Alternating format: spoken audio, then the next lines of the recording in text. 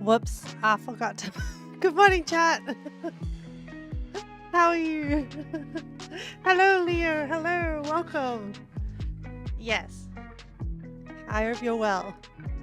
Am I rushed again this morning? Am I frazzled? Yes, I am. Because I had a grand plan. I was going to wake up early and then I was going to go for a walk and then I was going to get ready for stream. And did the plan happen according to plan? No, I slept in. That's okay. I have most things set up for stream, for cooking stream. It should be okay. The only problem is that I haven't really done my checklist of like steps of what we're making. Actually, you know what? Let's just do it now together. Why not? Right? So, what are we doing today? Today we are doing a Pride-themed cooking live stream. And so we're gonna, I did a bunch of research. It's not like its own, it doesn't have distinct foods that relate to it. I think like all my Googling has really just indicated that it's, what is this outfit? Tidy!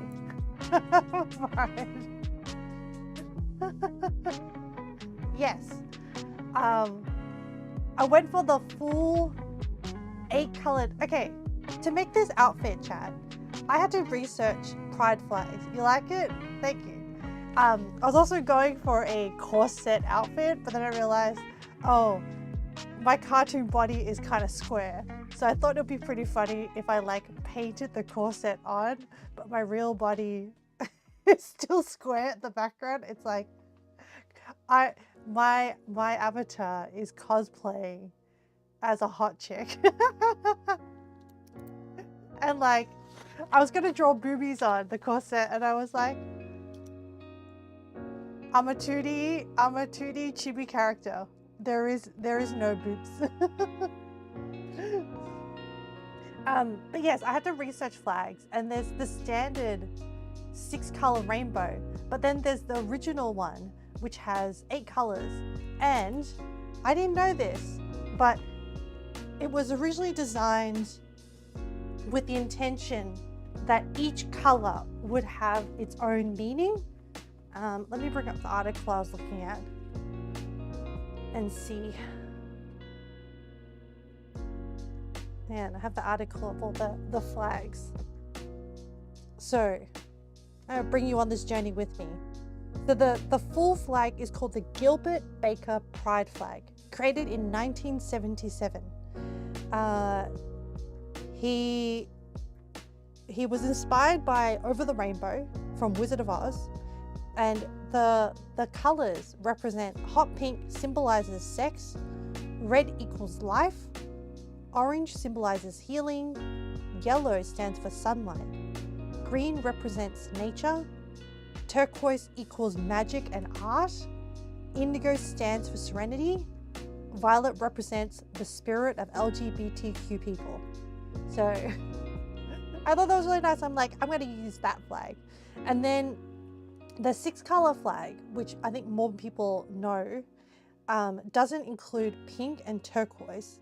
And a lot of that is because the fabric was hard to find. Hot pink was hard to find to include it in. So then it was modified again. Yeah, so they split the motif in half with an even number of stripes. Yeah. And then there's more. There's a lot of flags. There's a transgender flag, which is blue, light pink, white. Because they're featured. White stands for the intersex color, the transitioning between the two genders of like male and female. Yeah, and then there's a new one which is like has all the flags built in. The New Progress Pride flag, which I would have used, but the criticism is that it's like too complicated and includes too much. Like people are like unhappy with the design. So anyway, the point is I went with the the original 8-color flag. Okay, so today we're making a rainbow Kueh Lapis. Kueh Lapis being Kueh. Kueh is easy to say. The lapis means layers in Bahasa Indonesia or Malay. So now we're gonna need tapioca starch rice flour, sugar, coconut milk, food coloring, and boiling water. And then we're gonna have to like make it, color it, and then steam it layer by layer. Ratio, so we'll make the batter. I don't know if my container is like big enough to store. I've tried to like cobble together a steaming situation. It's not the best. But essentially the flavoring is going to be coconut milk, sugar, and vanilla extract. Sounds delicious. Very simple, can't go wrong. I'll see if they have like a written summary of the recipe. Mix coconut milk, sugar, vanilla. I don't know, I don't think I need to make notes for this. I think everything is pretty straightforward. And I will definitely be following the recipe step by step, okay? We will not deviate from the Kueh Lapis plan. And then the other one we're going to be making is Bi Bim Bap. And there's a Recipe Eats, our favorite food blogger, recipe for it. You're hungry, feed you. I will try. Okay, also, I haven't made my coffee yet, so I'm not even going to write a checklist. Oh, I do need to put on to get the rice started.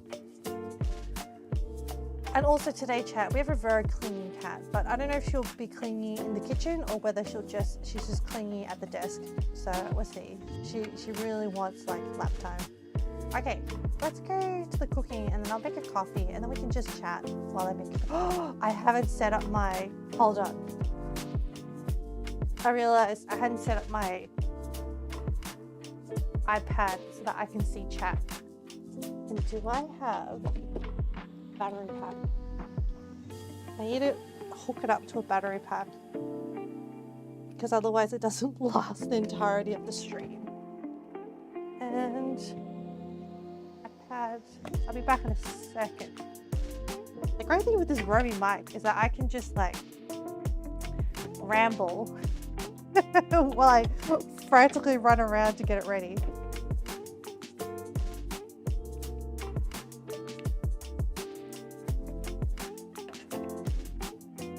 Okay, let me see.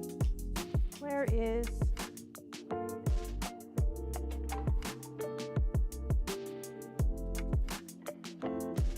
Oh, hold on. Oh no, my toilet is in the way. I mean, my mini toilet.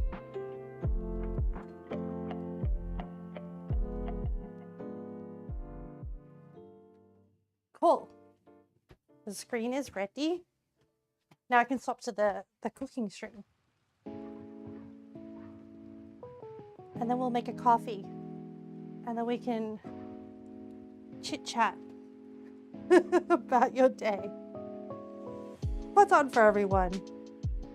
All right, I've boiled my water. Let me turn my coffee machine on.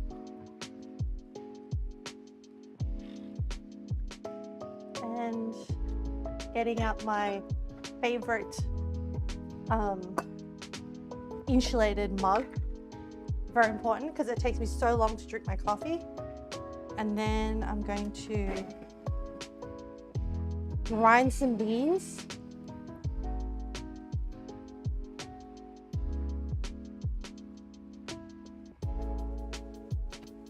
And let me visualize my audio levels. Yes. Audio bar is louder than music bar.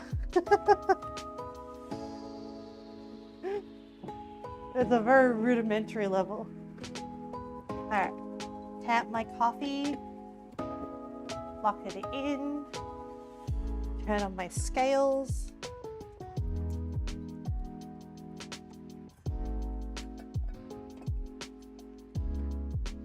I was thinking like, do you reckon it'll be fun to be a barista? But I feel like it'll be a lot of standing. Okay, and then I'm gonna do a single shot, so 18 mils.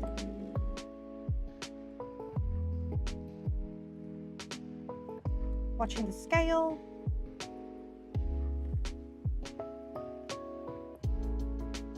Seven mils, 8, 9, 10. Can I get it right to end this shot? Oh, I overshot a little bit. I have an extra mil in there, which is fine.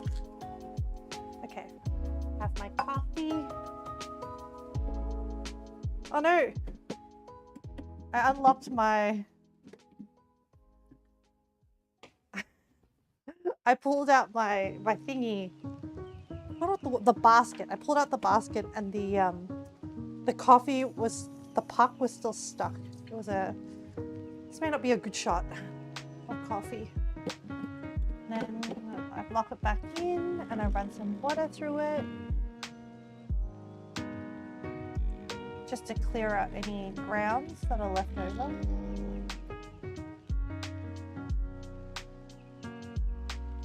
Give it a bit of a wipe down and reset it for the next, for when I next need to make a coffee shot. Okay. And then I'm gonna make this up to a long black. Yeah, hydrate actually.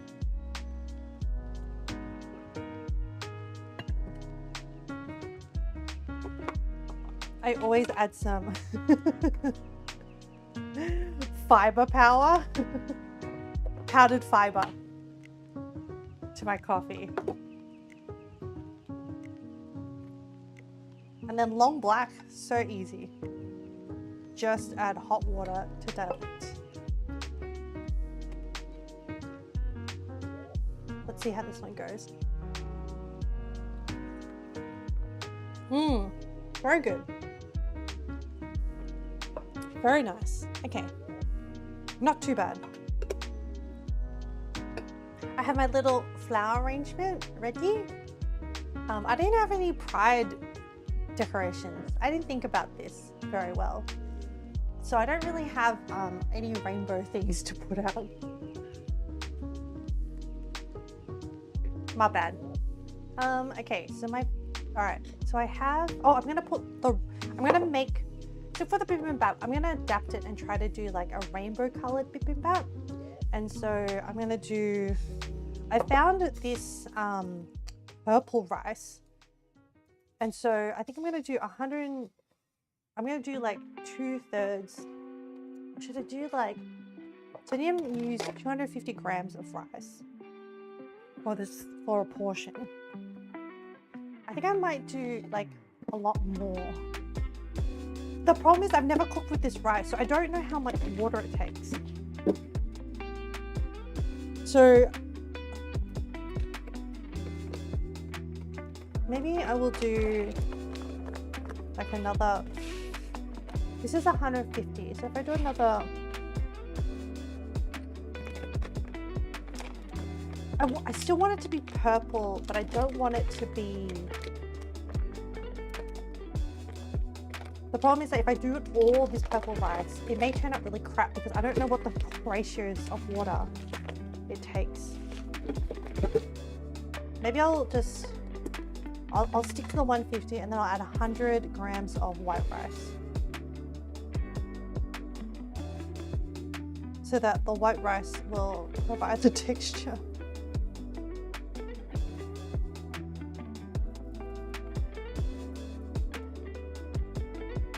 Cool. That's my short grained white rice. This is my purple rice, and I'm gonna wash this rice. So my white rice is doesn't require washing, but the purple rice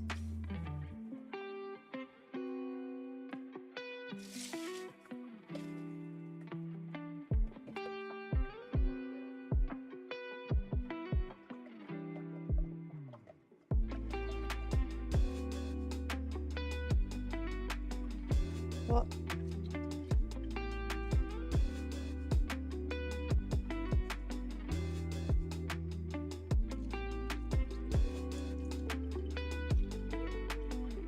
Apparently purple rice is meant to be very healthy for you.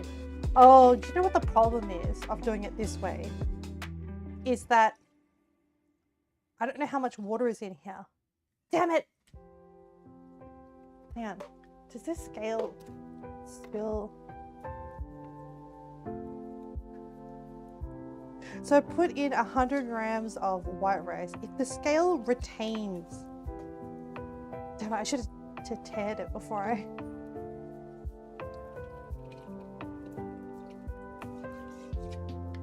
Oh my goodness.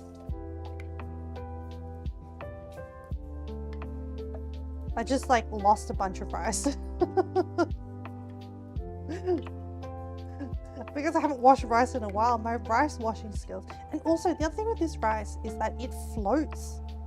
So some of it gets caught up in like the runoff. And this rice is expensive. Okay, let's check the...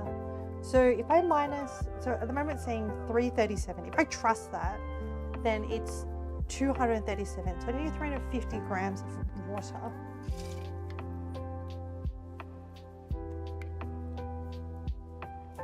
$350 plus 100 is $450. So let's go to $450. Yeah, it's pretty good. I'm just going to trust that that is 350 mils of water.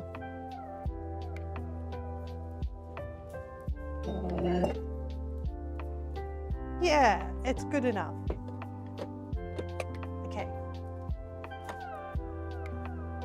I started the rice. Yes. Okay, so now we can put this away.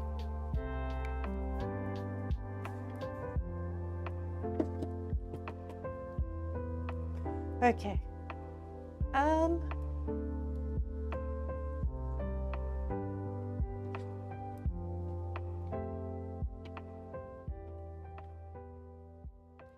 Is my voice level okay? Yeah, I can see it. It's just not coming through very loudly on my headset. All right, I have, so to make this thing, this Kueh Lapis, I'm gonna need, once I make up the mixture, I'm gonna need to put it into a steaming situation. So I have a big pot. I have a metal support for the basket. I'm gonna put my bamboo basket in there. And then I'm gonna pour the mixture into this and then put that lid on top. That's the situation. And then they said I need to have like a cloth to stop, like a tea towel, to stop the water from dripping onto the lapis. So I have this, so if we do like, and then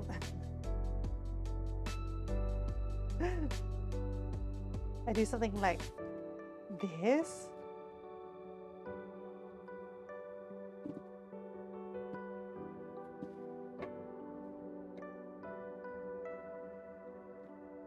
Yeah, and that gives us like a little lid thing. So essentially what will happen is that the steam will hit the tea towel and then absorb into the cloth so that you don't get big droplets of water hitting the lapis. Okay, so that's going to be our setup. Now let's make up the mixture. Let's gonna have some coffee.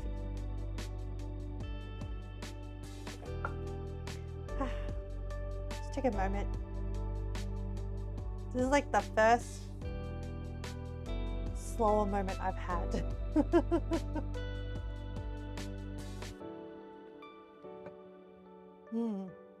Very good. Okay.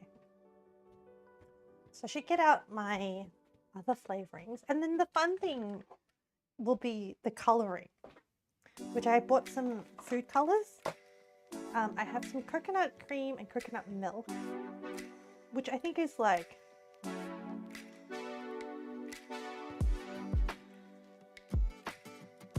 yes, I think it'll be fine. I have tapioca starch. Oh, we need sugar. Now, should I try and make this a little bit healthier and use, because it's not baking and because we're steaming, I think I can substitute sugar for this Baker's Secret sugar replacement, which is like a little bit like sweetener,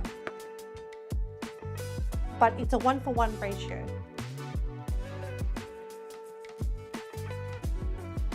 Okay, let me review this recipe.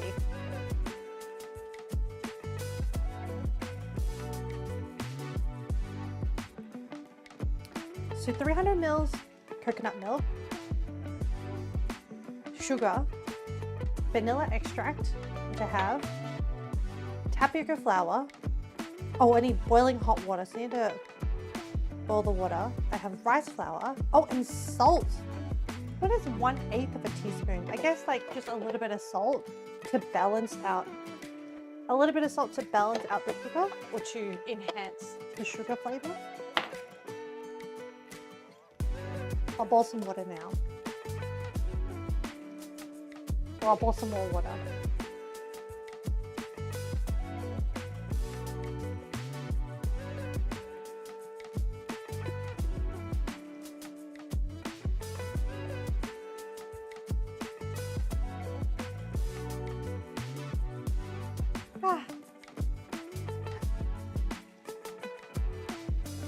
My character's so funny. I was also thinking, okay, so when I designed it, I was like, I wanted to go for like a lacy, so it's a corset with like a lacy look. So that's what the scallop hems is like. It's meant to be kind of like a little lacy edging. And then I was thinking, oh, I could do a lot of love hearts for the headdress, but then I want it to be like very specifically geared towards pride. So the love is love thing is one of the common mottos that is used for pride. And yeah, so I was just like, yeah, I'll just put it on and just see how it goes. And at least the colors worked out. The ears had to go for a different color because that didn't sit within the rainbow. So I went for gray. I think it works out fine. I quite like it. I was like, what do I put in my hands? Normally when I decide what to put in the hands of my avatar, it's usually related to the theme.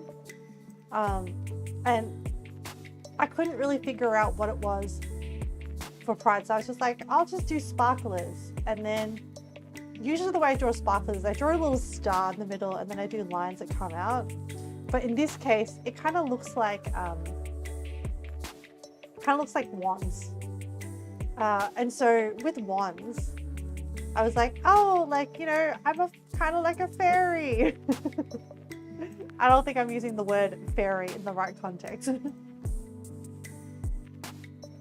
I think it's used more for gay men. Yeah. Anyway, I think she's cute. And what else did I do? Oh, and I had to pick the colors. And I was like, well, I'll just do an extension of the headdress in terms of color picking and extend it down to the wands. I really wanted to do like a RuPaul drag race outfit, but then I would have had to go blonde because I was looking at outfits of RuPaul, and also RuPaul doesn't have like a one specific outfit. RuPaul is the face of RuPaul. So I was like, oh, that's kind of hard. I was also trying to look up sort of like classic. So there's a classic drag movie. Well, it's a drag movie called Priscilla, Queen of the Desert, which is an Australian movie. And it went a long way to sort of like mainstreaming trans and drag culture. But there was the outfits in that movie and the stage production are fabulous, but there's no sort of like one distinct outfit that I could kind of like take inspiration from and replicate. So yeah. Okay. I was waiting for the water to boil.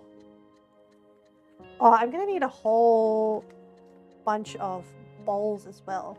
Should I go the full 8 colors or 6 colors? Let me see.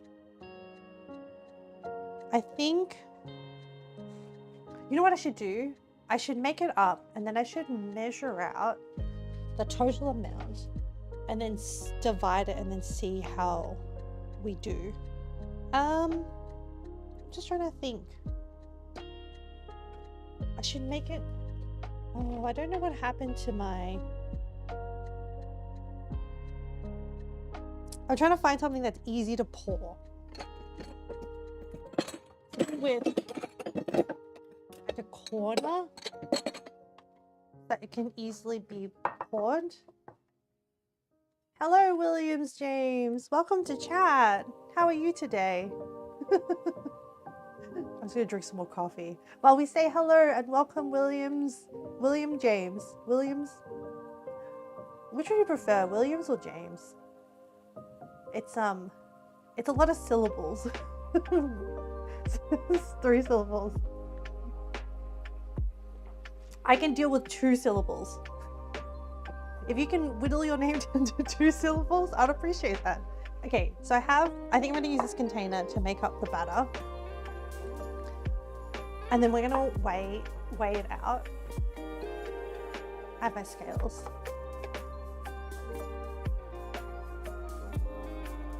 So we mix the coconut milk, sugar, vanilla. So how much volume will this make? 300 mils of the coconut milk, 150 grams of sugar. That's 450 plus 250 boiling water, 650, and then plus the amount of volume that's going to be displaced by the flour. The flour is about 200. So we said 450, 650, 650, 700. So about a litre. We need about I think this can contain a litre, but something just occurred to me, chat, is that whenever I underestimate the volume, I always end up not, if I make it too tight, it ends up spilling out. So I'll bring a bigger container. Oh, and because we're mixing, we have to dissolve the sugar, I'm going to use my favorite whisk, my sauce whisk. It will do a very good job, I'm sure. So actually, if we're dissolving sugar, no, I'll use this sugar thing. Okay. So first step, mix the coconut milk. So I have these containers of coconut milk and coconut cream. Now, I went for a coconut cream because the container was 500. I didn't need to buy like a 2-litre container of coconut milk, but I went for this. Actually, I should use that. Yeah, I went for like a 500 container, and I had the other smaller one. I always keep some coconut milk / cream in the house. Just because I never know when I get the inspiration to make something. Oh, I should have shook this. Damn it. It's fine. Okay, I'm gonna tear this, zero everything, and then I'm gonna squeeze out 300 mils of coconut. Oh, it is a thick situation that we have here. I might have made a grievous error by selecting cream and not milk. It should steam the same because I think essentially I think the thing that cooks is the flour. And the starch is what thickens it. Okay, so I have my cream and 150 grams of sugar.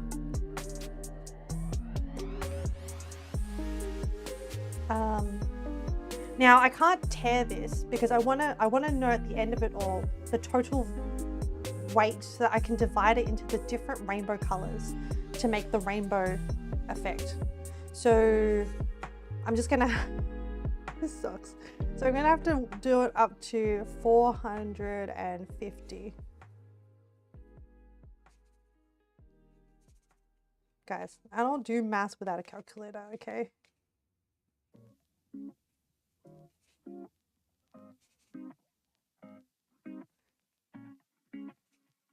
420, 430, 450. There we go. And then half a teaspoon of vanilla extract. We're just gonna eyeball this, like every, yeah, about there. That'll do.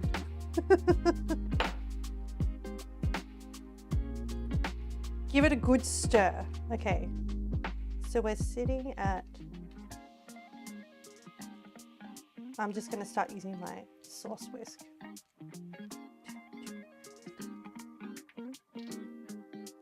And drink coffee.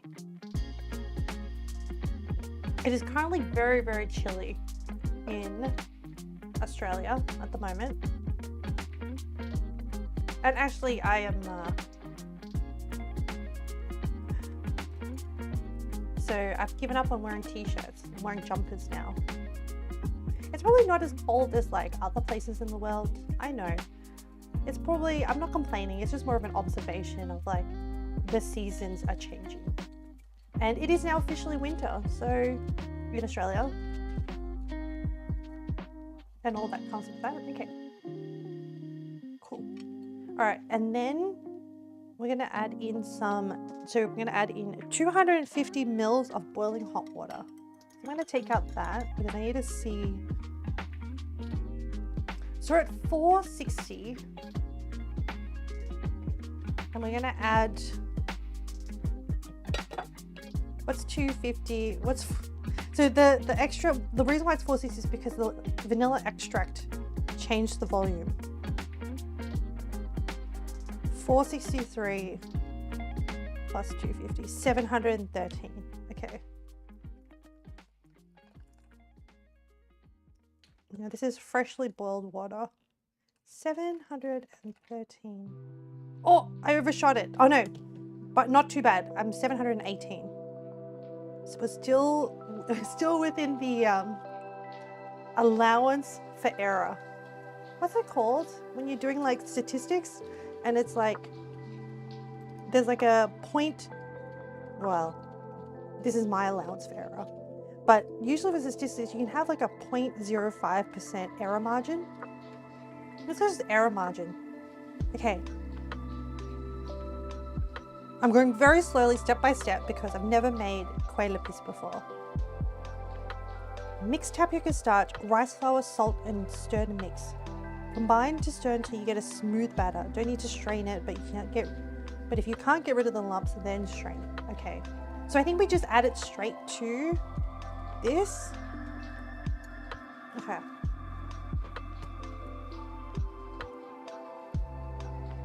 Let me set this aside. I don't want to use that. So we're at 718, and I'm going to do another. So I'm going to do tapioca flour 180. 718 plus 180. 898.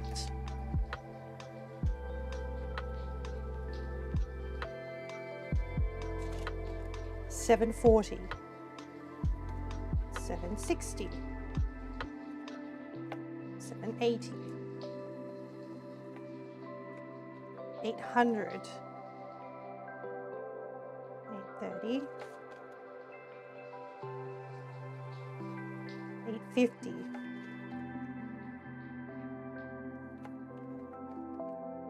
875. 883. 890. Getting close. 93. Ooh, 898.1. I'm very impressed with myself.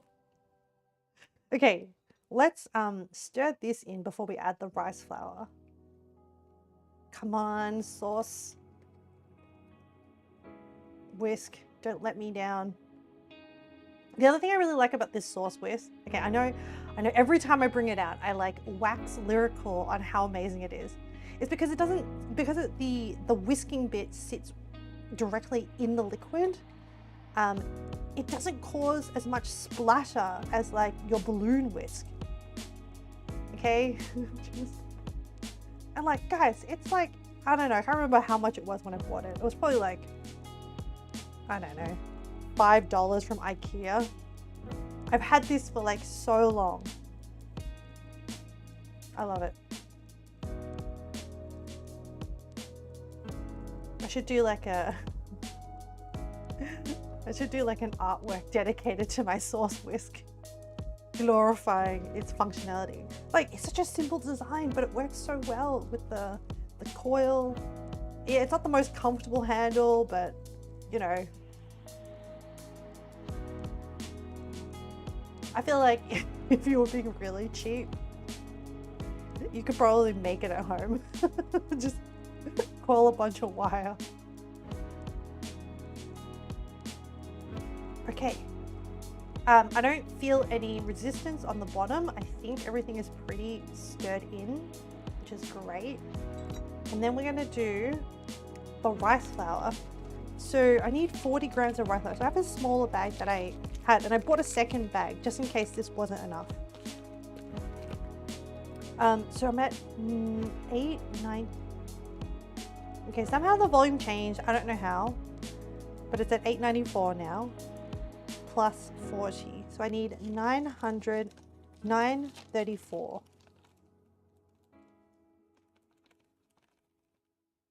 Oh, I'm so glad I went with this big container. 9.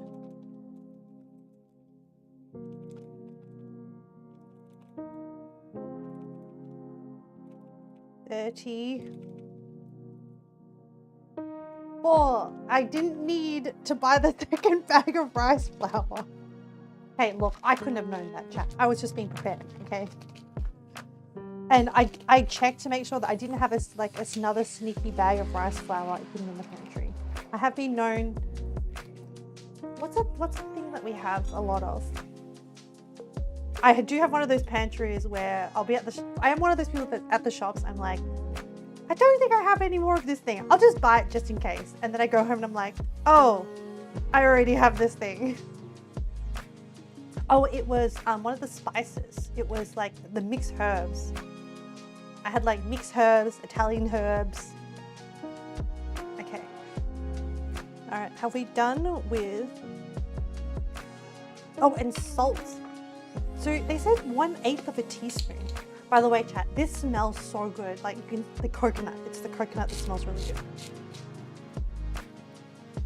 I don't know what 1/8 is. I'm just gonna do a few cracks of salt and then hope that that's fine. I don't think I have a spoon that goes to 1/8. Divide the batter into, okay, so this is where, and then I add the food coloring. This is the fun bit, chat. Okay, hang on. We're at 934. So should we do, okay. The original pride flag has 8 colors. So let me just see. 934 divided by 8 is 116 mils per one. How many layers does this do it? Oh, it's 100 mils per layer of steaming. Yeah, we can do this. Now, the problem is that I don't think all that batter is going to fit inside this container. And I don't, hang on. We might have to let me think about this, chat. I might have to MacGyver up another situation because now that I look at this is a lot. Hang on, let me write down the volume of that. 934. So that if the scales turn off. Oh, I just need like a scrap. I'm learning, chat. I'm learning. 934 mils of batter. Okay, let's see if I can MacGyver up another steaming situation. All right.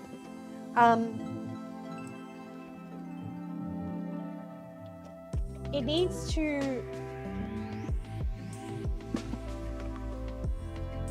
to like,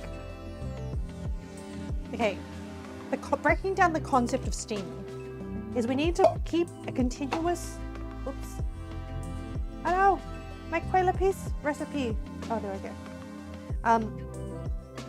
is that we need to keep a continuous boiling of water to produce steam. And so originally the pot of that diameter is too small. Now that I look at the volume of liquid, and there's gonna be a bit of like rummaging. I need to find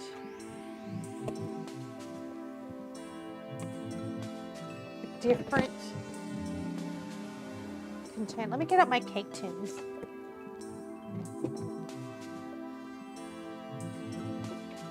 So I have these,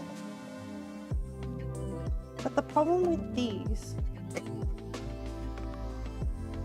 is that I don't know if they're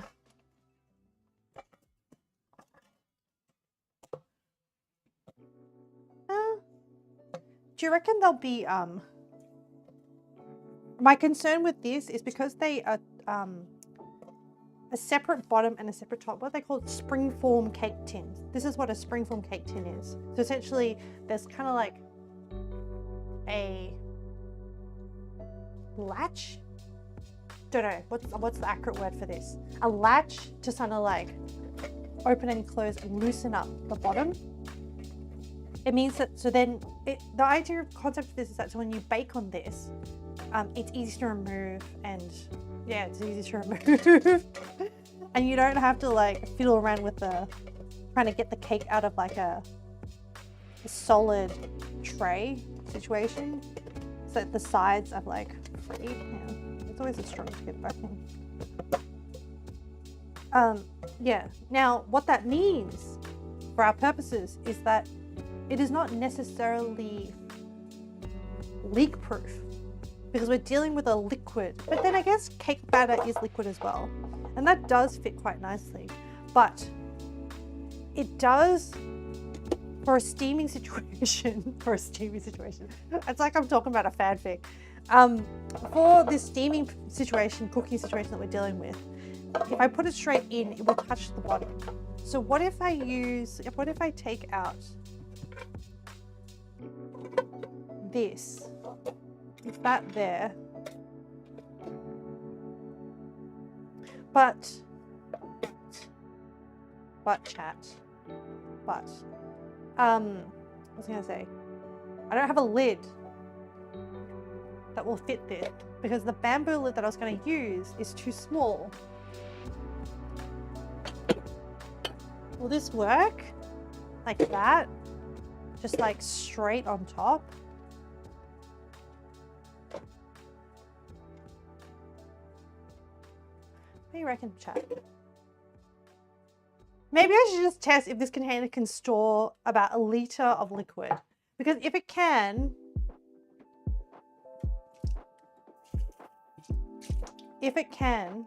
then I can go back to my original idea or my original setup. Okay, let me just try. This is a half a cup. I'm gonna waste it. Maybe I'll water some plants with this water. Yeah, buddy. Move aside. I need to do some experimentation. So this is a half cup. Oh nah, this can only store half a cup. It's half a cup and this is already full. Okay, this is not a solution. I think we have to go with this. And I will repurpose this tea towel and tie it around this lid. Do the whole steaming situation. And as I explained earlier, This tea towel is to prevent giant droplets of water dropping onto our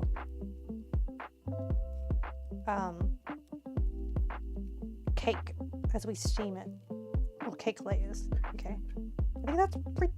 Oh no, I almost broke a nail. Okay, yeah, something like that. Okay, let me clear out some of this. I feel like I'm gonna knock something over. Some limited space on this bench. Salt and vanilla can go away.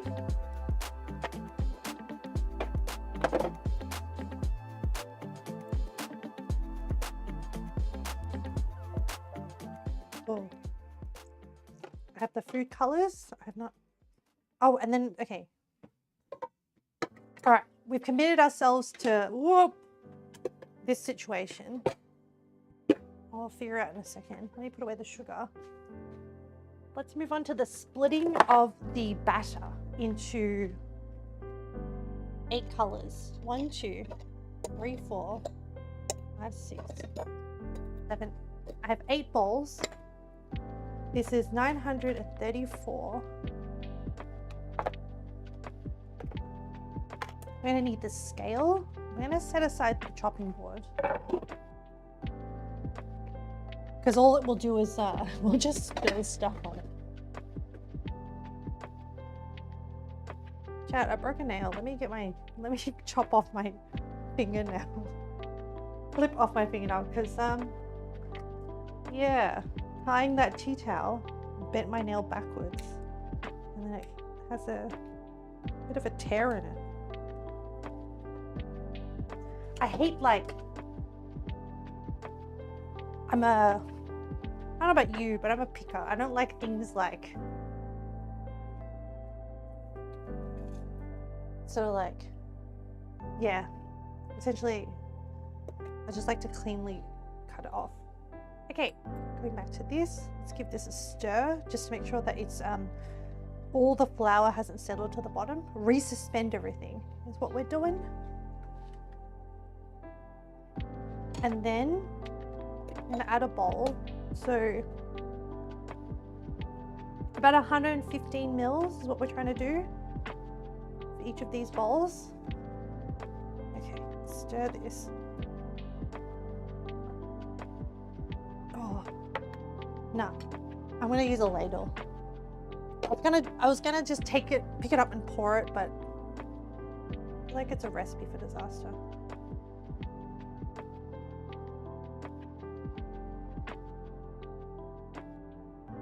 A lot of bubbles. Oh, that's too much. Yeah, 114 will do. And then we'll color each of these layers, and then each of these layers will then get steamed. That will be the plan. Every time I say that's the plan, I'm like, are we going to be able to follow the plan? I don't know. Okay. Luckily, all these bowls are the exact same weight, so we don't actually need to do the tearing. When I say tear, I mean T-A-R-E. Resetting.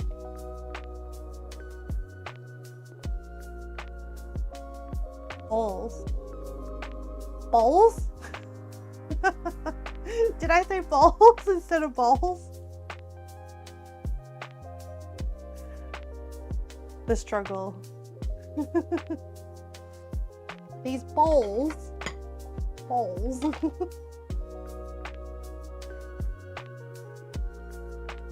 Pronunciation is, you heard balls.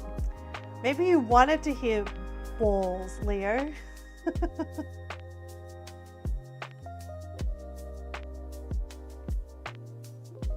Okay. Will there actually be enough for 8? I did divide it by 8. The flour may have added density instead, and like weight instead of actual fluid. This will be interesting. because I did weigh every step that we did.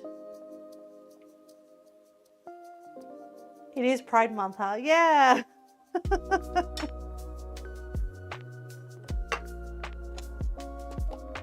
I mean, that is more representative of like gay men pride, but you know, you should be inclusive and shout out other things and mishear other things other than balls. Okay, 112. Maybe we'll have enough.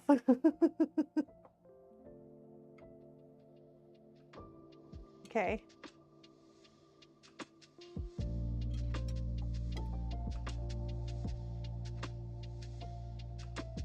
Oh, I think we actually might have enough. Hang on, I'm gonna do that.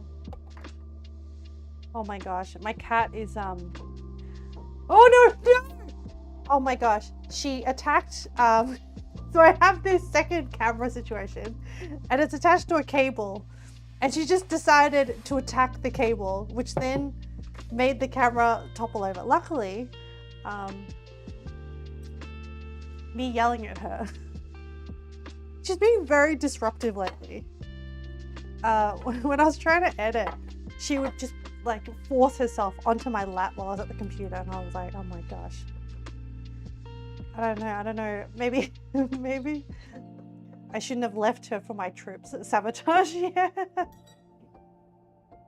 I was like just watching her being like, is she gonna do it? I should have known that she was gonna do it. I should have told her off before she did it.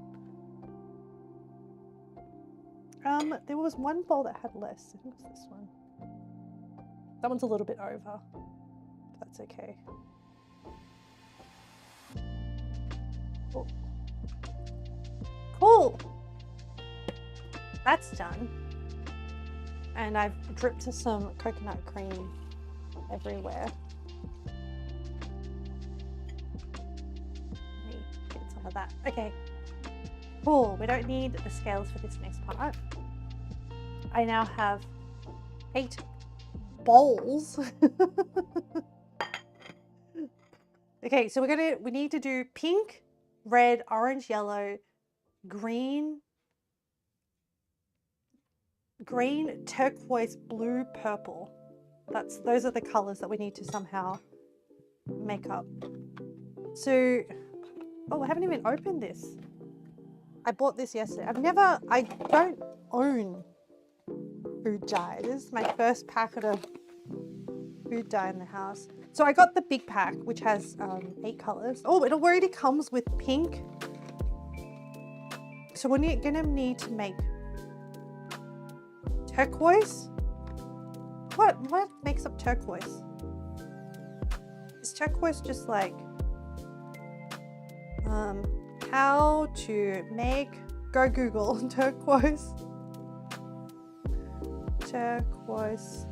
color with paint.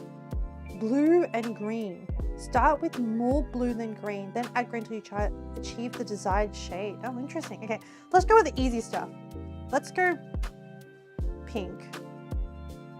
And should I have different spoons for all of this so that I don't contaminate the colors? Maybe I should. Oh my gosh, there's doing so much cleaning afterwards. 4, 5, 6, 7, 8. 8 spoons. All right, let's go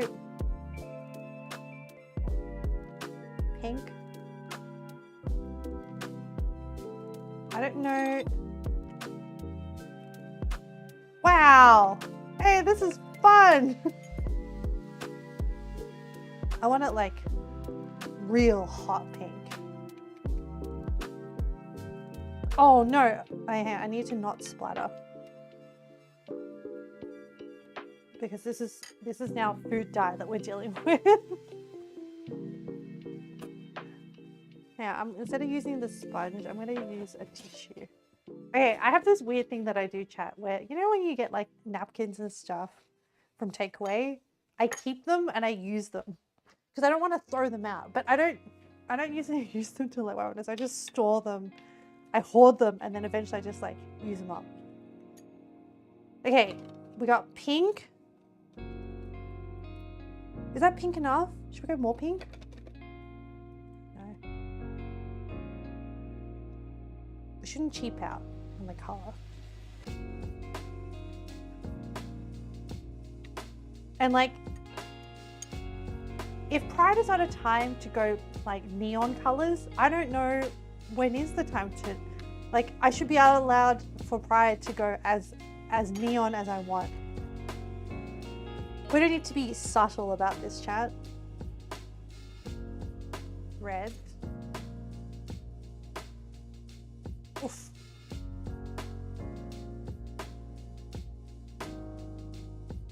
Ooh. It's not as like, I wanted like a dark red. And if I had more red, oh, that's why they gave us black. So maybe I can add like black to make it like a, just one drop.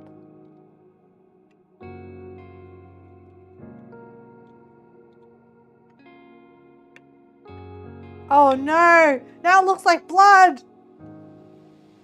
That was, the black drop was too strong. It kind of looks like brown now. Whoops. My bad. And if I had more red. Whoops. Alright, I should stop fiddling with that. Let's make orange. 1, 2, 3. Some yellow. 1, 2, 3. Hopefully, the mixing of yellow, orange is much more straightforward. Luckily, the mixing of orange is much more straightforward.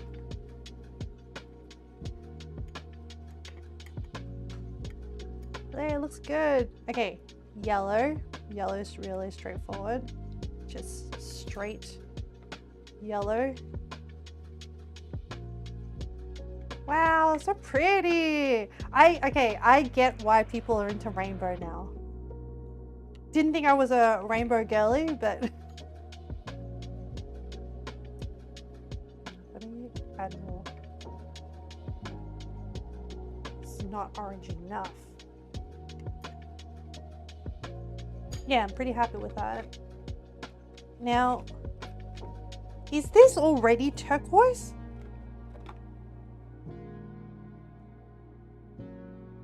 Was teal. Let me just try what straight teal looks like. Oh, you reckon that's close enough to turquoise? I think that's close enough to turquoise. And then what's the difference with blue? Go here. Wow, this is just like a giant art project. Oh, okay, no, they're very distinct. Let me make it more blue.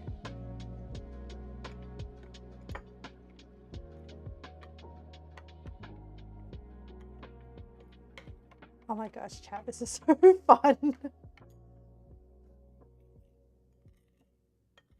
Oh no, chat, my headdress is blocking chat. Oh well.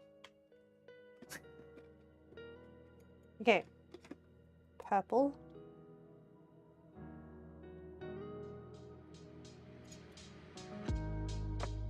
How many green?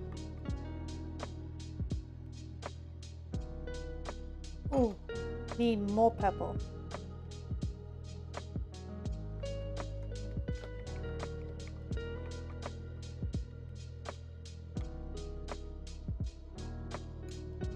I think that teal needs to be a bit darker. / turquoise. I think teal and turquoise is close enough. Yeah. And then some green.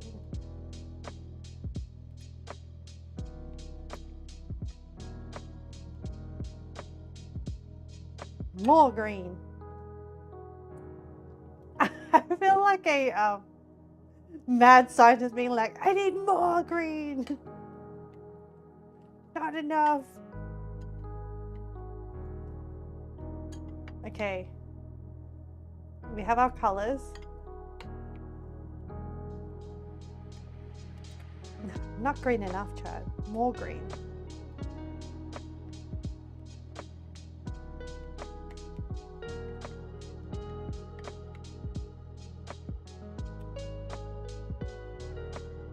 More green. I wish, oh, how can I make this? I want to make this a darker green. No, I should just leave it. Because if I add black, it might turn out like the blood. Oh, but I really want to make it like an emerald green. All right, no, let me just try. Let me do like a half. I was trying to do like a half drop, not a full drop.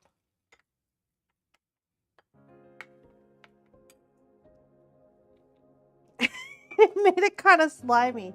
Hang on. Wait. Green is blue and yellow. What if I had a touch of blue? Ooh, yeah, that's the shade I wanted. Oh, I want more emerald. Hang on, let me do like another blue drop. I love I like rich hued colors. I think those are my favorite. Like I would probably, do you know what? I think I want this purple to be like more purple. I'm gonna do a blue. Oh no, too blue. Let me add some red.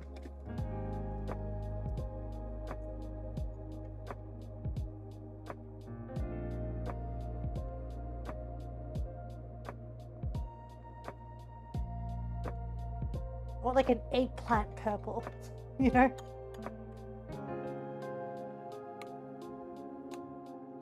Oh, I'm very happy with those colors. Yeah, there's like a nice dark green. That was fun. Okay. All right, we have our colors. I also have a bit of foam. Wow, the pink is so neon. I've not needed to tweak the color of that. Hey! Okay. Let's hope this actually cooks up properly.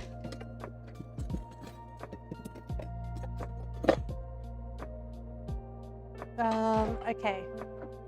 Now, should I risk it and use this springform tray? It should be okay, right? I'm scared. Scared, chat. All right, I need to clear this out so I can set up the cooking situation. So, we should do the bottom color on the bottom, which will be.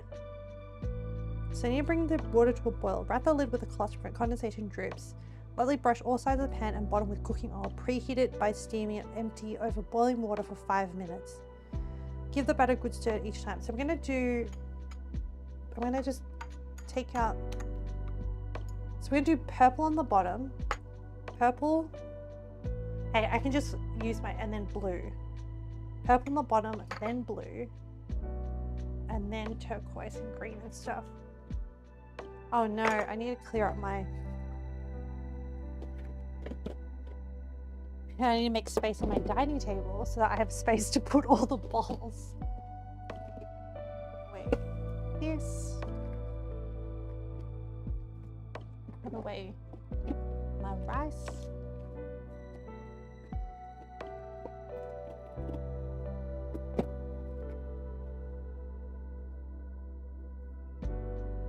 I need to put my rice flour.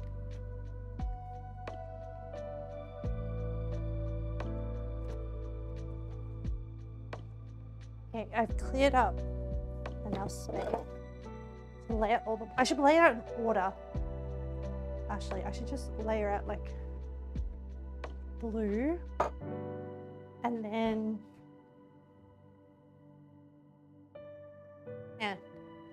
what's in reverse order? Blue, purple, blue, turquoise, green, and then yellow, orange,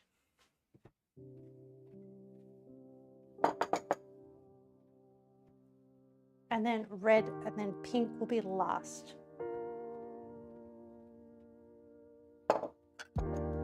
Okay. And then I need to just wipe up some of those little droplets of color so I don't accidentally stain anything. I don't know how badly this stuff stains.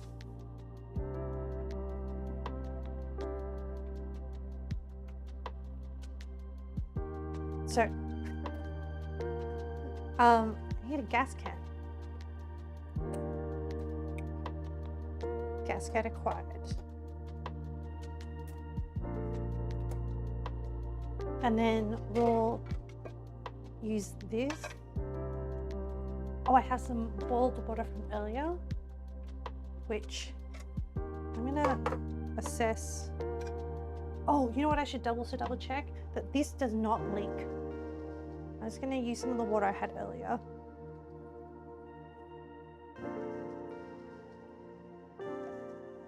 It absolutely leaks, chat. I thought it wouldn't, but it does. All right, before we start this, we need to find out a new solution. Oh, what about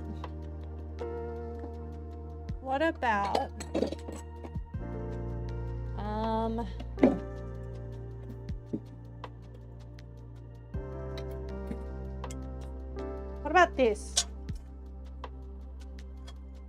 Does this situation work? The problem is there's a lot of height between. Is this really even steaming anymore, chat?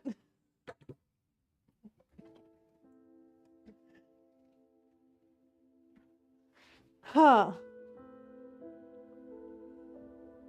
Because I feel like all the steam is gonna escape out the sides. Do we go back to our like tiny, do we introduce 2 of the small containers?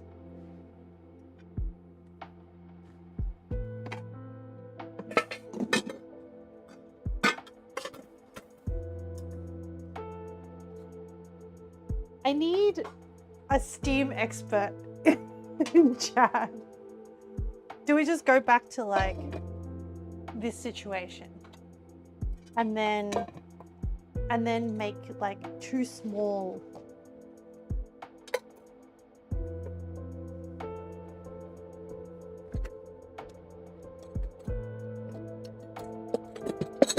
Or does like something like this work? Will this fit? Now let me test out this volume, if this can fit 1 liter of liquid. Hold on.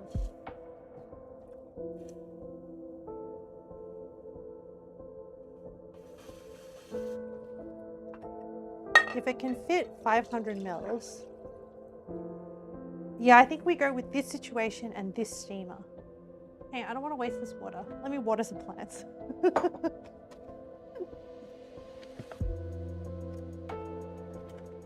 There we go. I watered a plant.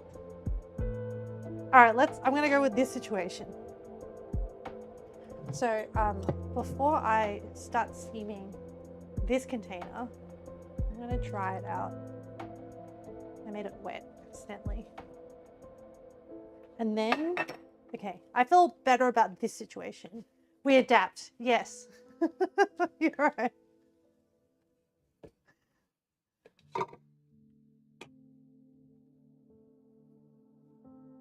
Okay, now let me dry this, and then I need to and then we need to oil this. I think this should work. And then, while this is boiling, so I'm gonna add hot water to this situation. Oh, I should see whether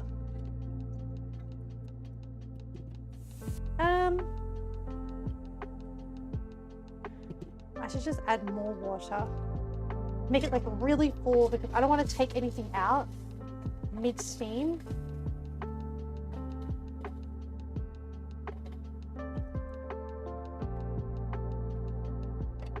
Let me have a look at that. Yeah, that should be enough. Okay. Cool, okay. Let me take stock. All right, I've got this. I'm gonna heat up that. While that's heating, I'll retie this cloth to work with this bamboo lid. Much better.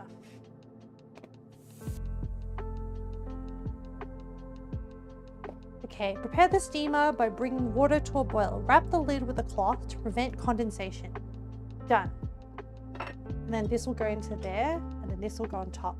Yeah, this is more of a closed system. They're less escaping of steam. And then I'm boiling that water, and then once that's boiled, we're gonna heat this container. So I'm gonna lightly brush all sides of the pan with some oil.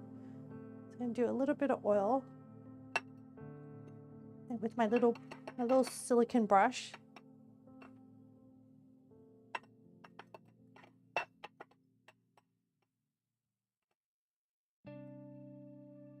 I'm so excited, chat. You know, so Jen, one of our chatters, suggested this last stream, and I really like this dessert.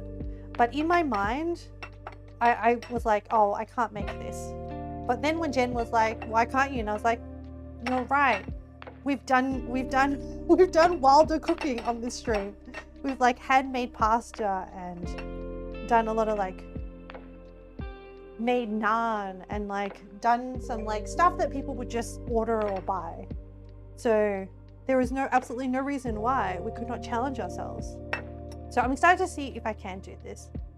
I really like this dessert. I like the flavor, the texture, the sponginess of it.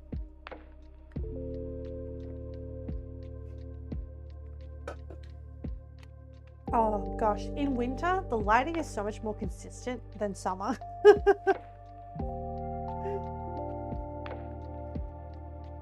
Alrighty. It's a little bit dark actually on the camera. Let me see if I can bump up the brightness a little bit. Since like I'm just waiting for water to boil. Logitech.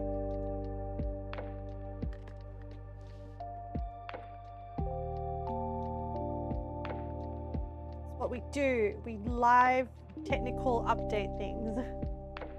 Oh, Tim got a little call. You know why? It did its thing. That's why. It turned on its auto balancing of stuff. Yep. Thanks, Leo. Yeah. I checked the settings and there are these flags in OBS where in the video camera configuration that when it gets turned on, the camera goes into this like auto mode of like adjusting. Anyway. And now we have warmth back. Okay, so I can see a bit of steam rising. It hasn't boiled yet, but I think we can put this in to let it heat up.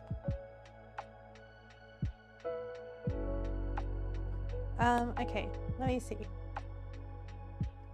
So while that is boiling, I'm just gonna double check the instructions. So preheat, that's what we're doing. Give the batter a good stir each time before you ladle it on the pan because the flour tends to settle the bottom after a while. Pour about 100 mils. Lower the temperature to medium. Don't steam over high heat or the layer will wrinkle, or worse, the water will boil over. I don't think we have problems with that because we have, oh, they don't want the layer to boil. Okay, I understand. Okay. But we're also very far away from the water. I have like the metal height thing plus the bamboo basket, so we're very far from the water layer. And then it should steam for about 7 minutes for the first layer. After 7 minutes, the layer should be set, but you may see a bit of liquid pooling on top. Don't worry. Wear a glove and swirl the pan.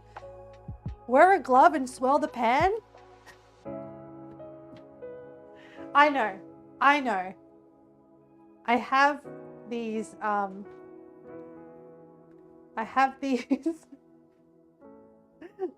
need to use this. I have my Attack on Titan gloves from the forest adventure thing that I did. So I'm going to use those to protect my hand. They're not waterproof, but they're kind of like, they're so cute. That was such a great experience. Anyway, I'm going to use these. These were to prevent rope burn. And it came with the Attack on Titan package. And it just has like the Attack on Titan logo on the back. And plus the place where we did the thing in Japan, Forest Adventure Okuhita. Oh, talking about that, like, okay, I'm really excited to edit Japan content, but I need to, but that's my reward. I need to finish all my Nepal content and then my Bhutan content before I can get to Japan content. I don't want to just skip, because I know that if I do that, I might never go back to finishing editing all my other content. And like, I'm making a concerted effort, chat. I'm locked in on the long edit. Oh my God, it's boiling over. Holy crap, this is what they were talking about. I'm working hard on it. Yeah, I am. I'm not even letting myself get distracted by what was it? I'm not letting myself get distracted by shorts. That's why like I can like focus on one thing at a time. The water is boiling a lot. Will this be a problem? And let me see if this like glove thing situation kind of works. Yeah, I'm not feeling the heat too badly with these gloves on. Okay, let's just try. All right. It is on the lowest heat that I can with this burner, which will hopefully be the equivalent of medium heat. And then I'm going to stir this batter, purple, and we'll just pour it in.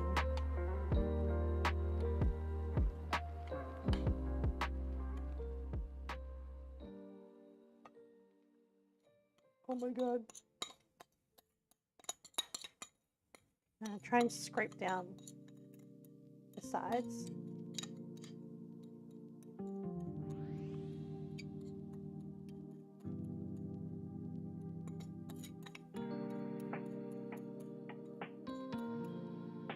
Okay.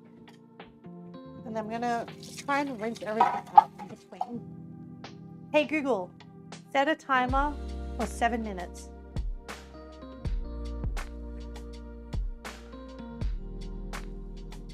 Okay, I'm just gonna leave it alone. Let it do its thing. What did the rest of the article say?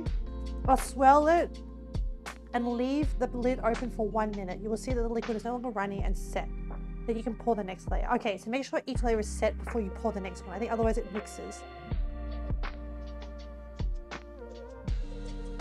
Very gently pour or ladle another layer on top. Okay, so we should grab the next bowl.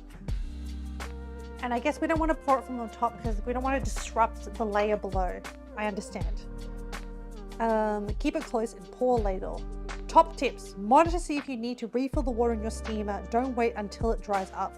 If you know we'll need to refill the water in your steamer before pouring the next layer, wait until that layer is still steaming to be done with and then add the water. Close the lid back, let it come back to oil and then lower the heat to medium and pour the next layer and continue. Okay.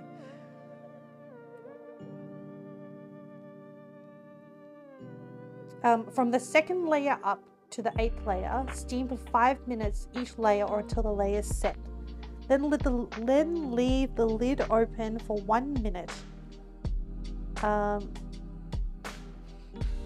After pouring the last layer, steam it for 10 minutes, then turn off the heat and remove the lid and let it sit for a minute or two.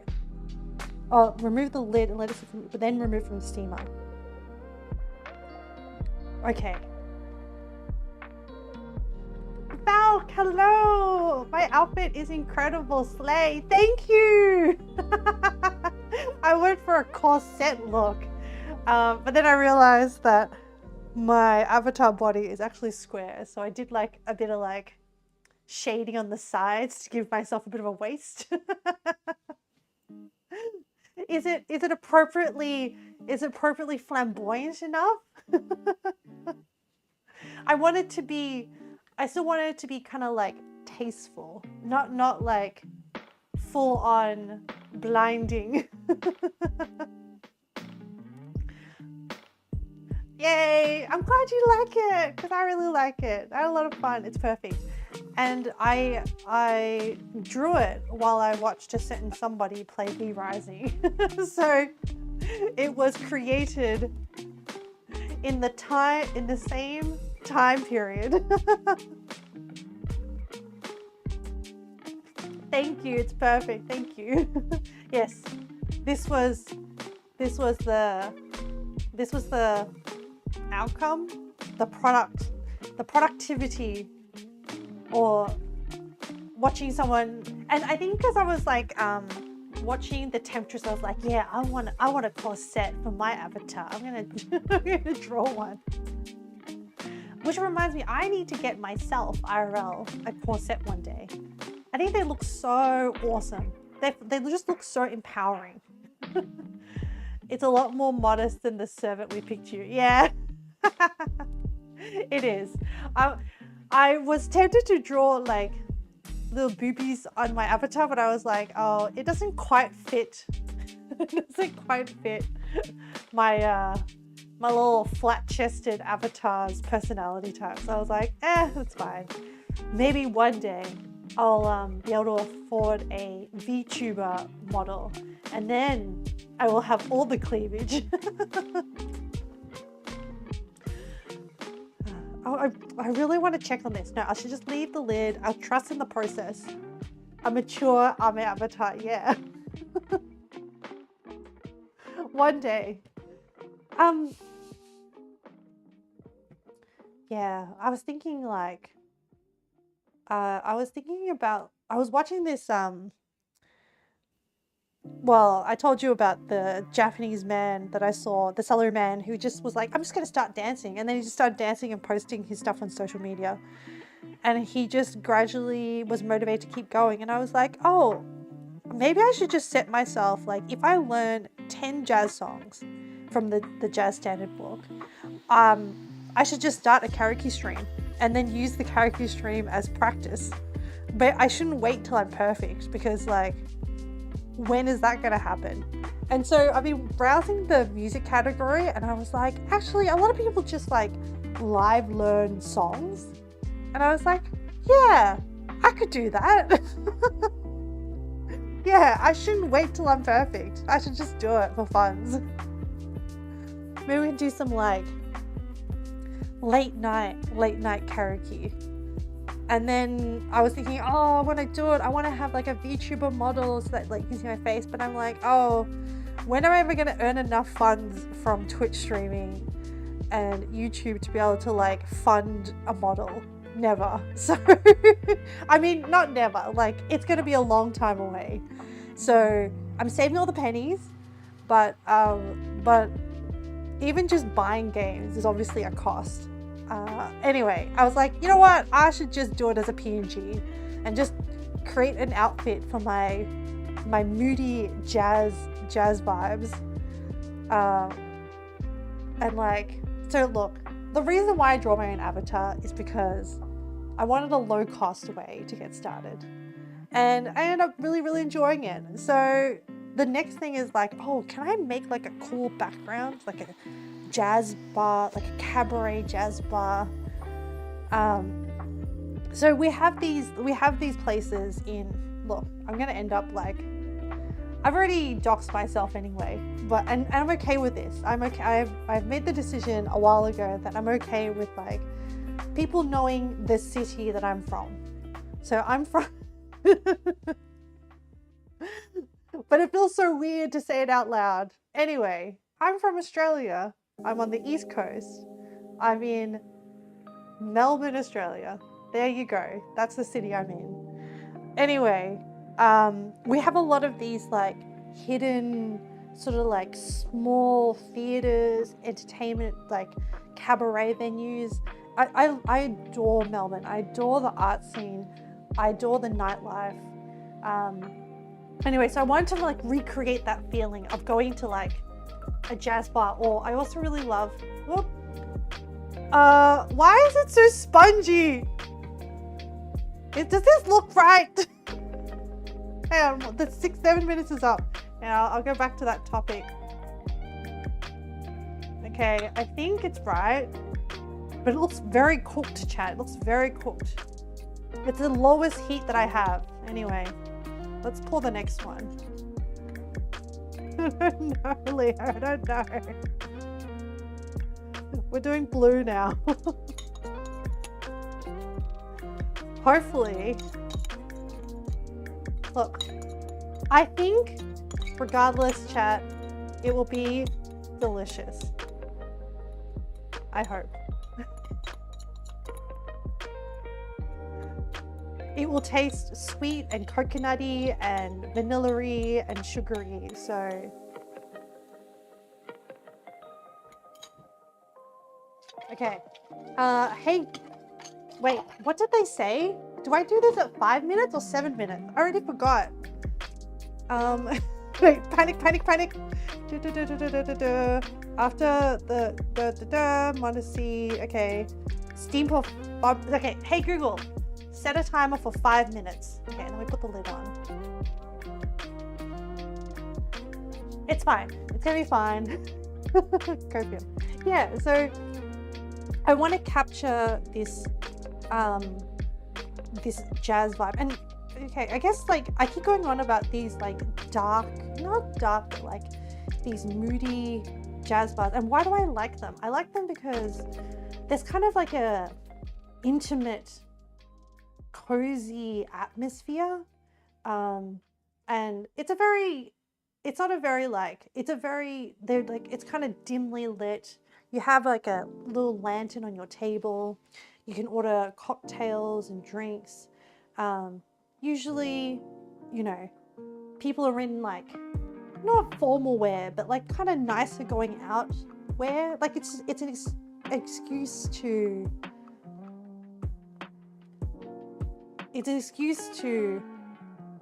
let loose a little, but without going wild. It's like kind of like a reserved way of like relaxing, okay? And I think I like them because it's kind of like, it just feels so, it kind of sets the scene for more kind of evocative music to happen, or shows. I do always try to go to a mix of different shows. Like, so now I can talk about Melbourne, chat. Like Melbourne, we have like comedy festival, we have like cabaret shows. There's always like something going on. And usually when these like festivals come into town, they usually sort of like take up, all the different venues have like that themed thing going on. So I've gone to like some amazing, you know, trans drag performances that are very kind of like thought-provoking as well. Kind of like the kind of the events that kind of make you think like, oh, you know, that explore sort of identity and, you know, gender representation. I don't know, I just really like that stuff. The stuff that challenges general societal thoughts on what is normal. And like, you know, for the longest time, I've worked off the idea is like, normal, the more that I learn about inventions that take place, the more I'm like, there is no normal. Like, for example, the width of a piano octave was designed based on a white man's handspan. The like standard seat belt height width thing was once again designed based on like a white man's dimensions. You know, there is like a lot of this, I wouldn't call it insidious because I don't think anyone intentionally did this, but there is this like unintentional bias that is built into a lot of our society. And I think it's important to acknowledge that. But yes. So yeah, I like how things challenge like what is normal, what is like, yeah, and since we're talking about pride, you know, what defines male, what defines female. And I've also been intimately having to sort of navigate that as I help a friend who is in the process of thinking about they're a very close friend, and they are still discovering what their gender identity is. And this is like a topic very close to me because I can see the pain that they go through and the difficulty they go through with it. And so, you know, I've tried to help where I can. I've gone on a shopping for feminine outfits. And I really had to sort of do some homework to be like, okay, how do you make a body shape dress? Like, how do you choose clothing items that convey a female form or a more feminine form? And then also learning that, and then going with my friend, and then also trying to like weave in, I'm not a stylist, okay? I'm a supportive friend. And then also weave in their tastes as well. And I'm like, okay, I think without like overly becoming too, essentially it's also like finding their style as well. Because they're a very tall friend. They're 6 foot. And so that alone is a struggle. Oh, this is not set. I'm gonna steam this. It's still very liquidy. Yeah. Wait, am I out of water? Oh, see, I can tell that is still very liquidy. Hang on, what did the instructions say? Do the 5-minute steam. Or until the layer's set. Or until the layer's set, then leave it for 1 minute. No, I think I need to just, hey Google, set a timer for 2 minutes. I'll try and do it for the full 7 minutes. Am I low on water? Really? Hey, I'm gonna boil some water. Just to be sure, after I steam this layer, I'm gonna add more water just to make sure that it doesn't get dry. Because it's not doing its like aggressive bubbling. Man, you really have to babysit this thing, huh? No wonder it's like a pain in the ass to make. I've increased the heat. I can still see some bubbles on the bottom, so I think it's definitely there. Yeah, so all I can talk about is like my experience and my observations of watching my friend go through this process of identifying, and like so many times that they have attempted hormonal therapy, but then also the struggle with like the side effects of hormone therapy, because and also the finances. So this is stuff that I never really looked into until my friend was going through it. So understanding the struggle is like, okay, you identify yourself and as feminine, and you want to transition your body into that. So then you have to take hormone replacement to try and get some of those physical changes start to happen. And then even then, there are just things like bone structure that would require plastic surgery to adapt that.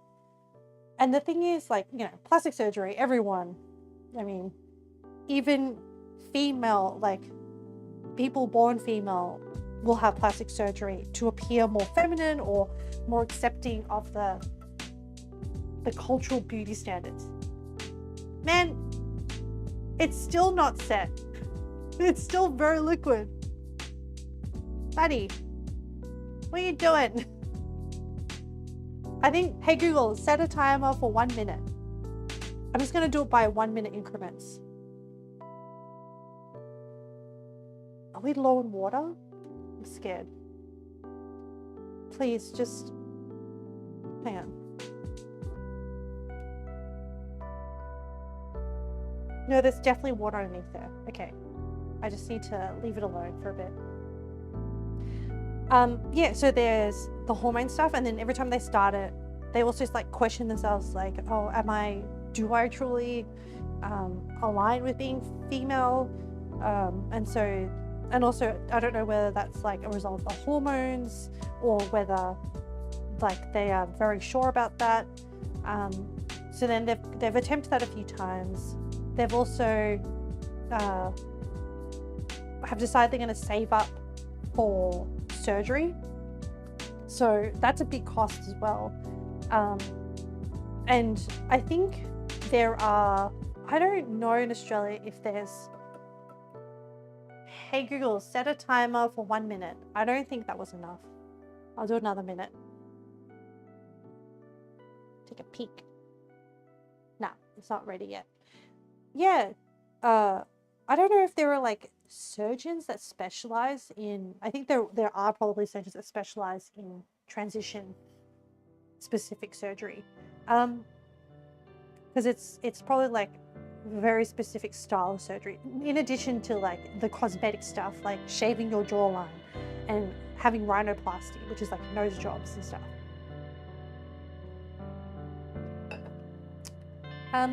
But my priority is more that my friend is healthy and happy, and healthy in like a mental way as well. And all I can do is support them. But yeah, that's rough. My heart goes out to the community. And like, they already have to deal with that. And it's already hard enough, you know, when you're like, you're growing up in life, trying to identify, oh, who am I? Where do I fit in the world? Without even having to deal with like the gender side of things or the sexual preferences side of things. Like, I'm just saying that the baseline of living is already hard. Like, why do people have to make it harder for other people who have more things to deal with on top of that? Like, honestly. Everyone just needs to like chill out, give each other a break. Oh, it's I can see it changing. Oh, wait, let me. Oh, I think that's set. I don't see any change in color. So I'm gonna top up the water. Move that aside. So I'm getting kind of worried that it's gonna.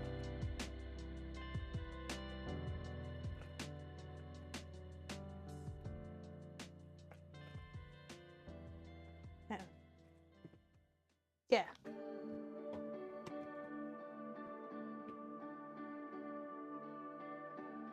The glove backline. Man, these Attack on Titan gloves are coming in very useful. All right, next color. Turquoise/teal. Ta-da! Let's do this.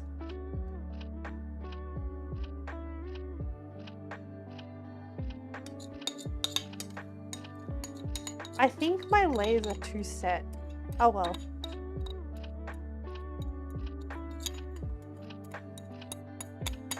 Oh no, now my water is overboiling.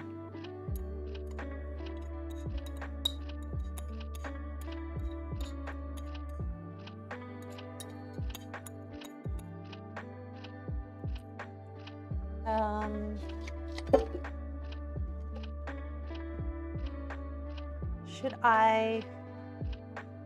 Hey Google, set a timer for 5 minutes. And then after turquoise is green.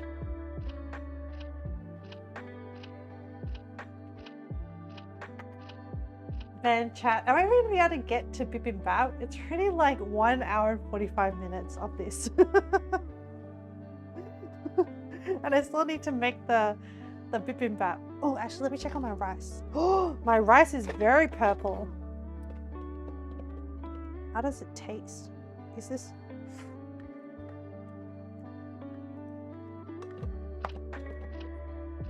Is there enough water for the red rice?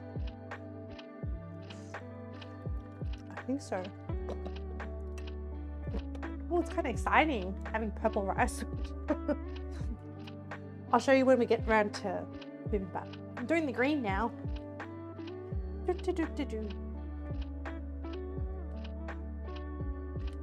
But yeah, so there's that.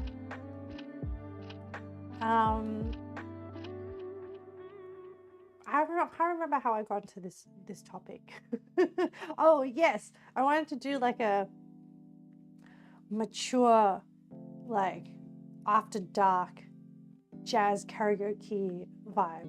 There's like a certain emotion, energy that I want to like aim for, but we'll see how it goes.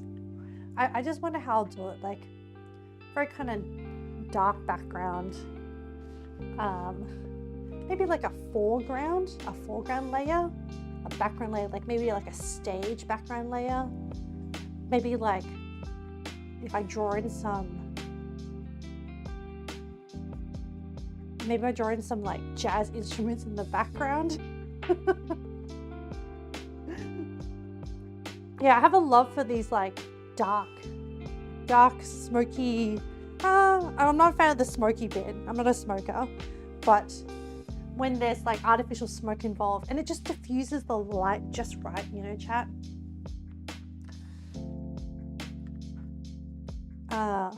Maybe I should just start working on it. And in the meantime, just keep practicing. Maybe if I can get like 10 jazz songs and then I'll buy like fill in the time in between with like some I don't know, some chatter. But yeah, I think that something like that kind of like premise could work, and it will keep me motivated. I am not a like keep working at something and then like present the final product because like I need reward to keep me motivated. The reward is the motivation. Let's see how we go. Whoa, there's so much water boiling up. This is not steaming at this point. I think I added too much water.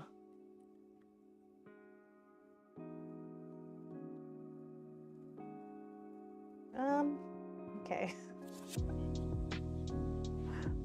Like, that's kind of what it looks like. But I think this like tea towel steamy thing is like going pretty well. Yeah. Oh, you can't see, but I have like a little hidden like Mississune. I was like, wasn't sure what to do for the set. I was like, oh, I have my pepperoni like penny. No, what's it called? Dollar. It's a dollar plant because like the leaves are round like $1, I guess, but it's a watermelon one because it's striped like a watermelon skin. And then I was like, oh, I should go with like some pink stuff. So I was like, oh, look, my little Mississune. I'll keep it hidden under there. I don't want to get any colored dye on it, so it can stay tucked away in the back. Maybe like back of there. Oh no. I'm trying to live adapt my set. There's a little Mississune. Yeah, I think it's more. There's a little gap in the bottom of the corner of the screen. I have my little camellia. The camellia is still blooming at the moment. Oh, 15 seconds. Focus. And coffee.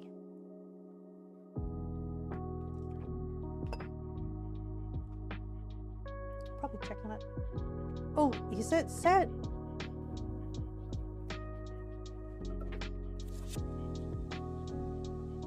Oh, that is not set. Hey Google, set a timer for 2 minutes. I don't know what they're talking about. Like, oh, it's only going to take 5 minutes for the other layers. I'm like, buddy, they've been so liquid. But yeah, we're just like steaming layers of this kueh, and we have 5 layers to go. 5 layers, and then plus a 10-minute altogether steam. So it's essentially taking 7 minutes each layer. 5 times 7 is 35 minutes, plus a 10-minute is 45 minutes of steaming, chat. I feel like in the meantime, I can probably get a start on with some of the like Bi Bim Bap ingredients. So Bi Bim Bap is pretty straightforward. I need to make the sauce eventually, but essentially with Bi Bim Bap, I have capsicum for the red. I also found yellow capsicum. So for the Bi Bim Bap, I'm gonna go the standard 6 colors because it's too hard. I also have spinach. So the colors we have is, oh, maybe I can make like orange. Maybe I can make orange bean sprouts because it'll be, I can't be bothered doing carrot. No, should I do carrot? Oh, we should probably do carrot, huh? Yeah, we should probably do carrot. But then, so I found these yellow capsicums, which then fill up the quota of yellow. So then originally I was gonna I bought the bean sprouts to make yellow, but then I found yellow capsicum, and I found red capsicum. It's a lot of capsicum. Oh, let's see. Has this little baby decided to finish steaming? No, so liquid.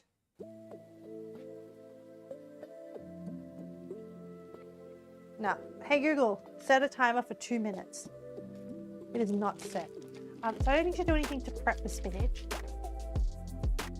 I do need to, maybe I'll like push this to one side, let it steam while I work on, I'll use this little corner to like chop up vegetables and make use of the time.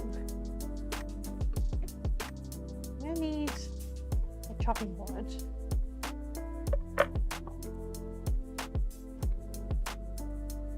Is this a good idea? Well, you know, I'm gonna try. Man, I was still, okay, so I've got red, yellow, orange,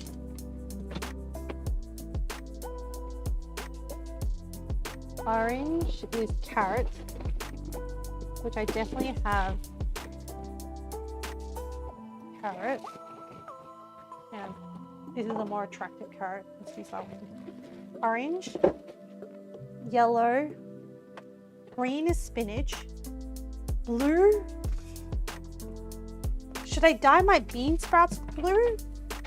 I was gonna do, I was gonna make tofu blue.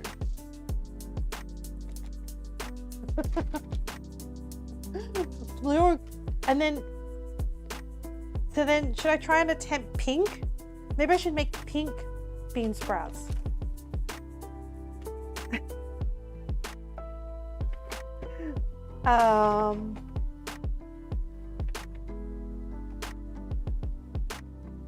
And then should I try turquoise? So if I make tofu blue, and then maybe I can do like bean sprouts as, oh, that's 2 minutes of this. Oh, that looks a bit better. Yeah. Let me test this. Oh, it's still a little bit wobbly. When I say wobbly, it's still, there's a little bit of liquid. If I do that, the colors are very vibrant. And they definitely darkened. So maybe I didn't need to add all that extra color dye. I feel like I could do like another 30 seconds. Hey Google, set a timer for 30 seconds.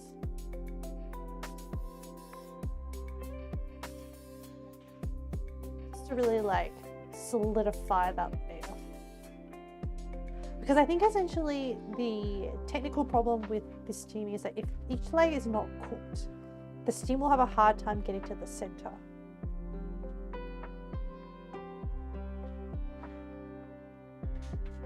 I'm curious to see what the temperature that this gets to. 64, 70, 70. So the center is like, there's a difference of like,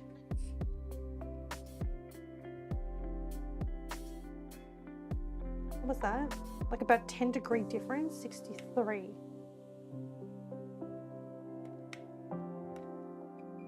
Yeah, there's a little bit of a difference, which is why it explains why the center doesn't. Okay, there's less wobble in that, which is good.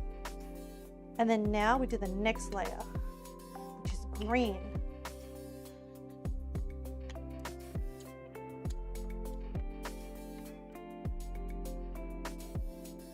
Oh, I broke it. They said don't pour it from the top too hard. And I didn't listen. And I broke it. Okay, well.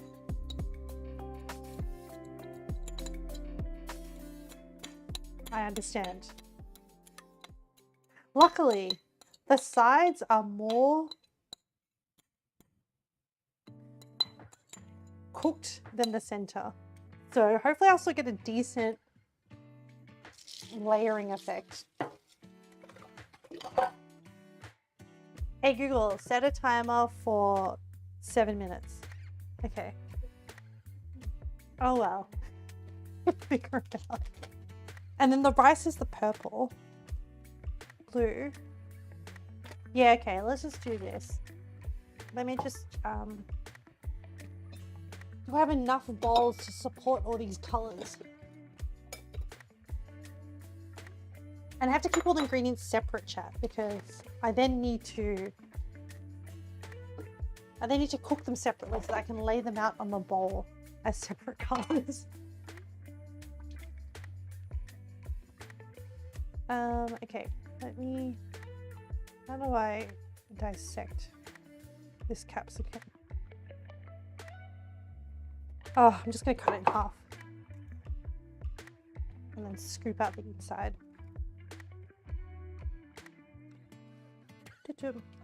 Okay, so I bought this bag of capsicum from Aldi, and it was the cheapest bag, but they were really trying to get rid of the yellow capsicums because there was only one red capsicum in this bag of entirely yellow capsicum.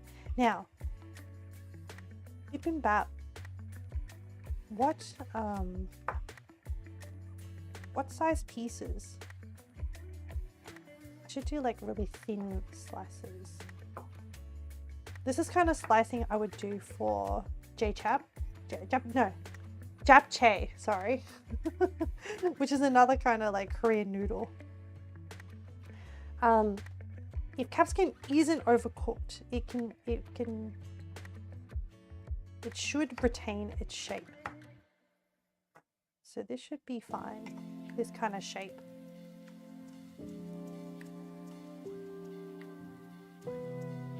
Essentially, Bi Bim Bap, you can like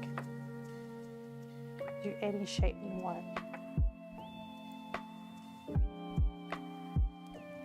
Oh, this is like the lo-fi hit like a good beat, and so now I'm just like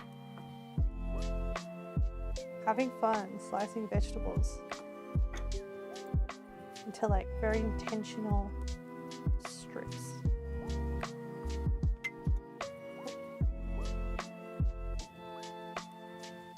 I should just slice all of it. I won't cook all of it. Oh no, maybe I should. No, maybe I should. Because then I can just... Guys, I cook a lot on cooking streams because then I just eat the leftovers over the weekend because I'm lazy. And this is pretty healthy.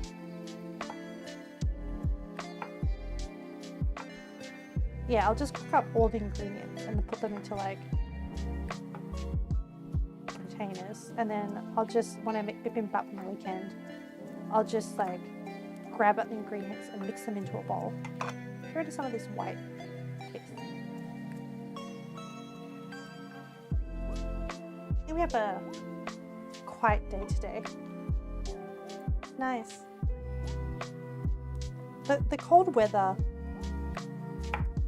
I actually do really like cold weather. I like the change in seasons. It allows for different like moods throughout the year, but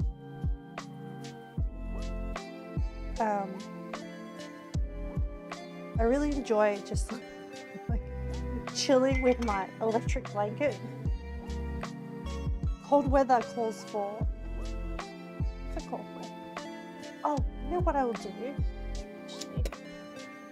The capsicum. I should just put it shared in a container, because I'm going to cook it and put it straight back into this container. So I'll do half of this container as red and then half of it as yellow. Yeah, I'm a genius.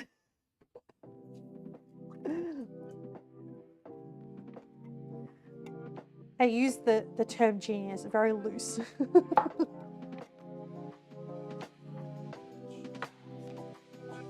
And how is the color yellow so vibrant? Like how is this capsicum so yellow? Where does that pigment even come from in nature? Actually, when I was in Fukuoka, we went to this aquarium in Fukuoka, and there was a, oh no, it wasn't Fukuoka, sorry, it was Beppu, no aquarium. We went to a museum that was specializing in, it was a museum about the hot springs and how the hot springs formed in, how the hot springs formed in, or how are formed in Beppu. I think one of the facts I remember was that only 15% of rainfall is converted into hot spring water. But essentially it filters through the ground, and the volcanic gas gets mixed into the water. And then that's how you get like different pHs and stuff. And different areas around Beppu, Oita, Kyushu have different like pH and different minerals mixed in. Anyway, there was an exhibit, a special limited time exhibit at this hot spring museum that essentially was a guy who was doing different dyeing with natural dyes in Kyushu. And he had this whole map of Japan where he would take the same ingredients, it's two different colors, but use different onsen water to dye his materials. And it's the same material. It was a very good experiment. And how the water, the only difference being the water, affected the outcome of the dye was fascinating. 14 seconds for the steaming. 10, 9, 8. Oh, it's still too wobbly. I've learned my lesson.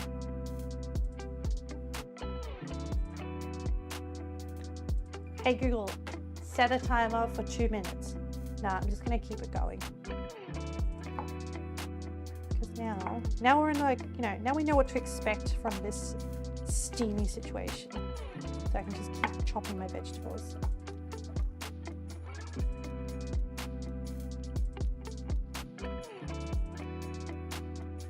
But yeah,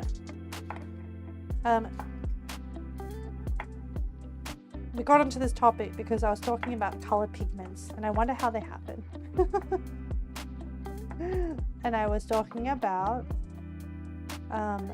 how, one of the things I learned from that exhibit was that how different minerals, water with mineral content can affect the color of how dyes take to fabrics.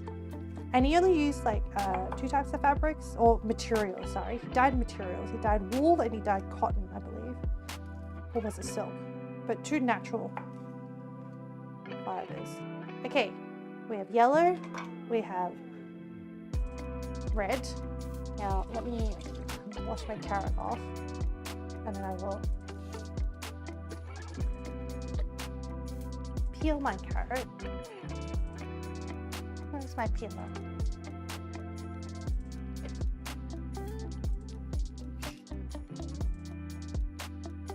And then we will probably do like a julienne cut, which is matchsticks.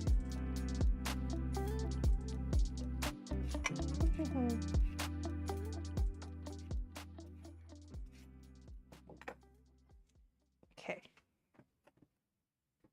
And then we'll chop the ends off. And I'll do this.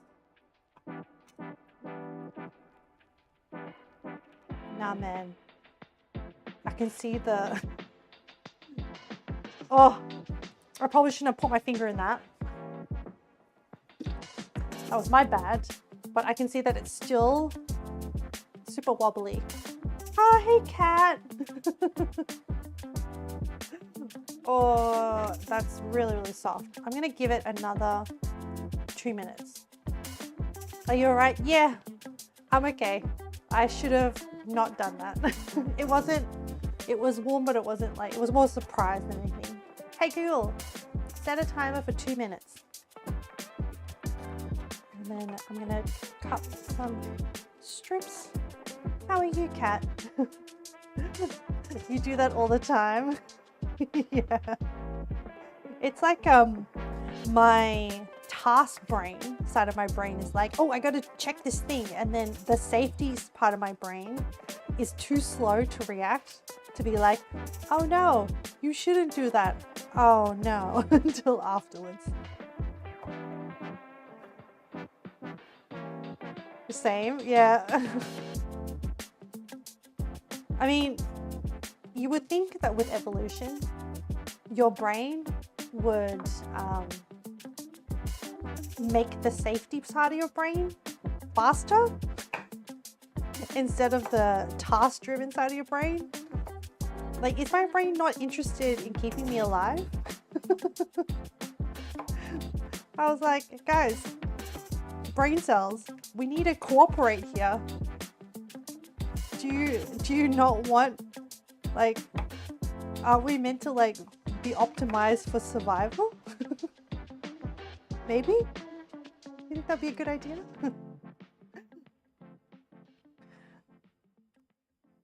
Oh, okay. Man, I need to like...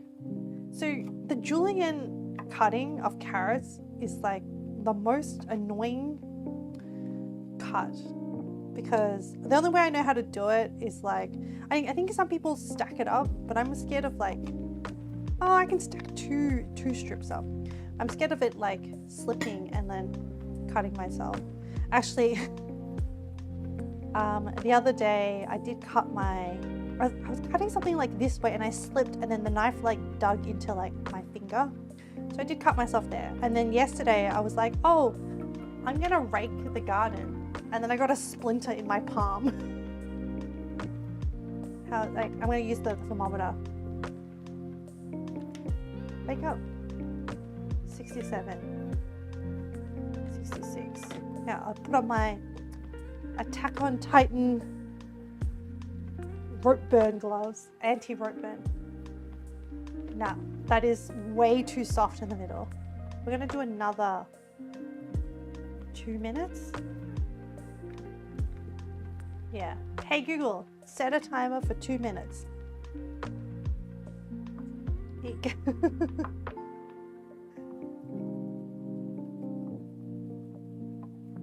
I feel like the steaming thing, like the recipe is like, yeah, you only need to steam it for like 7 minutes and it's fine. And it's like, this has not been the experience that we've had. It has been a very, it's been a struggle.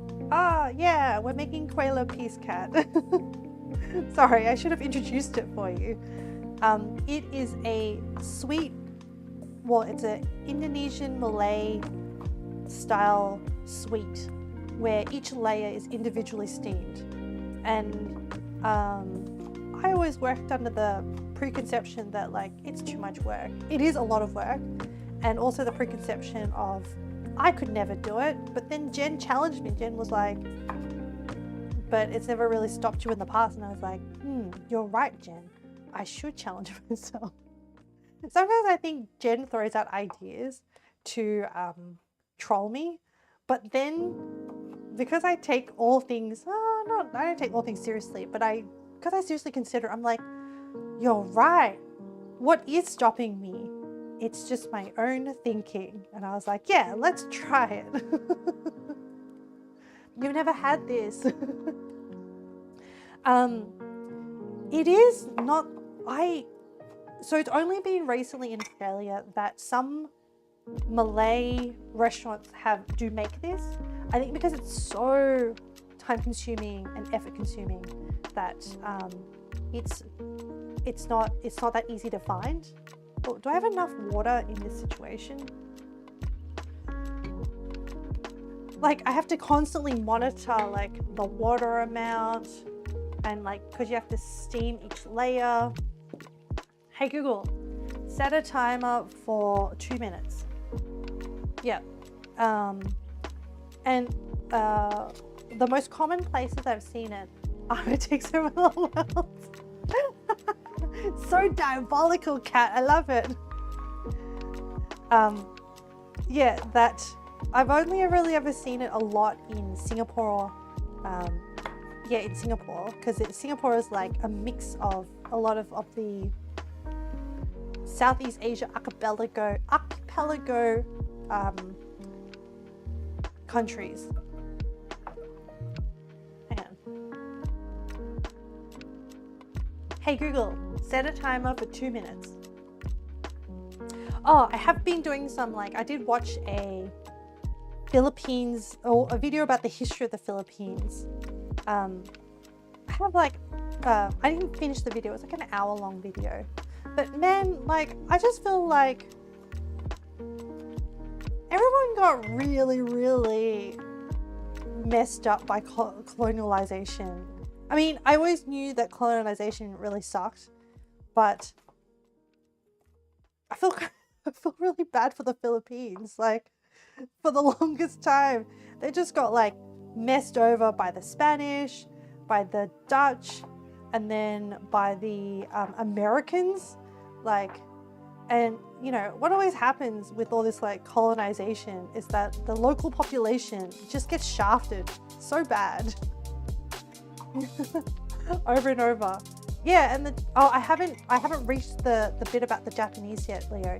I'm still in the post the Americans paid, I think this is in the 1900s, the Americans paid the Spanish for control of Philippines.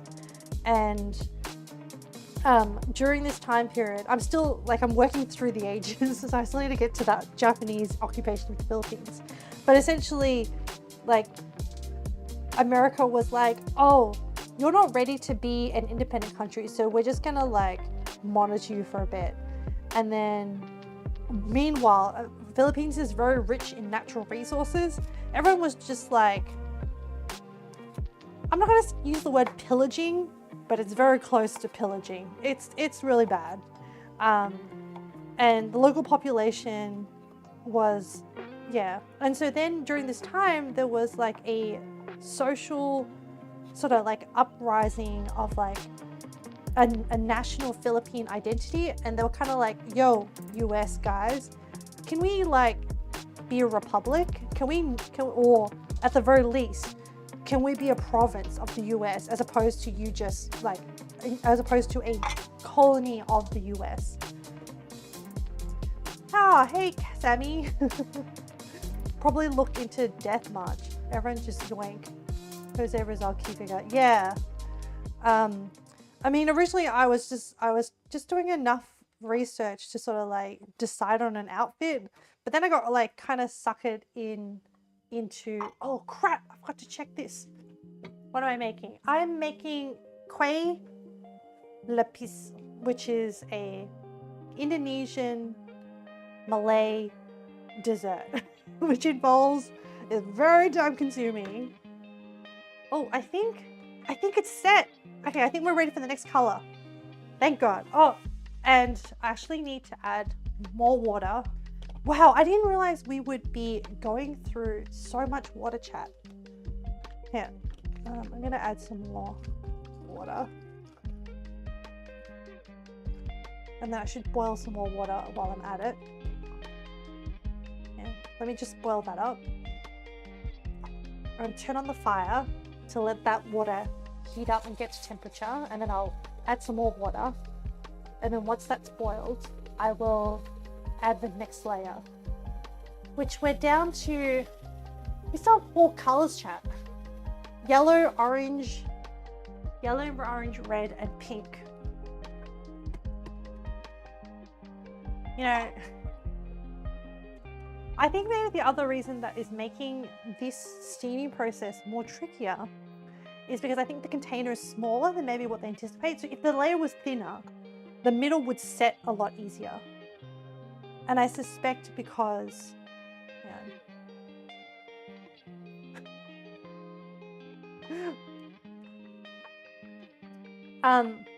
is that a corset? Yes, Kat, it is a corset. So I drew this while we were watching somebody play V-Rising, and one of the outfits was this temptress, like really, really like powerful corset with like demon wings kind of outfit. And I was like, yeah, I want a corset. So as I was watching V-Rising, I was like sketching out this corset, and that's kind of what happened because I wanted to include the 8 stripes of the original pride flag, so which includes pink and turquoise in the color. So I went with that design, and then I realized my body's kind of square, so I kind of like my avatar body is kind of square, so I had to like draw in this, like gave this illusion of like a waist maybe. Oh, am I Australian? You genuinely can't tell. Yeah, I am Australian. I don't know. I don't have the true Ocker accent. I can put it on sometimes. Serve Queen, yes. Where that waist at? I tried to do like the back a bit black so that like the front waist would go in. I probably could have drawn it in a bit more. But yes, I wanted to do like powerful feminine energy. But then I also have sparklers. Yeah, so originally I was doing sparklers, and then they kind of turned into wands, and then I was like, oh, it's kind of thematic, like a fairy. But I mean, fairy is more a term, from what I understand, for that can be used by like gay men.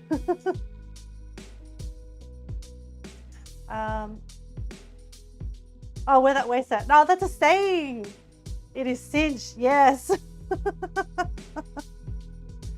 Oh,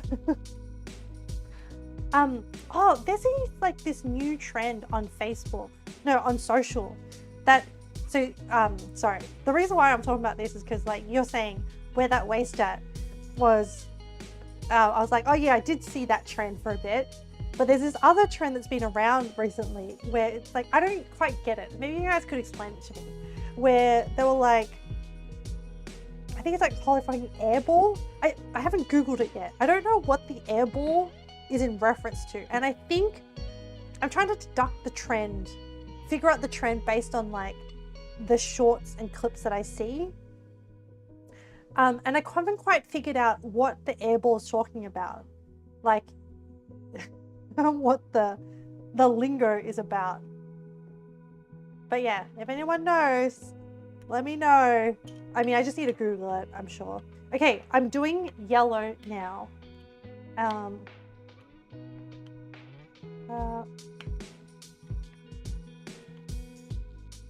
Okay. I'm gonna like slowly pour it. I learned from the last time that I shouldn't aggressively pour this late.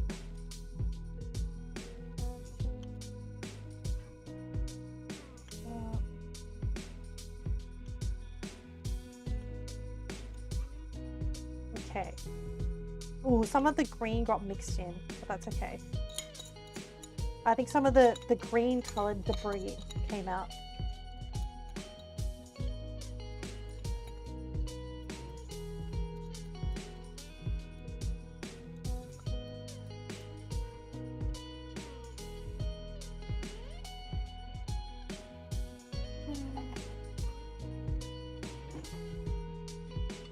All right, hey Google, set a timer for 7 minutes.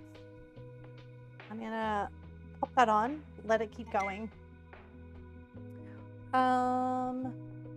Sammy put a link for a profile picture. Asking for new profile picture. I would probably say this is probably not a good idea to self-promote in other people's streams, Sammy.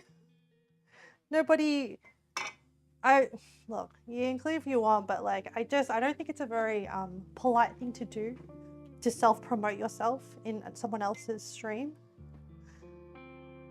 I'm generally pretty chill, so I'm not gonna like ban people, but I also just don't think it's a polite thing to do.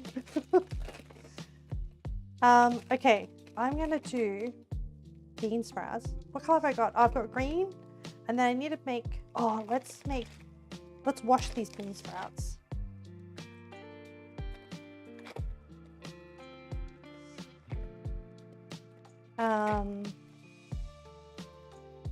Let's wash these bean sprouts, and then I'm gonna divide them and then make them into pink and turquoise, and then I'll keep the tofu as blue. Where's the string? Okay.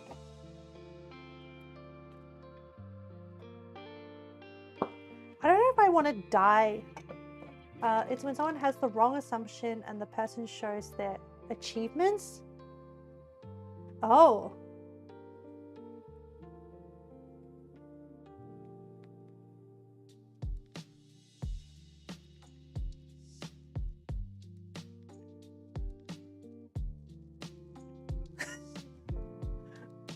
The person shows their achievements. You're really bad at explaining. That's okay. I still don't really get it. Maybe I just need to watch. Maybe I just need to watch like a lot more Airball. The thing is, like, people don't handy like tag these new memes for me to like search up and be able to like try and suss it out by like exposing myself to more of it.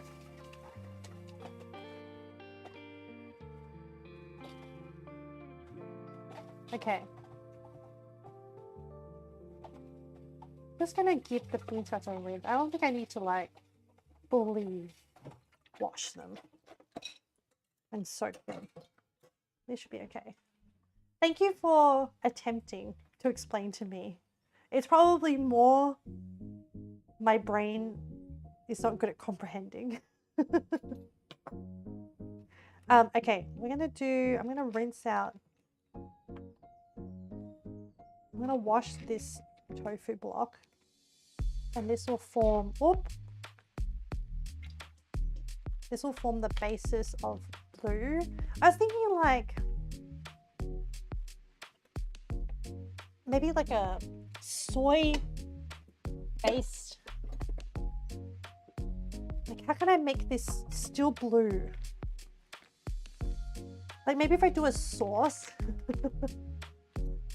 maybe if I do a sauce with the tofu, if I crumble it, hang on, there's a recipe on the back here that says slice or shred dry tofu. Oh yes, I bought dry tofu. Oh, hang on, the flavor is like oyster sauce, tofu, sugar, salt, water. Huh.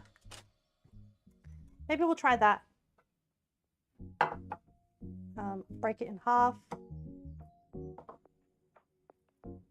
And I appreciate you attempting to try and like educate me. I'm sorry I'm not good at picking up slang understanding. But yeah, So I was saying I was progressing with my edits. I've been doing this weird thing.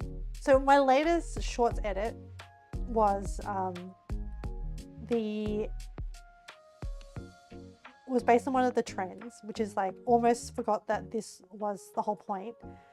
And I love it so much that I go back and watch it when I'm feeling low morale from editing a slow, like, so at the moment I'm really trying to like focus all my energy on the travel edits and trying to get them out.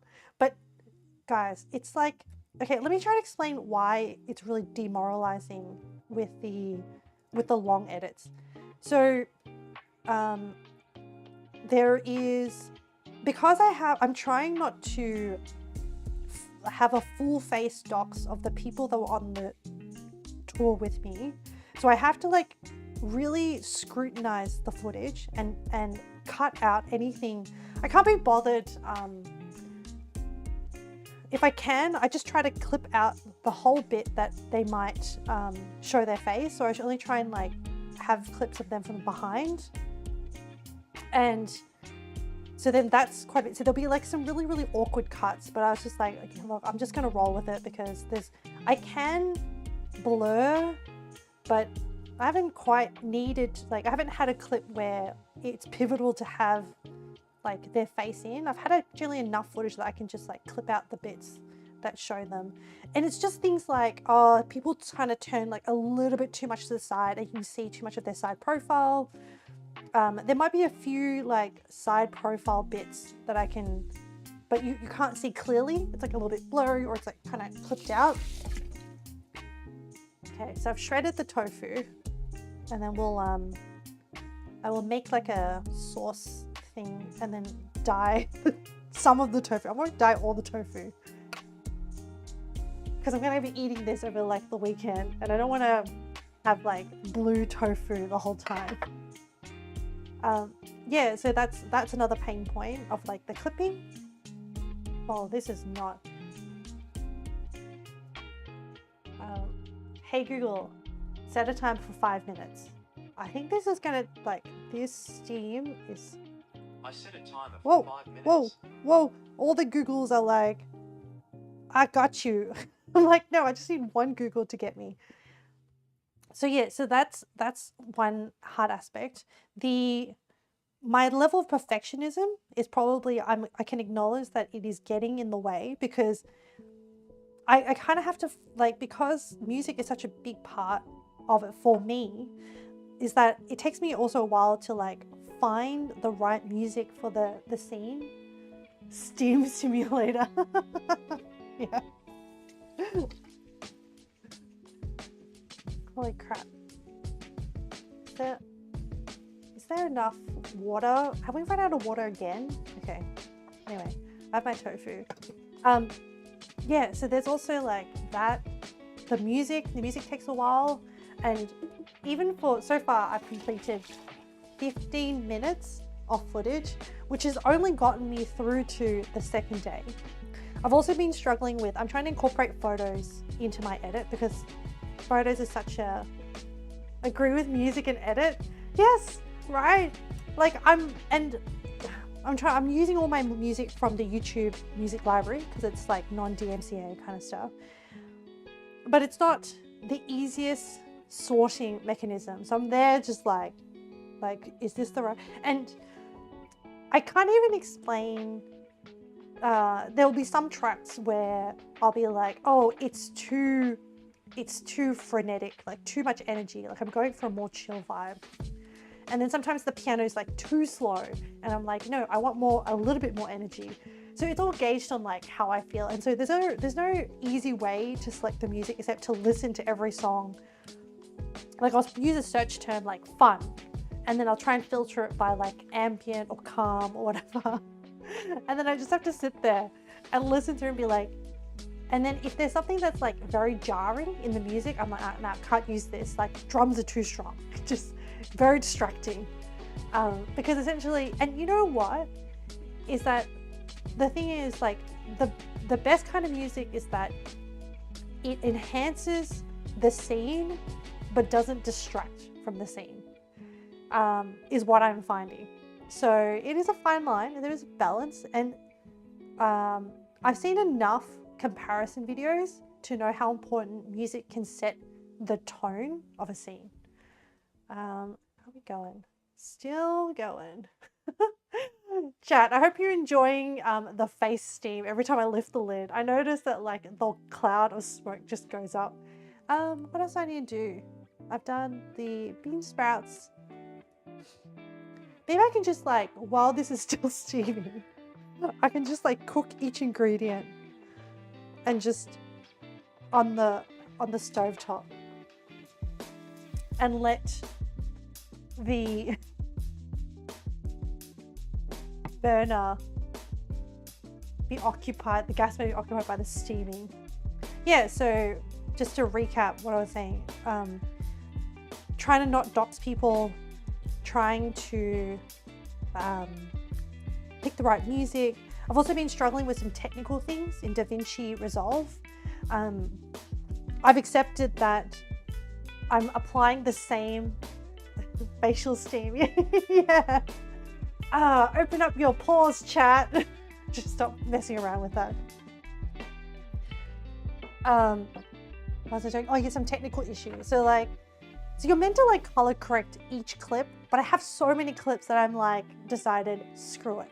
I've found like a setting that kind of puts everything, makes the colors a little bit richer, and then I'm just copying and pasting it across all clips. I was like, nah, I'm not individually color correcting every single clip. There is so many. You're shiny now? Good. I hope you feel nice and clean. You can pretend you're in like a steam bath. That is still so wobbly.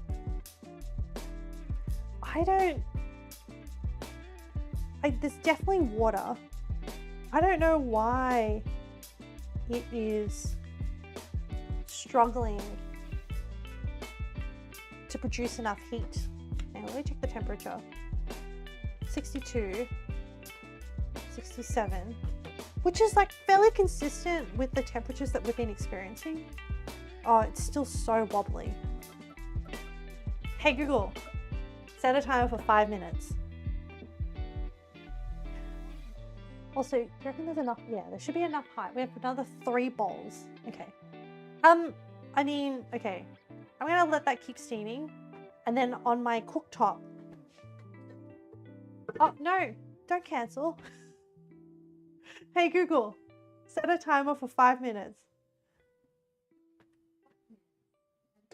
I'm gonna cook these other ingredients. Because at the rate that this is going, oh my gosh. At the rate I'm going with the steaming, it's gonna take us like the full, like whole entire stream. And then the other thing, chat, is I have to let it cool down after we finish streaming. So I'm like, will we even get to like taste test it this stream? Nah, we should be okay. Yes, what was I saying? With editing struggles is, yep, not doxing people. Oh, the picture thing. So I figured out a way to include pictures into my edits, and I quite like the way that I found it. But the pain point is that I resize them, and then when I save the project, because I'm working on this by increments, I save the project, I close out, and then I go back into it. And even though the numbers, like the X and Y coordinates, should be the right position, on screen, they move. And then when I do a test export, it stays like weirdly shaped. Anyway, it is like a whole other thing because it happens every single time. And I don't know what causes it. I did last night figure out a easier way to fix it rather than like having to drop it in completely. So there's a bit of that. Transitions is quite a learning curve, very hard. Like how do you make transitions and cuts not jarring is a struggle. I'm gonna do the easy stuff by just like frying up the 2 different capsicum colors and then putting them back in the bowl. Oh no.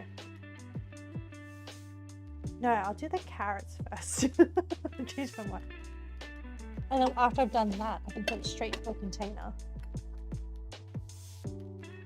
Luckily with Bi Bim Bap, you can just cook all the individual ingredients and then you just arrange them on the bowl later.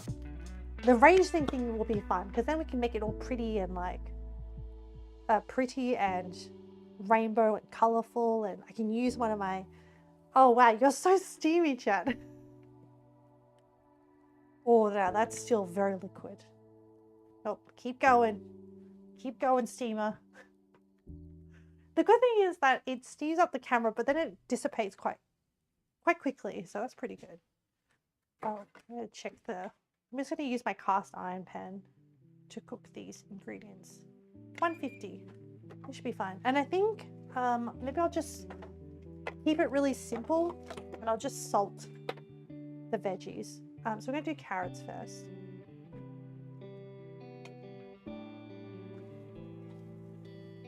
And then, now, do you salt veggies at the end? No. Oh, I should use chopsticks. There's my Disney chopsticks. What else is a struggle? Oh, and then because I'm including in recording, so I sort of did sort of audio diaries while I was on my Nepal and Bhutan trip with the friend that I was traveling with, and originally I trimmed that down. So that was a struggle, was to trim down like the full audio clip into usable sections, and I was cutting things out. I realized that I use the filler word like a lot. I think it's probably part of my generation as a connecting word. And obviously I also use the sound when I'm thinking, to denote thinking as I'm thinking up words, if that makes sense. So when you listen back to yourself, like, see, I just used the word like, now I'm self-conscious. You realize, wow, I use a lot of like and ums, and it is very, I remember back in the day of school, you were taught to try and not use those when you were like, see, use the word like again, when you were doing things like public speaking and debating, because it doesn't help with the flow of conversation or of public speaking. Oh, that's the timer for this thing. Oh my gosh, I'm doing 2 things at once, chat. Oh, this is not a good, this is a terrible recipe for disaster. I mean, this is a recipe for disaster. Wait, carrots, be okay. Oh, that's solidified. Okay, let's pour more water first. Sorry. Hang on. Let's not burn ourselves. Let's lift this out. Hold it one hand. Pour hot water with the other hand.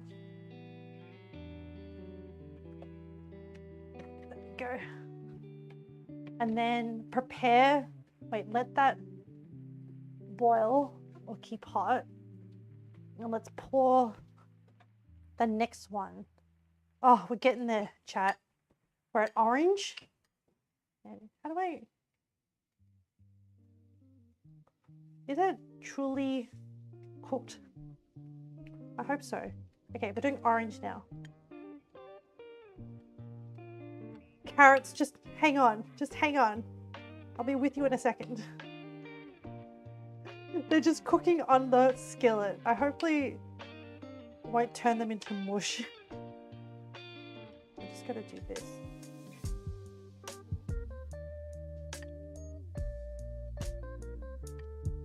Wow.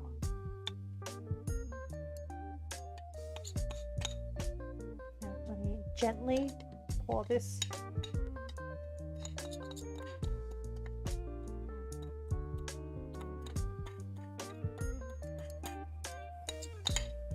You know, I understand why this cake is expensive now.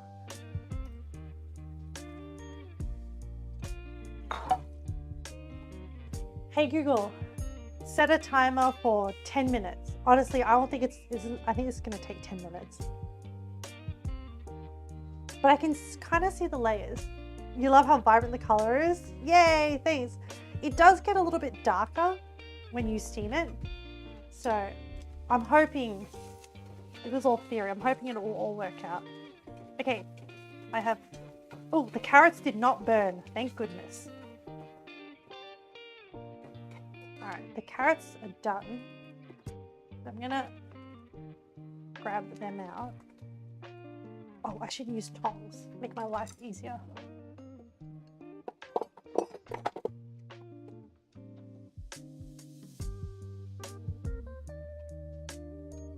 And I've just done a simple salt for each of the ingredients. Okay, carrots are done.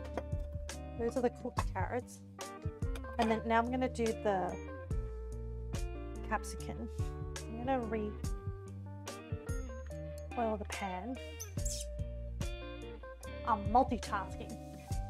How much does it cost usually? Usually they serve as like little slices. And in Australia, I think you can get like 3 or 4 slices for 10 Australian dollars, something like that. And so it's not like egregiously expensive, but it is like, for example, in the supermarket, you could buy a cake for $10, like a whole entire cake. Whereas with this, like a small slice, like 4 small slices, being $10 is dear. Because like, I mean, now that we're doing it, you can see how much labor goes into it and how much time.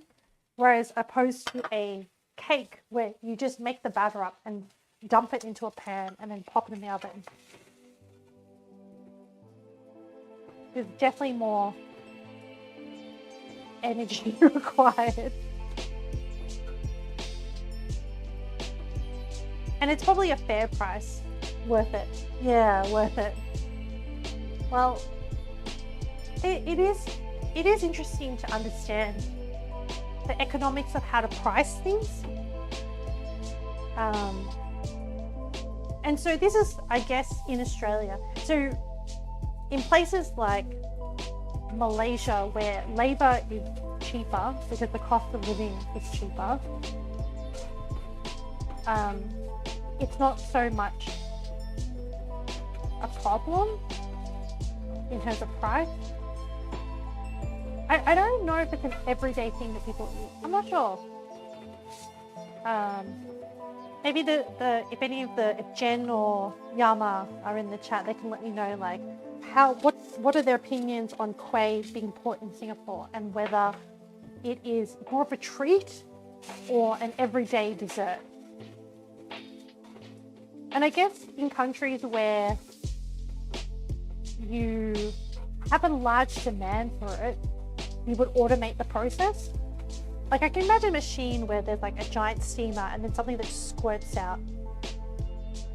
Or it's boiling up.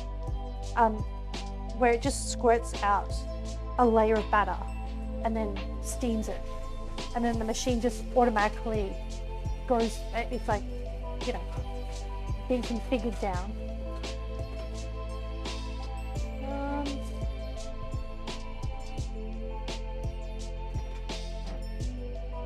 It's been like mathematized, etc. I'm gonna put the yellow into there. I'm gonna put the red capsicum back into this container.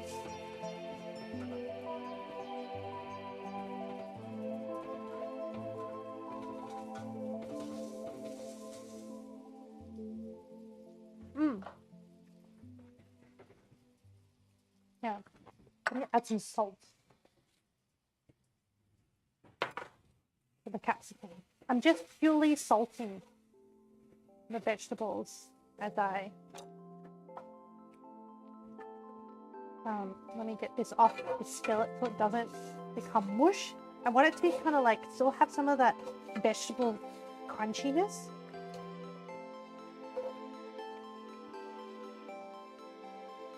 Okay, that's the red capsicum. I think it's both here, depending if you like them. I've not eaten them for a long time. So you can have it as like a fancy thing, but also as like a everyday thing. I guess it's like maybe the fancy ones are like the more labor intensive ones, and maybe the ones that just have like 3 layers instead of this 8-layer monstrosity. Trust us to be like, the first time we make kueh, we're like, yeah, let's go the full 8 layers. There is kueh, as I said, is I previously said is like just the word to denote kind of like dessert. Is that right? Hang on, let me check that article because I broke down a little bit of the history.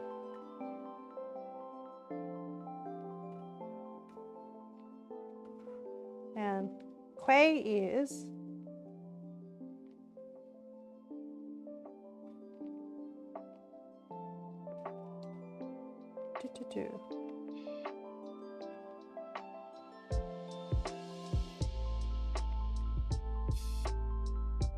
Kueh is a fairly broad term in Malay and Bahasa, which includes items that could be called cakes, cookies, dumplings, pudding, biscuit, or pastries.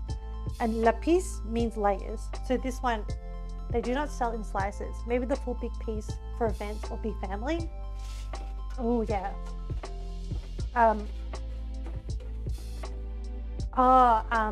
You're talking about like the kueh shops, Yama? Like they have a whole kind of like cake and then you buy them home and then you... So the only one I found kueh was like in the Peranakan district. There was like a kueh shop and I bought some to try, and they had like little packs of different like types of kueh. But I didn't really see a lot of, like, you didn't see it in like department stores and stuff. I have to add some oil. Can I feel it? Wow, this yellow capsicum is so yellow.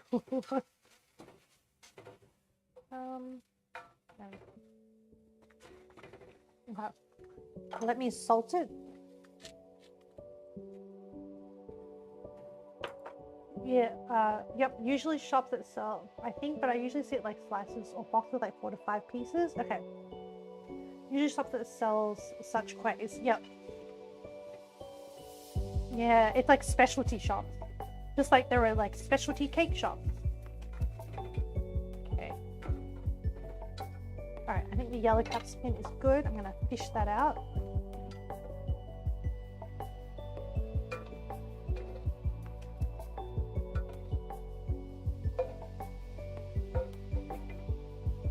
Okay, yellow capsicum done. And then we're gonna do Jeannie, hello. Hang on, chat. I'm gonna check on this kueh. Oh. How are you today, Jeannie? Putting on my safety glove. Nah, I see a giant wobble in the middle. How's the temperature going? 60. Oh, it is not heating up at all. Okay. Maybe the higher it gets, the steam is more concentrated towards the bottom, and then the higher it gets, it doesn't heat the top as well. You like kueh puteri salat. Had to Google the name because you only recognize by the looks. So I'm still such a kueh noob that I don't remember the names. Kueh, I'm gonna Google it. Puteri, I wanna see if I've tried it. Salat. Oh, I really like this one, Yama. It is pressed sticky rice layered with coconut egg custard flavored with pandan. I really like this one as well. The rice is like a little bit salty, and so it mixes so well with the pandan custard.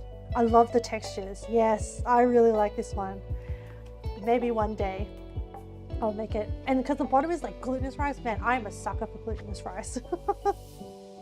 Jeannie, you're doing well. Just wrote an extremely short fictional speech. A speech? Half poem. Oh, that's so cool. Oh, congrats on your creativity. I'm glad you're continuing to fire ahead with all with your creativity. Oh, that's a steamer. What am I cooking? So we are celebrating Pride Month by making rainbow foods, and our community suggested. Oh my gosh, Jan. Okay, once this is I'm saying oh my gosh because the side profile of this is gorgeous, but I want to wait. This is still wobbly. Hey Google, set a timer for 5 minutes, and then I'll show you the side profile once this is set. But kueh is essentially, we're just talking about it, is this one I'm making is a dessert. The term kueh, I just realized also that there are like these savory dumplings that I've eaten before that are Malay, that are also called kueh, but they have a different like suffix, like another word that goes with it.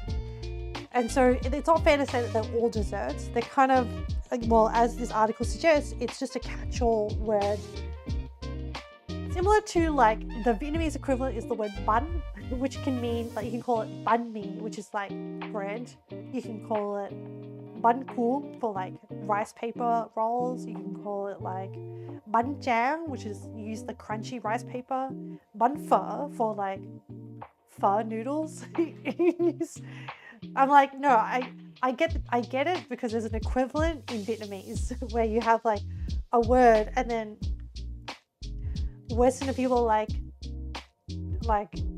but it's made with like you use the word to refer to like bread and cakes and savory foods and sweet foods. I'm like, yes, it's just a word that you learn. and you learn the context that you're using. And I suspect kueh is something similar as well. You just learn the dessert and you're like, yeah, it's that thing. I was gonna say, I think my other favorite yama, so you like, I also like kueh puteri salad.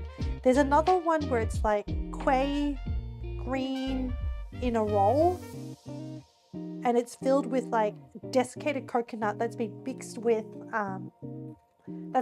like brown sugar. Kueh dada. That's my other favorite. It's a pancake where the pancake is made with like, is kind of green. I really like that one too. Because I like the, you know that one, you know the look, yeah. It's like rolled up into like a green kind of cigar. There you go. Oh wait, no, I should leave the lid on. It's still going. Yeah. No, that's still way not set. I am learning through this process of steaming this kueh. I am understanding the you know, so what I like about cooking is that you get sort of more green spring roll but soft. Yeah, that's the one I was talking about. I like with cooking is that as you cook, you start to learn the look and feel of when foods are good or not good. So like for me, when I like grilled meat, I really like the little bit of a char, not black, like char. And then you sort of learn like what it looks like and then equate that to like how it tastes. So, I mean, what I'm developing now, this is all just training chat. You didn't realize this, but you're on my training arc journey of what is the final goal of what I'm doing. I don't know, but becoming a better home chef. Oh, let me, okay, so that still has 2 minutes and we still have plenty of water, so that's great. But I might reheat the water just to have it on standby. And I'm gonna make the spinach, cook down the spinach. I'm multitasking, chat. And we all know there's no such thing as multitasking. It's really just hyper switching contexts for the experience and the memories. Yeah, you're right. But yeah, I mean, the goal was, I don't know what the eventual goal was for this cooking series, but I don't know, I just enjoy the coming up with ideas with chat. Like, honestly, half the time I'm like, man, feel like Jen's ideas are just to troll me, but somehow they're actually pretty good because they do challenge me. They challenge me to question my own, I wouldn't say my own assumptions about myself. Like the assumption of like, oh, why would I ever make my own naan? I can't do that. And then Jen being like, why not? And I'm like, actually, I don't have a good answer to that. You're right. Why not? And that's how we end up in all these cool situations. Okay, and I just had to refill my oil. Oh, crap.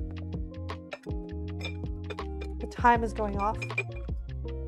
And I need to oil up the skillet to get ready for the spinach. And then I need to swap back to the steaming situation. Oh my god. Jen pushing your limits to a new level. Yeah, which is a good thing. No, absolutely. But sometimes I think, oh, it's very steamy, chat. Sometimes I think they do it to troll me. But yeah, it's okay. I can. Oh, yeah, I was going to show you the side profile. Can you see? Hang on. Can you kind of, oh, it's hot. Hang on, I need to put it down. Oh, the middle's still not quite solid. I hope you saw it. It was very hot. Looking good? Yeah, it is looking good. All right, I'm gonna let, that extreme 90-degree angle showed me that the middle is still very wobbly. So I'm just gonna set a timer. Hey Google, set a timer for 5 minutes. I'm just gonna keep it, I'm just gonna try and like solidify the middle.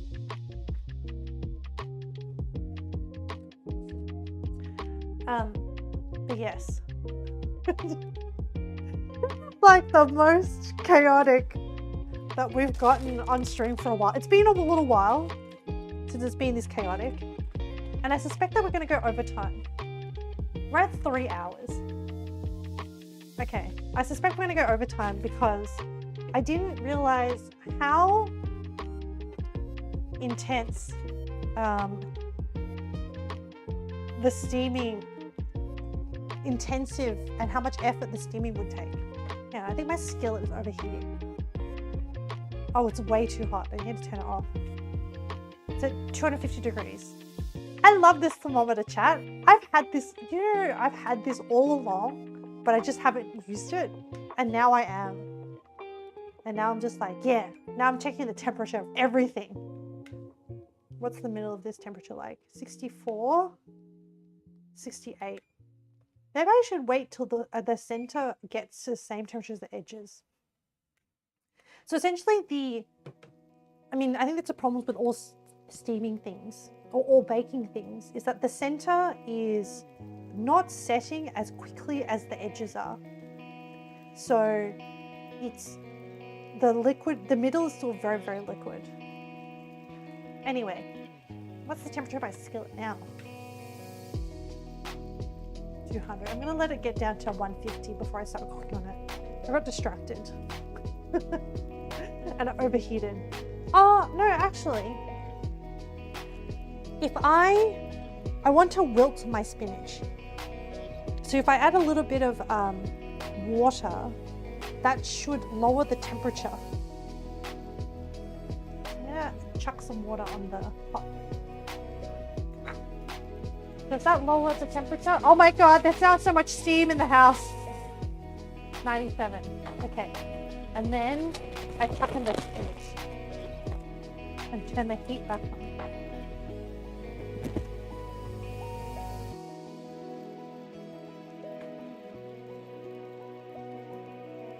Oh my gosh.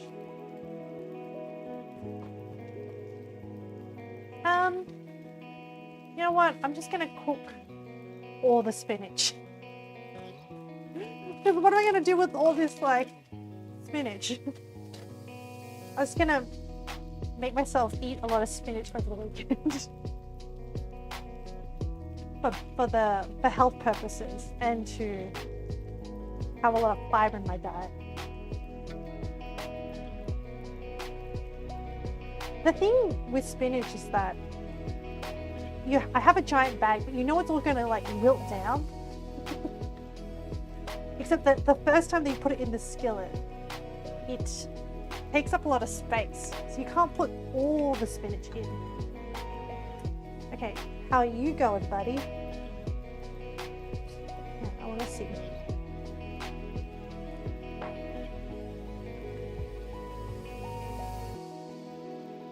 Better, better. I think we're finally solidifying the center.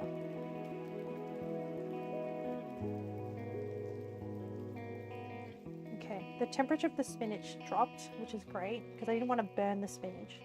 I wanted to wilt it. Except, oh.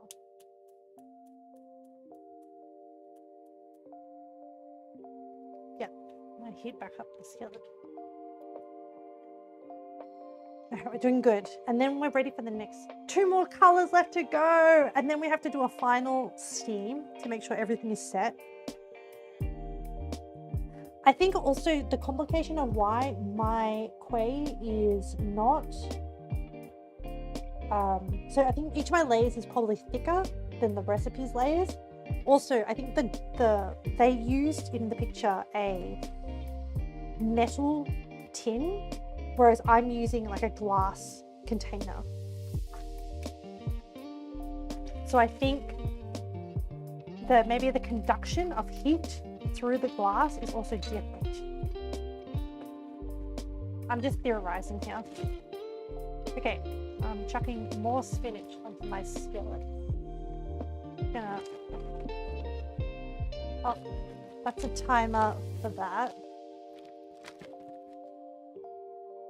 And I'm gonna let it. I'm gonna finish putting all this spinach on the skillet. Thank goodness. This is the bag of spinach. It's like I put the whole thing, I'm cooking the whole thing. Okay, let me test this. Oh, that's good. Look at the colors. It looks so good. Okay.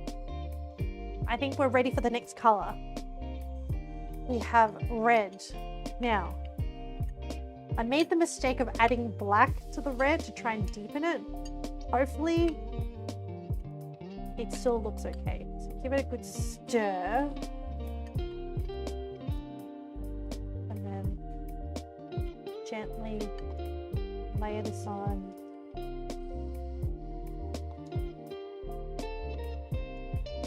And then after red, we have pink.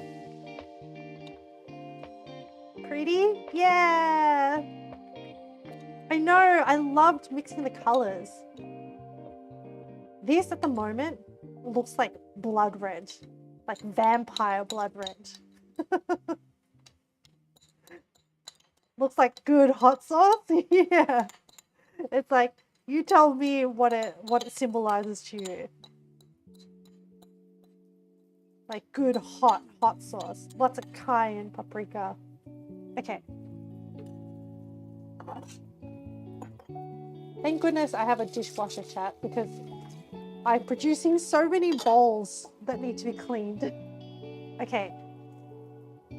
Oh, do I have enough water? Damn it! I should have thought about the water. No! Hang on. Can I... Yeah, I'm gonna pour some water down the side.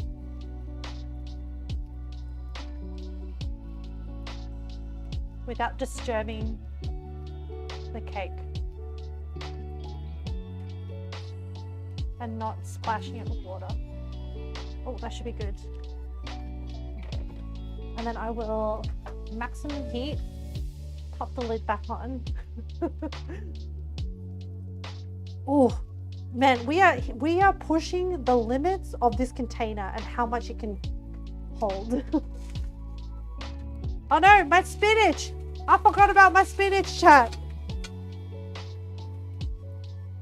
It is gone a little bit mushy. Look, we knew one of these ingredients was gonna suffer. we've got mushy spinach.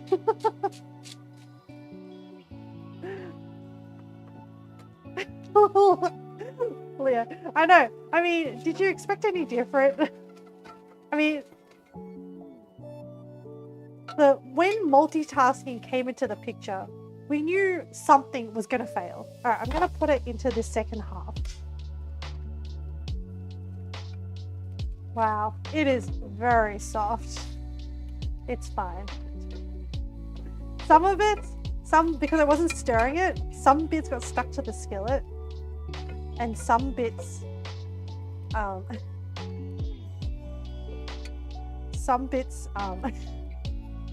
still kind of not mushy. Anyway, that's the spinach. So we have, you know, just treat it like collard greens. Man, all that giant bag of spinach came down to this amount in the container. Spinach is like not very value for money, okay? is my complaint. But it's fine. I do like spinach though. Very tasty. Okay. So I've chosen, I should cook. No, I'll cook the tofu and then I'll cook the bean sprouts. It is okay? Yeah. Oh, leave that alone. Oh, hey Google, set a timer for 15 minutes. I reckon that this steaming thing is gonna like take a long time. So we're just gonna let it, and I should constantly keep up some boiling water. So I'm gonna boil more water.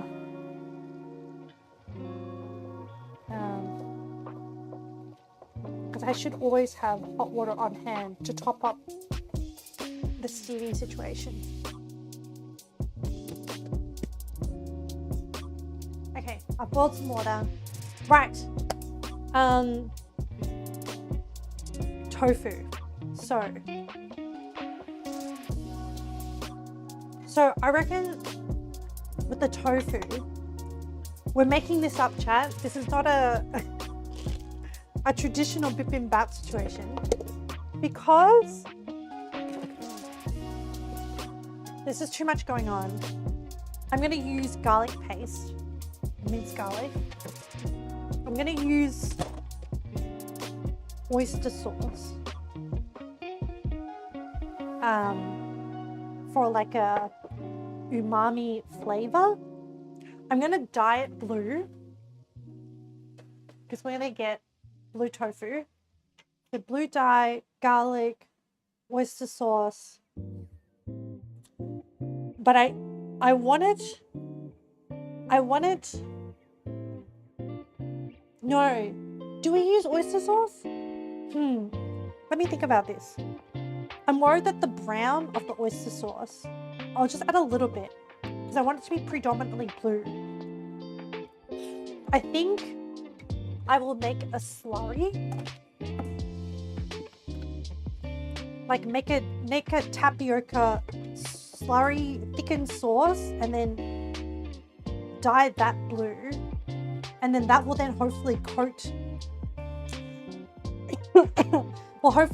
the tofu and make it blue. And what I'll do though, sorry chat, I need to drink some water. Hang on. Let me hydrate myself.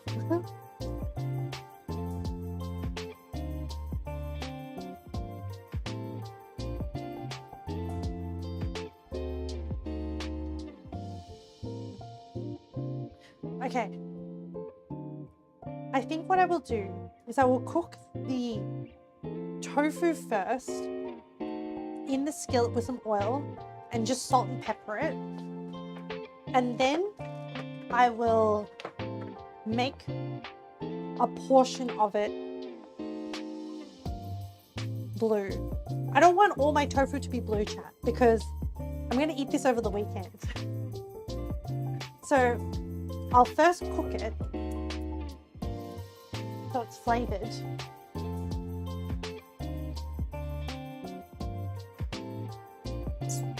I'm not even going to, there's some bits of stuck spinach to the bottom of the skillet. I'm just gonna ignore it. It may burn, but I think it'll be okay. So I'm heating up some oil. Let me check the temperature of the skillet. Like 120. So in a few minutes, I'm gonna cook that. This is gonna be fine because this is gonna take ages. Yeah, we're progressing.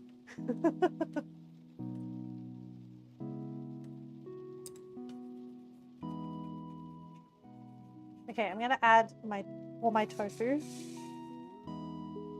and just do like a light fry.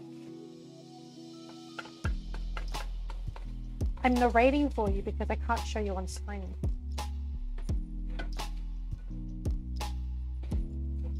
Because the current quest is it should be fine. I love your faith in me, Kat. Thank you. I appreciate it. It might have some like green bits attached to it, but I'm sure it'll be fine.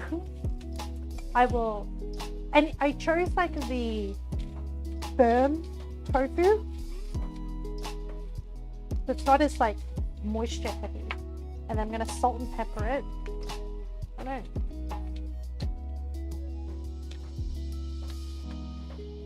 Let's crack pepper into here.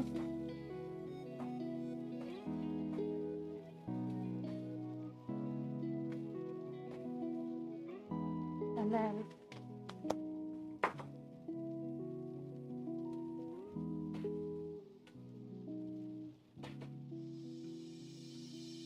wow, this tofu is so bouncy.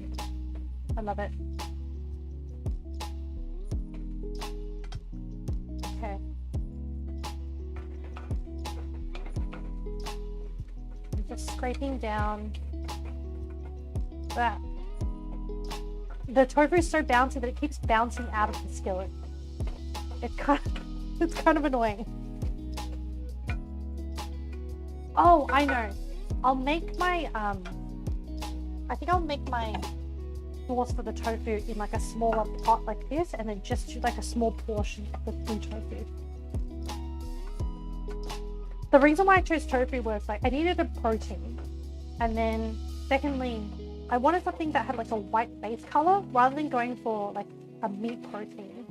I wanted something that the color would hopefully be more vibrant.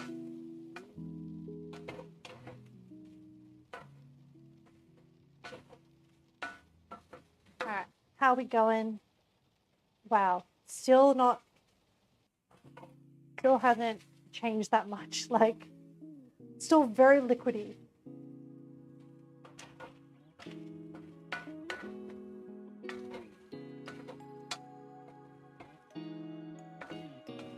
Okay, what's this tofu taste?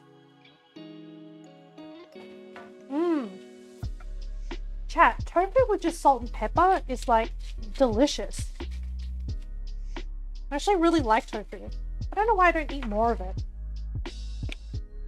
Well, now that I've discovered this brand, I found this like packet of tofu, and it's like, it's so bouncy and like fresh tasting. Sometimes like tofu doesn't taste very fresh. It's from this brand called Jensen's, an Australian brand. Dry tofu is the type I went. Yeah, this is, oh, it tastes so like soybeany and nice.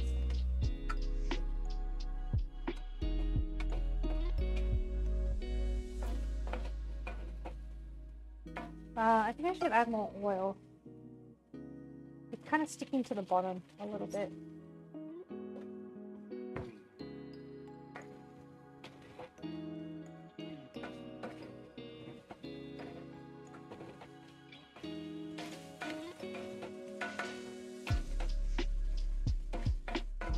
Okay. Did I flavor the tofu enough?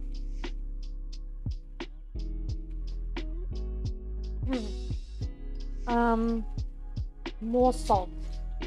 Actually, you know what? I'm gonna add some stock powder. vegetable stock powder, the tofu, to give it more of a different flavor profile than just salt and pepper. Give that a stir.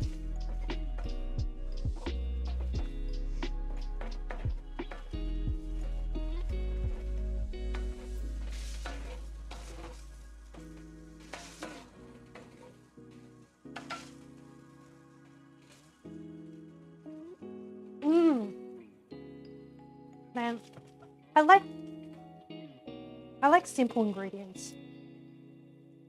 Okay, I'm gonna scoop out my tofu now.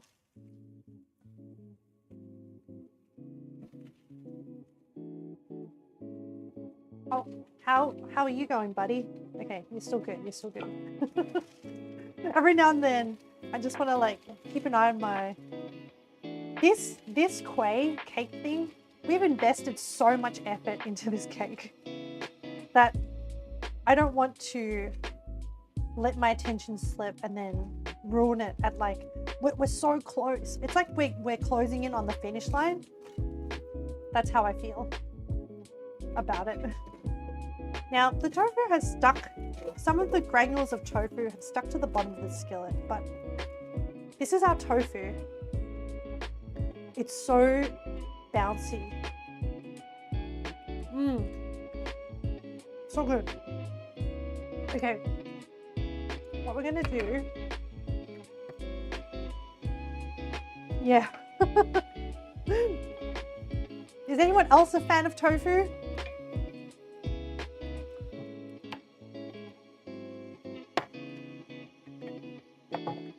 And like, the more you travel, oh, you love tofu, yay! When you travel to like Asian countries, they have so much variety of tofu. Silken tofu, firm tofu, bean curd, like tofu bean thing. I think you've had it once. Oh my goodness, Val. If only we could open your, it's easy to eat soft, yeah. There's also like, how's this going? That's still wobble. There's also, I really like deep fried tofu. Not deep fried, like salt and pepper tofu, where they like fry up the outside. There's also tofu dessert, tofu fa. Oh, so good. It's like really, really silken soft tofu that then is served with like a ginger sugar broth. Oh, so good. And I had like the best one, the best tofu fa I've ever eaten. And once again, I haven't traveled to a lot of other Asian countries like Taiwan and stuff, was in Hong Kong, not Hong Kong, New York City, Chinatown. New York City, Chinatown, in this food court area, there was a store that served yum cha, but then there was a lady that only made tofu fa, and it was so good. Like, my friend agreed, who was Malaysian, was like, yes, this was like really good tofu fa. So I feel justified in saying that, like, it wasn't just it was a very random thing. Okay, shall we make, well, this is still steamy. What are we doing for time? Like timing on this steamy situation. Is it solid? It is kind of solidifying up. How is the center temperature? 59. That seems to indicate to me that it's still not quite there yet. The time you went to Kyoto, you found a restaurant in the middle of the forest that had a whole course, all tofus. Oh my goodness, that sounds so good. Japan does tofu really well. There's this like way of serving silken tofu where they just put like the block of silken tofu and then they pour like different sauces. Because Japan does different types of soy sauce really well. Like they do thicker, richer styles of soy sauce. So like soy sauce is made from soybeans, and soybeans is what gets made. You use that to make tofu. So the flavor pairing is so good. But this style of like silken tofu that you eat, you just get a block of it, and then you put like a really nice soy, and then you do chopped spring onions. You can also do like some like, not pickles, but like some little like garnishes to it, and you can change the flavor. Oh, I think they put ginger. Oh my goodness. I've adapted that coming back to Australia, and I will just put some spring onions, some ginger, some soy sauce, and then just eat the tofu and a little bit of chili. Oh, especially if you have like I really like to put on it. I'll show you. I'm sure you can find a variation of this. This is crispy prawn chili. And it's like little like crispy chili bits with like prawn bits. And it just goes really well with that tofu. Okay. Oh, we're gonna make the brown sauce. I mean, the blue sauce. So my thinking was, I was gonna do a sauce, but not a big volume. So I'm gonna do a bit of water. I'm gonna make it up here, and then I'm gonna like cook it a little bit, and enough to coat the tofu. And then I'm gonna do a bit of ginger. Not ginger, garlic. Ooh, maybe ginger with it would be good. Yeah, I have some ginger. Do a squeeze of garlic. So the tofu base already that I've cooked up is already very tasty, but I'm just like giving it a bit of oomph, you know, a bit of ginger.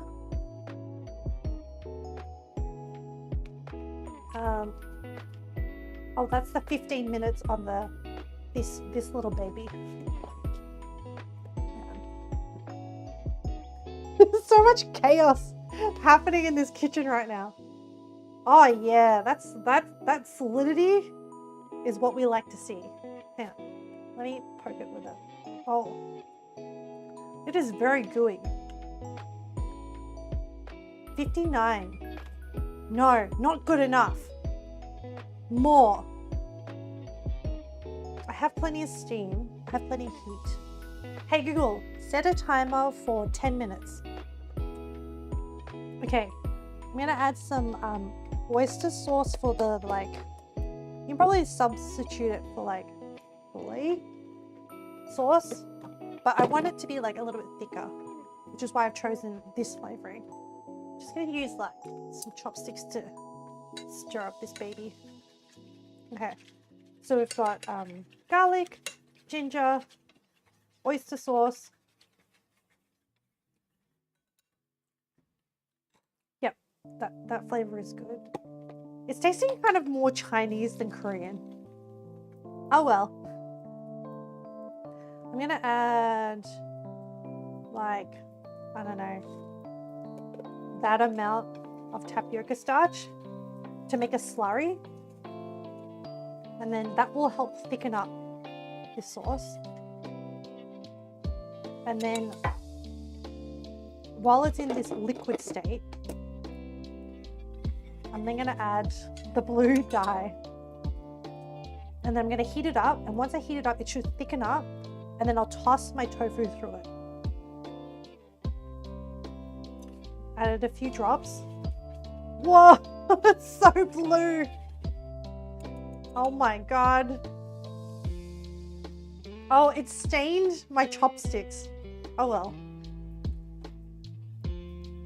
Okay, so I will boil this blue sauce. And then we'll add, I mean, all the color groups are being represented. Red, orange, yellow, green, blue, and then the rice is purple. Let me show you some of the rice, chat. I found purple rice. Let me show you the purple rice. It's so cool. Look at it. If the steam doesn't hit you. It's like so purpley. It's meant to be very, very healthy for you. It's definitely more expensive than white rice. I did mix a little bit of white rice into there. Okay, hang on. I need to watch this sauce pot. I want to use something that won't stain to stir. Oh, I'll use my blue spatula, so even if it stains. Oh crap. Some of it.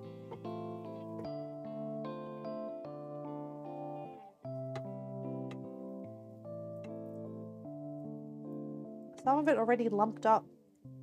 Maybe adding the dye at this step was not such a good idea. Maybe I should have waited until the sauce is thickened. So the problem is that I can't see the lumps because the blue is getting in the way. But it is thickening. Whoa. It is now, instead of, because before,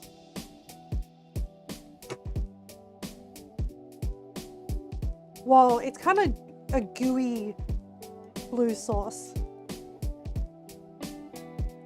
So before, because of the tapioca starch was still in there, it was like a light blue.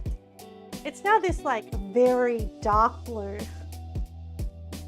Okay, let's try putting some tofu into this. Oh, hang on, I should make sure that all the tapioca has been cooked out. Let's use a teaspoon.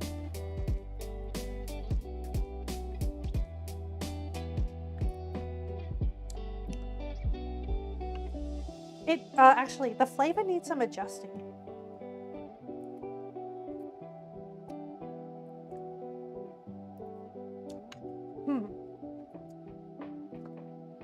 The ginger is strong.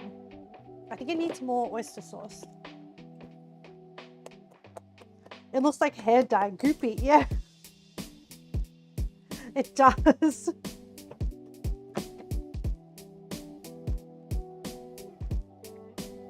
I think the extra oyster sauce shouldn't affect the blue color. It's very thick. It's like kind of like a slime. Okay. Oh, how is this going? Okay, still going. All right, I'm going to drop in a section of tofu into this sauce.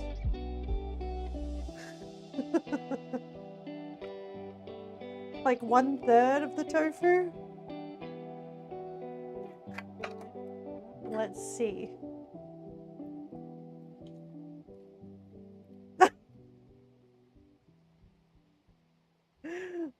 It looks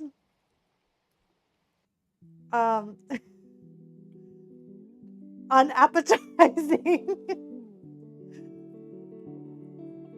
Wow. Okay, let me taste a lump of tofu with this blue sauce. Oh, tasty. You kind of like it as well? Well, I think we've successfully made the blue element of this bibimbap. Oh my goodness. Well, I'm glad I chose tofu because it definitely picks up the color and like makes it brighter. Whereas I think like other proteins may not have. You probably could have done it with chicken. Okay, so tofu is done. And we have purple. Should I bother to dye the bean sprouts pink and turquoise? I mean, we've come this far. What do you reckon, chat? Should I? I might as well. But I'm feeling kind of lazy. So what I'm gonna do is I'm gonna steam my bean sprouts in the microwave. I have this thing, chat, that I got from Japan, which is a silicone lid that is shaped like a pig. And there's 2 little holes for the steam to escape. And I can't remember what it's called, it's like a buta or something. But it was the cutest, and I could not buy it, okay? I'm a sucker for cute functional kitchen things. So this is my cheap method of steaming bean sprouts. So I'm gonna steam them and then I'm gonna dye them. And then I'll hopefully they'll take on the color. So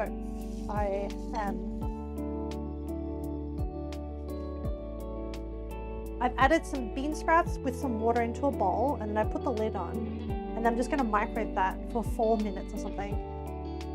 And then that should steam the bean sprouts.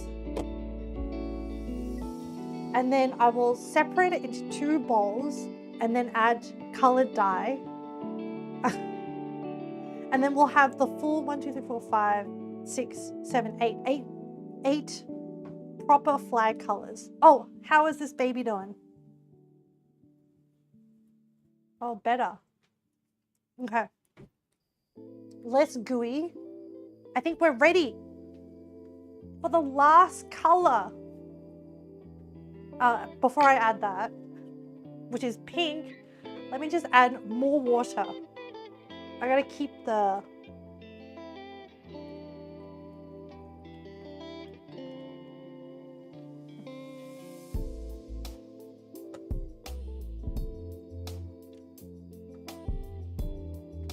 Oh, I think we've actually used up a whole gas can, chat, which is perfect timing. So let me move this over and replace the gas can. Wow, that's how long we've been cooking for, chat. Kind of insane. Turns out making kueh is very time intensive. Luckily, I have stocked up on gas cans. Oof.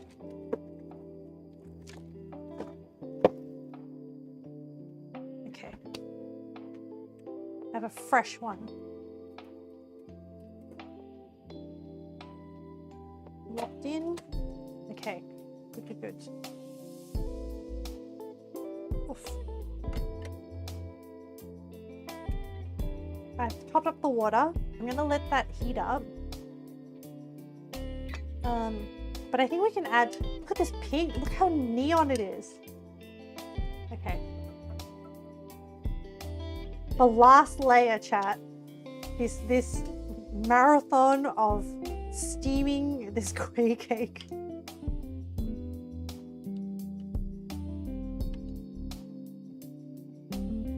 Holy moly, it's so pink. I love it. I want it to be very neon and very bright.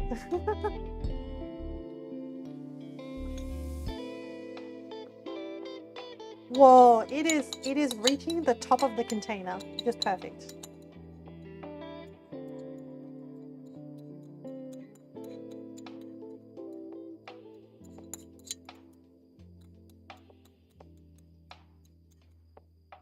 Oh,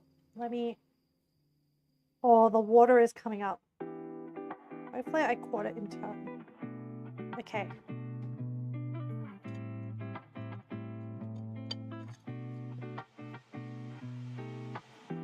Whoa. I think because it's a fresh can of gas, the strength of the boiling water is like very strong compared to previous water top-ups. So I'm just gonna let it settle for a little bit before I put the lid on. Should be able to put the lid on now. Okay, leave it be. Oh, I'll take this chance to start stacking my dishwasher because there is an insane number of colored bowls that I had to use to separate all the colors. Save myself some time after stream with cleanup.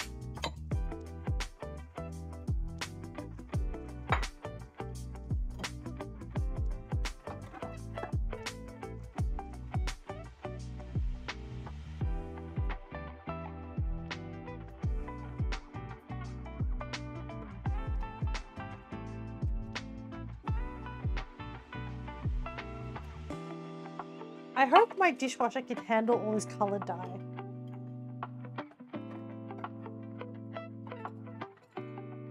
Also, the sink water is now, because all the dye has mixed, the sink water is just black. now at this point. It's kind of gross looking. Oh my goodness. Okay. Oh, and I think the bean sprouts have steamed. Oh, hey Google, set a timer for 15 minutes. We need to keep an eye. Oh my God, it's boiling over. Holy crap. No, Steam, what are you doing? Hopefully it didn't get too much into the top layer and affects the setting of it. Please, it's just one more layer.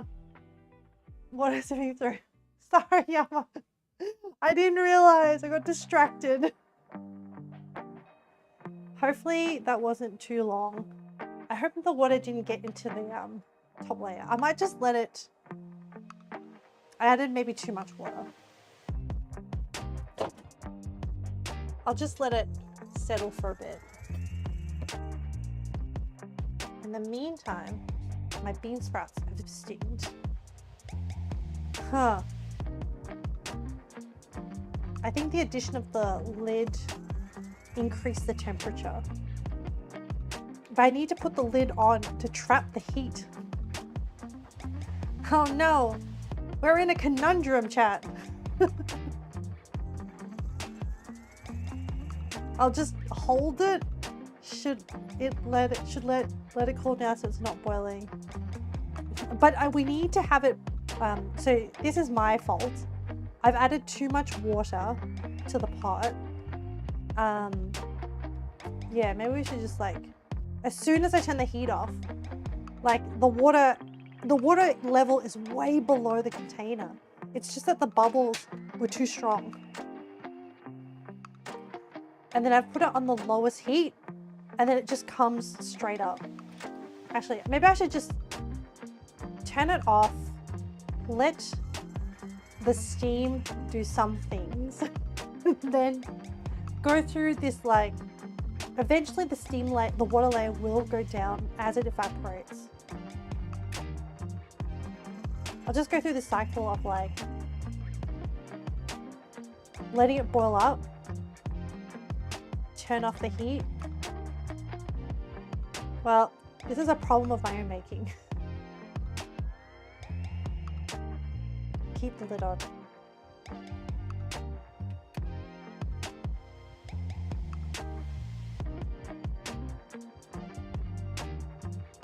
It's because I also changed the gas can.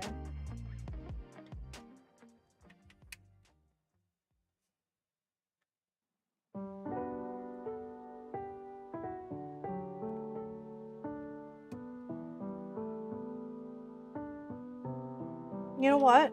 I should just pour out some of this water. Let me think about this. Because this is getting kind of ridiculous. Okay, let me put my gloves back on. Move aside, blue tofu. Now let me slowly lift out this little baby. Don't drop it, don't drop it. Okay. And I'm gonna pour out some of this water.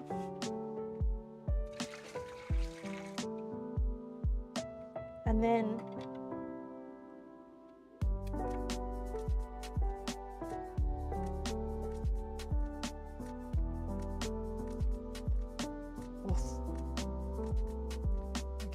okay, gotta be careful, yeah. And then let me watch.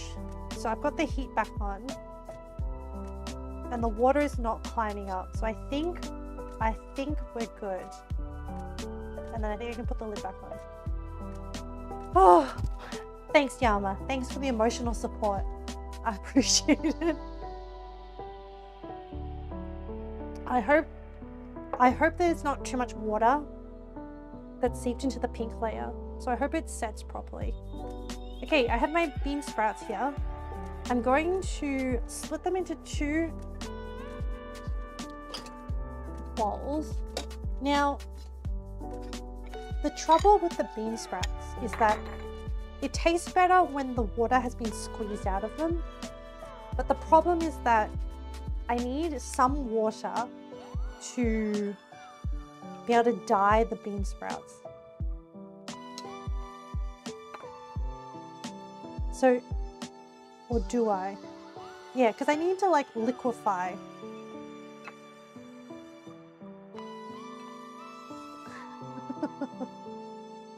I feel like this is way too much.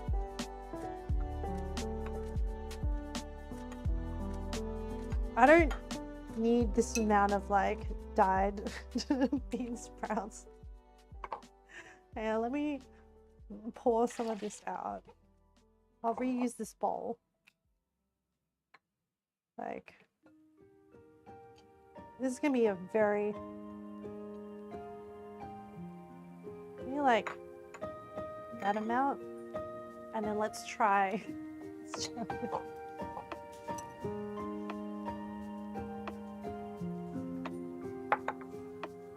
Okay.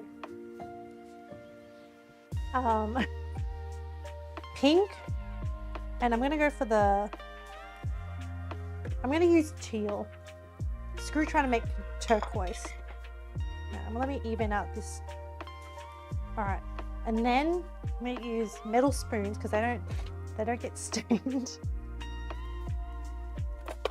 And there should be, okay, if there's just like a small amount of liquid, I'm gonna add like a little bit of liquid just to dilute the dye.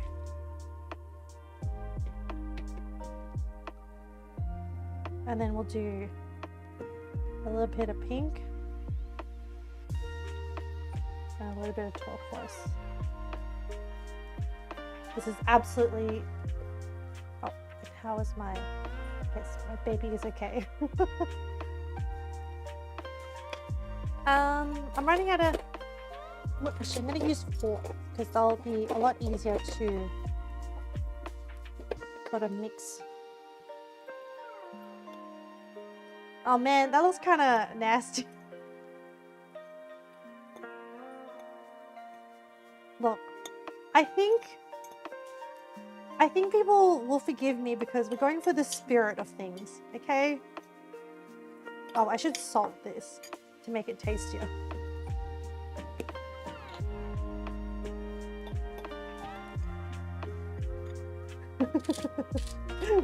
Leo, thank you, Leo. And then the pink one.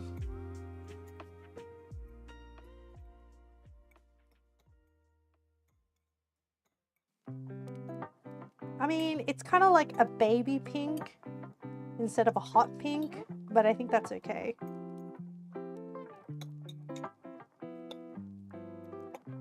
I actually think we can probably plate up the Bi Bim Bap. Oh, I haven't made the sauce. It's raining here. Your kind of weather? Yeah, very cozy. Makes it nice and cool, huh?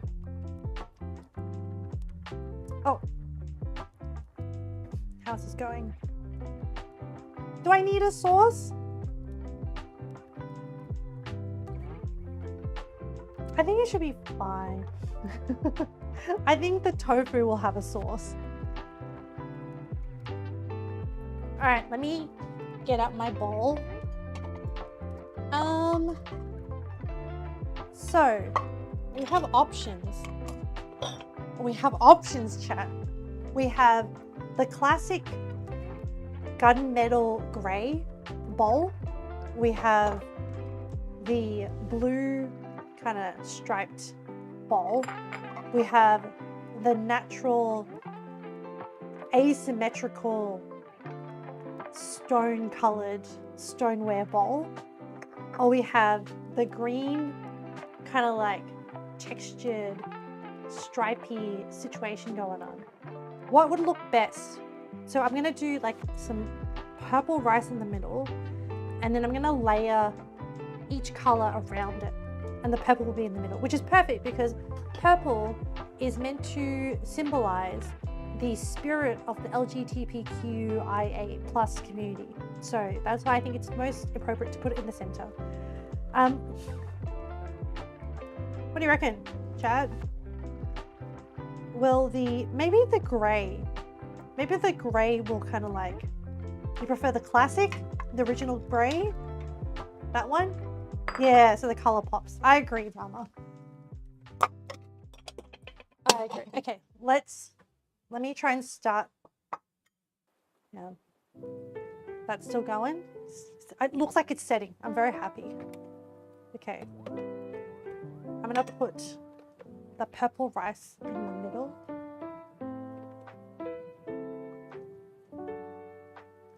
Oh, I should use my cat mold.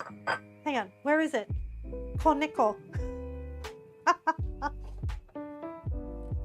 Yes, I've got a chance to use my cat mold. Let me give it a rinse. The one that I bought from Japan that I was like, I don't know what I'm gonna do with this. But now, this is my chance. This is the cat mold. It's like a sitting cat. And I'm gonna put the rice in it and shape it so it looks like, so it has the shape. Yeah. Oh, I'm excited. Alright, load this little baby up.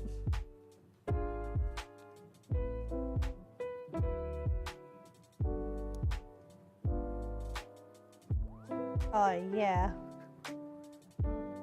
It's gonna be a bit of a purple cat, but I think that's okay. Yeah, I'm just smushing it down. Okay.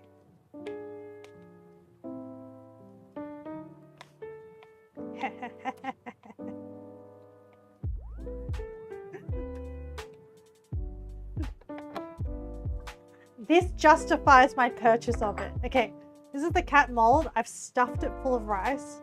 I'm packed it down. And then I'm gonna tip it onto the bowl. Oh my gosh. All right, let's hope this mold takes shape and sticks together. Oh my gosh, the kitty's not coming out of the bowl. Oh, chat. Can you see, can you, it's like, I don't know if you can tell, but there's like 2 little ears and like some paws. Best purchase ever. I have fully justified my purchase. Cute, yay. I need to like find more excuses to use this mold. Okay, I'm gonna start. Oh no, I didn't center my kitty. Hang on, I can twist him around. All right, so we have purple rice. We have, oh, I can use my tongs. This is another impulse buy, but I purchased these like plating tongs because I was like, I'm a cooking streamer. You thought that was a little butt? Well, the top is ears. So the cat is like sitting like this. So there's an opening there and there's ears and some paws. Okay, so now I'm gonna start putting like the colors. Red. Oh, I gotta put the pink down. But the pink is not my most attractive color. Yeah, I put like red there, and then orange, kind of like there, kind of like this. Yeah, I need a. Oh, these tongs are the best. It's turning out so great. Yeah, it's so cute. And then we have yellow. This is so much fun. Yellow. And then what's next? Let me check my avatar. Green. Okay, the super wilted spinach. Green.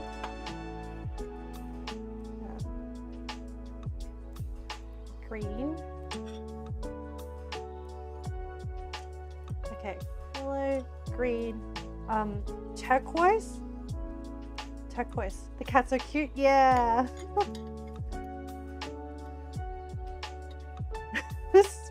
This bean sprout is so cursed. Oh, will I have enough space? Oh yeah. Wait. Turquoise, And then we have pink. Oh no. Oh wait, turquoise, blue, and then pink. Yep. And the tofu will be last. So if I do pink here. I won't be able to eat this now, chat, because it's too cute. Oh, the timer went up. Yeah, let me check. Whoa. Oh, it like went up and then like got attached. Man, that means that my tea towel is going to be dyed pink. I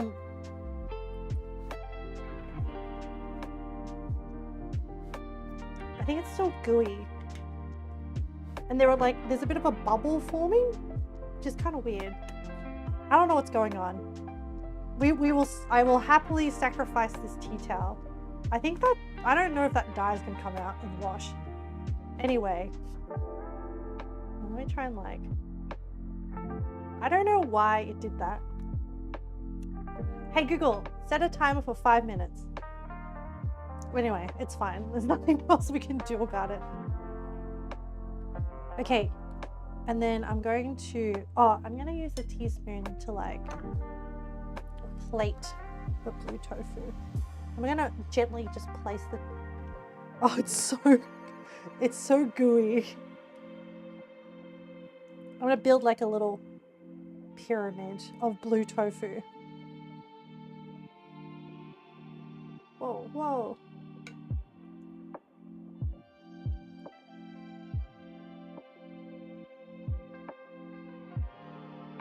I'm placing it one by one.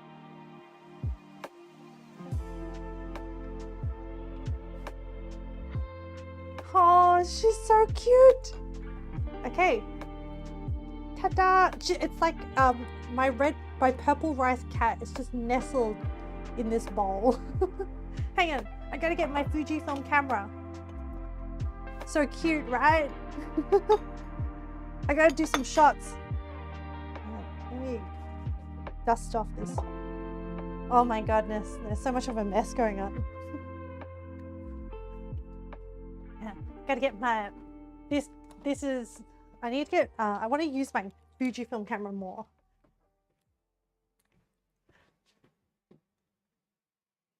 Okay, I gotta take some like, look,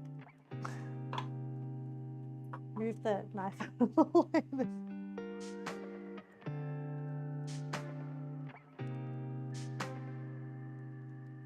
Focus. Kitty. I mean camera.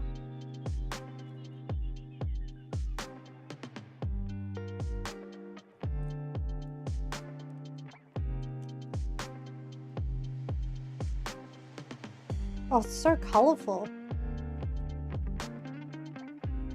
You know, if I was gonna,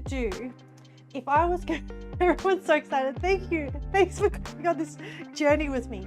But if I was gonna like have a like booth or like do a food at an event, I think I would do something like this, where it's just like all the food is like different colored and like it's very vibrant. It's very fun. And then with an extra sauce, I think it could be very delicious. And I think you could quality this so that at an event, you could get a consistent flavor. Yay! Oh my God, she's so cute. Really? Okay. Oh, that's the...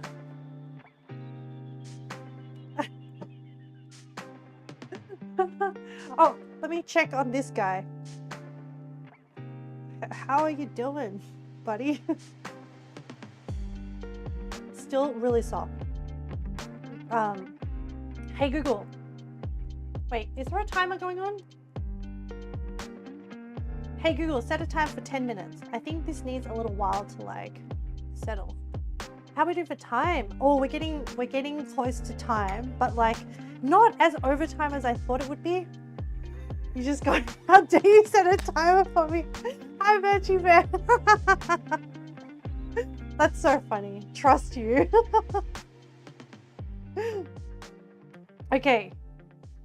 Oh, I've got a few shots of my of the, well, actually I should do one where it's a little bit further away, because I noticed that when I was trying to add text to the last food photo, I didn't have enough space to write around it. So I'm just gonna like do like a few far away shots before I consume this little kitty cat. Oh, so pretty, guys. Oh, gorgeous. Actually, I should do like a shot from the backside, because once I eat this, I'm not making this again.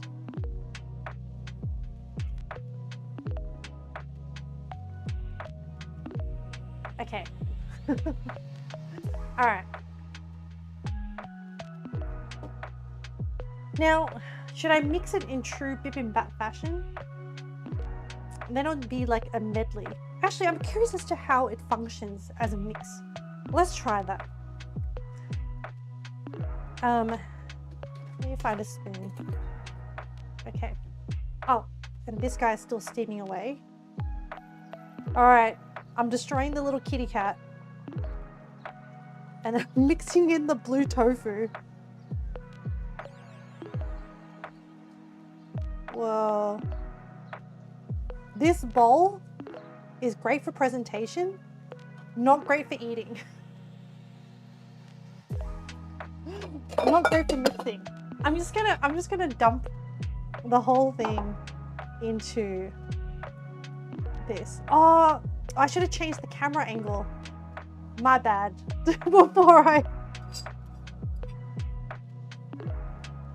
My bad, chat. My bad. Well, you can experience the top down. I should have shown you it before I... Hang on, let me change the camera angle. This is kind of mean. Hopefully you got to experience it a little bit. Oh, hang on, I need to adjust. Because the cat knocked over the camera earlier, I need to adjust what it shows of the kitchen. I need to like change the perspective before I completely... Jen, are you going to be eating rainbow colored food for the next few days? Yes. I haven't dyed all the tofu, so hopefully. Yeah, let me change to... Is this angle better? I could probably tweak it a bit more. Yeah. That's a bit better at least anyway. Let me turn it around that way. Whoa, okay. What a mix of colors. Honestly, for flavor profile, I think I actually need more tofu in here. Let me add some more blue tofu.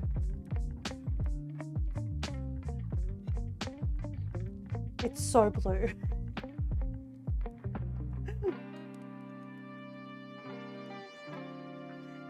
This is fun because it reminds me of those food-themed cafes in Japan. I feel like we're just doing it at home. This is the at-home Japanese character cafes where I guess the character theme is rainbow pride. And I haven't made the red sauce yet. I could. I want to do a taste without it first. All right, chat, this is what the rainbow food looks like once you mix it. I should have showed you the, hang on. Maybe I'll show you on the camera what the, sorry.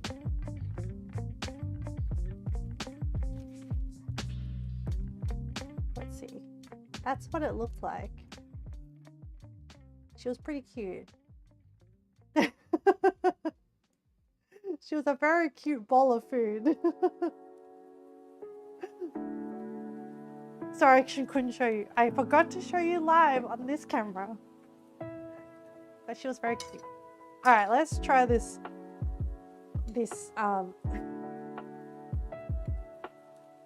flavor profile combination. So It's pretty simple flavorings.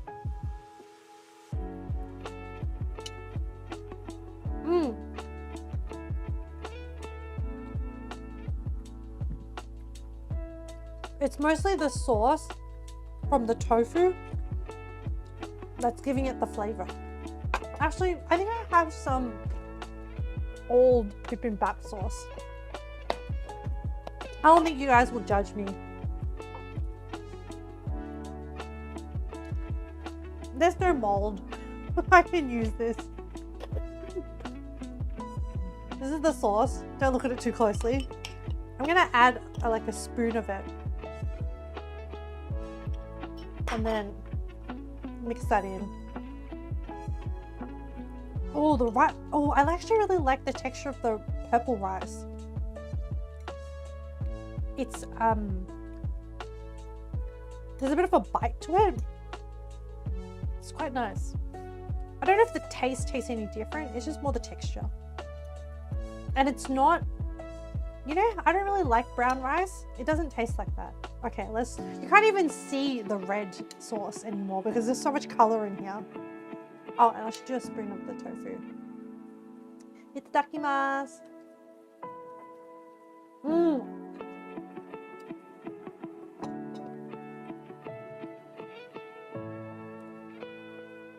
The red sauce makes it so much better. It just adds that little spice kick. Yep. Oh, so good. I'm really happy, chat. It now looks like a nightmare, but it's very tasty. Okay, totally worth it. You know what? I'm gonna dump all this like pink bean sprout into it. The the pretty setup. We're done. We're done with the pretty display. Now it's just down to like messy eating.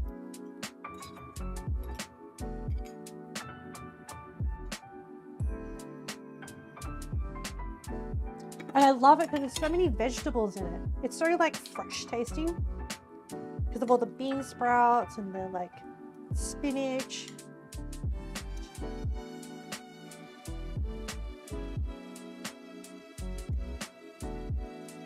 This is a giant bowl of food. Maybe because I keep adding ingredients. Oh, I'm gonna add some more of this blue sauce. Plop. Plop.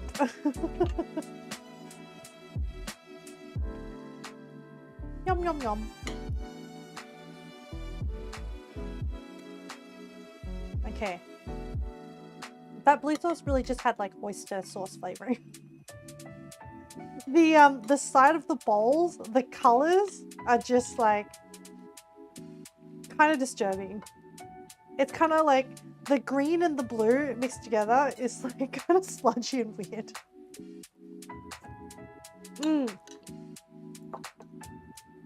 But the flavor is legit. Man. Oh.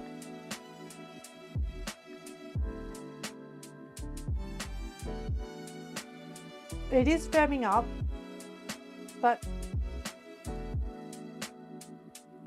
I don't know. Hang on, let me check the recipe again. What does the recipe, like, how do I know when it's done?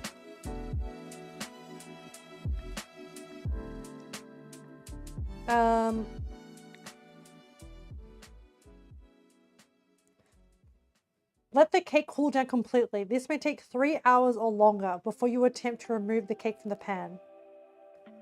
Once it is cooled down completely, brush the top layer with thin layer of oil. You can loosen the cake. Nah, man, we're not gonna wait because we have no time. I want to eat this thing. When ready to cut, use an oiled knife or plastic knife to cut to prevent sticking. Can I just like cut out a section? No. I think, I don't know, is it still meant to be a bit sticky? I don't think it is. But is it just like moisture on the top? I have so many questions. I need like an auntie in here to be like, you're doing it wrong. Like I need to be told if I'm doing it wrong or right. I'm just guessing at this point. Let me turn it off and have a look. Oh my goodness, chat. Look at that. Look at that side profile. Look how attractive that is. Can I put it in a water bath to cool it down? There's like a, it's not liquidy and there's like a jiggle to it. I think that kind of looks like what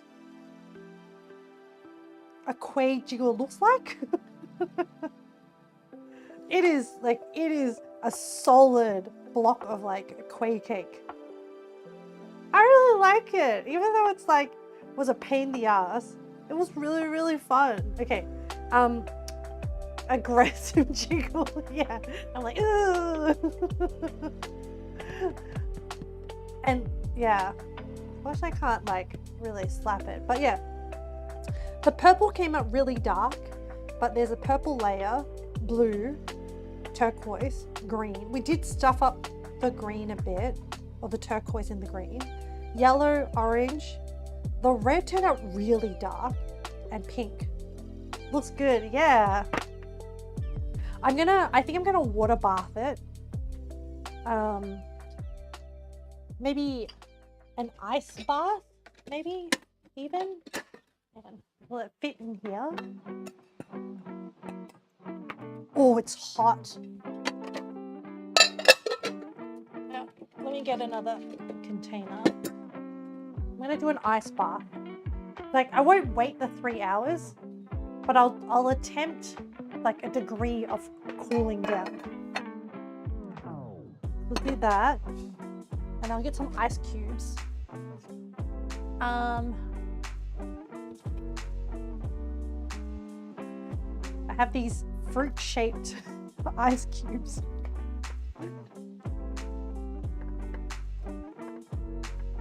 This is so cute. Look, like an orange shape, and it's like a strawberry shaped ice cube, and like it's tropical fruits, and it's a pineapple. I swear I'm an adult. A watermelon shape. It's just all these like fruit shaped tropical fruits. Okay. So I've added some ice cubes to the tray, and then I'm gonna add some water. I'll just add some tap water. Be careful not to splash it.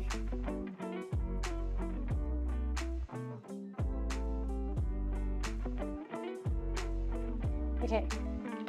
Whoa. So I have an ice bath, and then while I wait for that to cool down, I'm hoping you'll cool it down faster. I'm gonna make this safer and also soak this tea towel, so maybe the pink dye will come out of it. I need my laundry. I'm trying to like undo these knots from this wet tea towel, and then I'm gonna run it under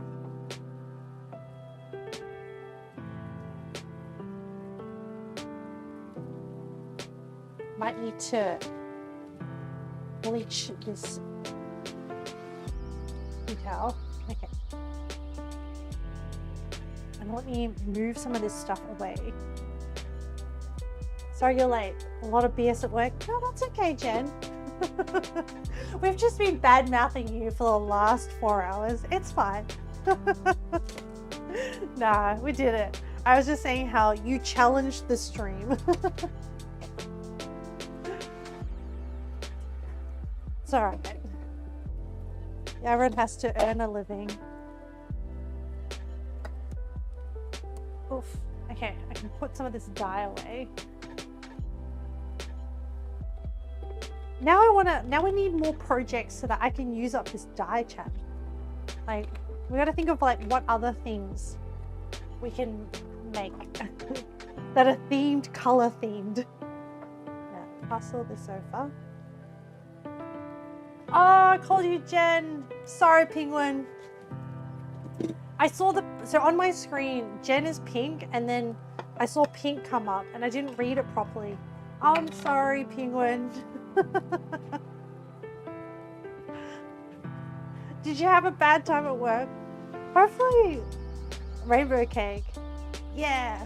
Hopefully it wasn't too stressful. Did it settle down okay? Internet died again. You need to go early. Oh, well, you saw the side profile of it, Leo. Hopefully you get the spirit of the rainbow cake. Oh, I hope your day was okay. I'm happy for you to talk about it if you want to. While we wait. I'm gonna put this away. Oh, I'm gonna put the tofu away. I also have bean sprouts. Sorry guys. I have a ton of normal tofu. So it's just everyone else's work getting piled on top of my work because everyone else is incompetent. Oh man, I know that exact feeling. I actually caught up, so on Monday, I caught up and had dinner with my old workmate, and yeah, it's the same conversation, as in they talked about the same thing, and they were saying how because we were talking about how after I left, after a few months, some people got made redundant. And I was saying how, damn it, if I'd held on, maybe I could have had a redundancy package. But then as I was saying it, I realized, oh no, they wouldn't have made me redundant because I was competent and because I was doing a lot of other people's work as well. And so it was really the incompetent people that were made redundant who were given a redundancy package. Literally every job you have, you swear you're the only one that actually does anything. Oh, I know that feeling. It just means that you're very, very competent, and just make sure that you're not getting taken advantage of, and that you're getting fairly compensated for the work that you're doing. Chat, the middle of this kind of sagged. Interesting. Yeah, I hope you're getting properly compensated for your work. It's okay to work hard as long as the work is paying you properly.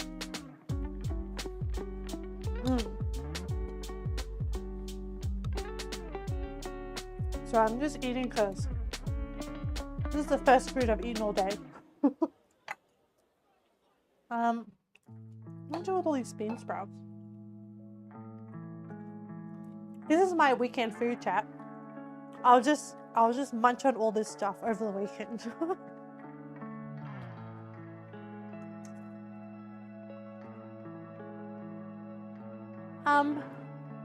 What other cleanup do I need to do? I need to wash a bunch of stuff. They pay properly, but you feel overworked by the end. Oh.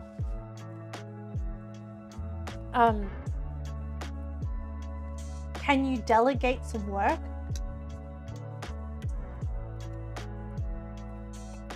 I'm not saying it's a you problem, but maybe just double check to see if there's any instances where you can delegate the work and whether you can say no to it. Because sometimes I've been in the trap where I always keep saying yes, and then you end up taking on a lot more work when, and often it's an instance of hey, it's annoying to teach someone else how to do it because they don't do it very well, but sometimes you can't do everything. And I've had to just have situations where I say, all right, even if they're not going to do a good job, I've hit the point where I don't care and I can't do everything, and they're just going to have to do it even if it's a bad job. and then just flex it, and then just lean into it.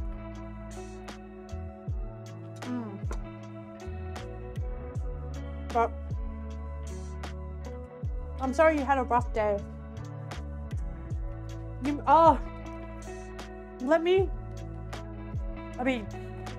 I consumed it now, but let me show you on the camera what the Bi Bim Bap bowl looked like before I destroyed it.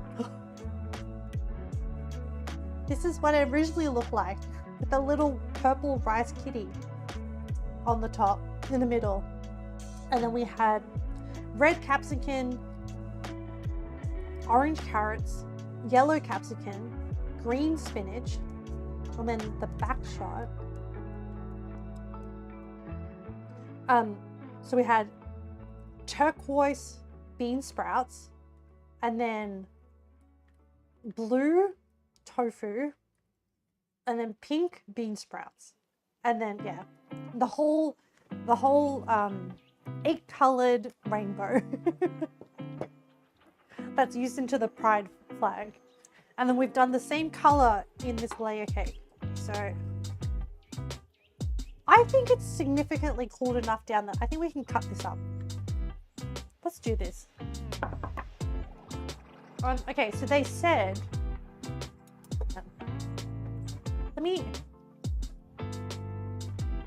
that it's less. Oh, they said oil the top. I have peanut oil. Let's just do.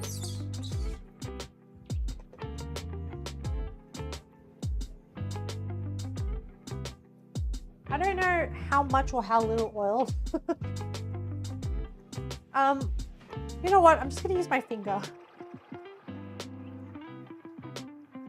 It's like a weird bubble on the bread. Okay, I have oiled up this baby. I'm going to find a spatula.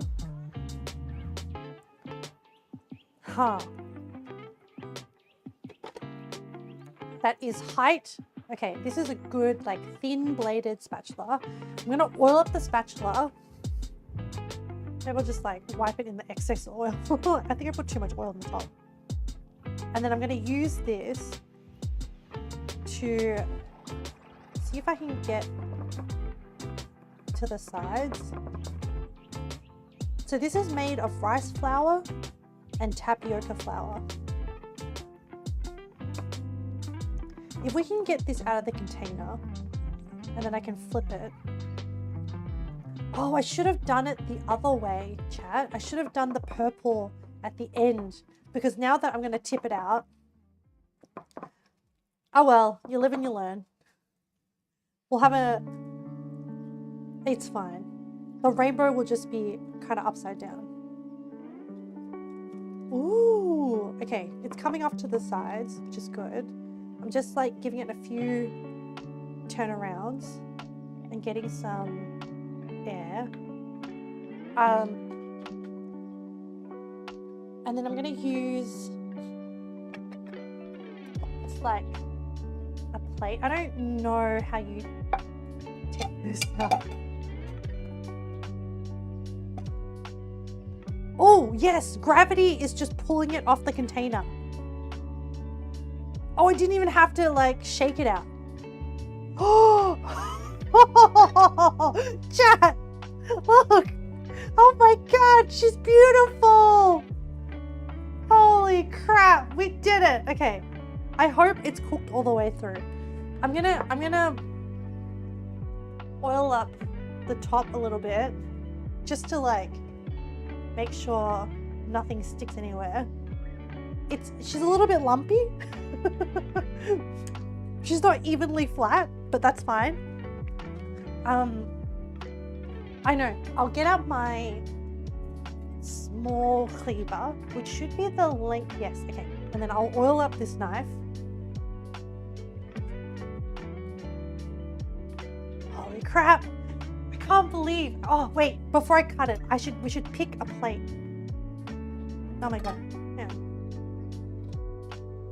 I need a flat plate. Oh, I know. I'll do the white, this like tiny white one, because then it'll like stand out. Okay, hang on, let me pick the best side to cut into. So I'm gonna do a slice just to get the end off. Oh my gosh, chat, it's so sticky.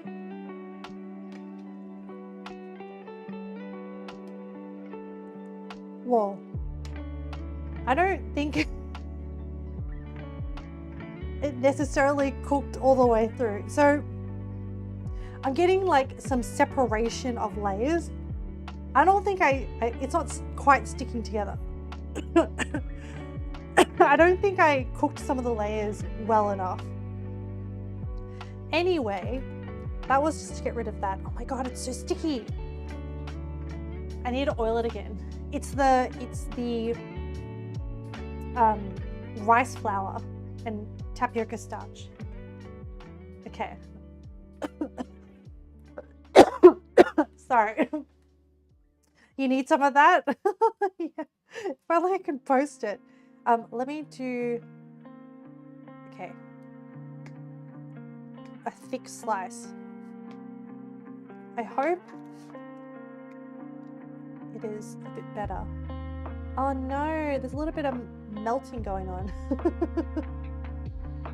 All right, I'm just gonna like, they're gonna be thick slices of kueh, and they're not as clean as I would want. Oh, hang on. Can I? There is definitely a good side and a bad side. And the center is, maybe if I cooled it down properly, it would stick better. But it's very, she's kind of melty. Let me see if I can clean her up a little bit to like, so that the colors pop a bit better. So there's definitely some difficulty between yellow and green and not sticking properly. But oh no, now my hands are covered in oil. Wow, what a mess. Hey, I smoked for 24 hours. What is that? It looks like jelly. Oh, it's Kueh Lapis. Kueh being like a word to mean cake, dumplings, bread, I don't know. And then lapis meaning layers. So it's made up of coconut milk, rice flour, tapioca flour or starch, sugar, salt, a little bit of salt. Yeah, it's just coconut and vanilla extract to give it some of that extra flavoring. Hang on, I need to quickly take a photo of it before we destroy it any further.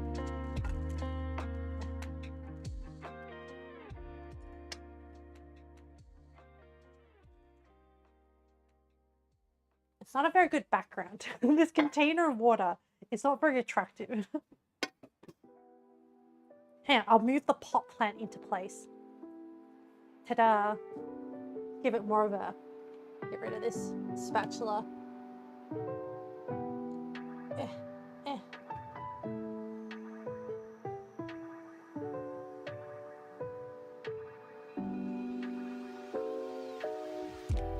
I'm just taking some shots. Don't mind me, chat.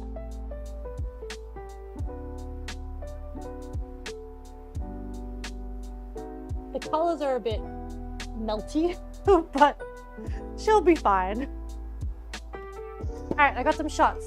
Let's do a taste test. Rather than wreck that one, I'm gonna like chop myself. I'm gonna eat this one. Good job, Ahmed. Thank you, Kat. Let's try this.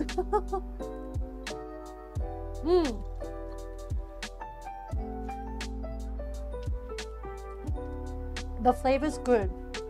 It's chewy like mochi. Big squishy, yeah.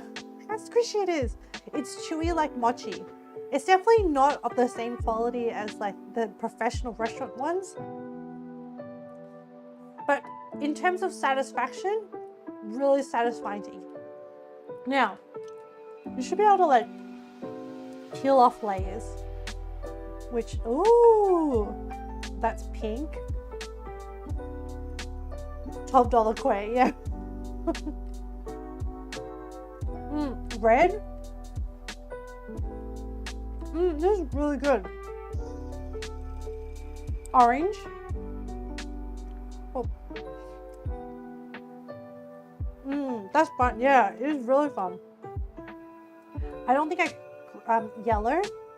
Whoops. Green. Now, I probably could have steamed the green one for longer. Turquoise. Oh, this is so tasty. Now I really want to try making all the different other kuehs. This is now blue. And the final one is purple, which came out kind of dark. I probably should have stuck with the lighter purple. I shouldn't have tried to make it too purple. Okay, it is a bit messy. I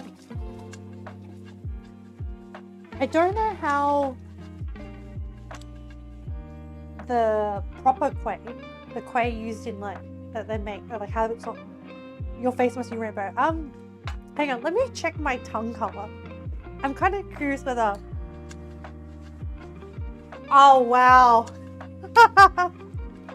I can't show you, but I looked in the mirror and my tongue is very blue. I think it was from the blue tofu. I expected to stain more, but it's cleaner than expected. Yeah, I mean, it's not too bad. There's a bit of like staining going on there. Okay, I'm just gonna be a little bit sneaky. This is so delicious that I kind of want another bite before we do wrap up. Guys, we worked really hard. Can I just eat it again? Oh, well, you know what? It's my stream, so we're gonna eat it again. And it was really fun to eat it as well. So I got, oh, so these pieces are the edge pieces. I think because they cooled down more, they're stuck together more. So I got pink.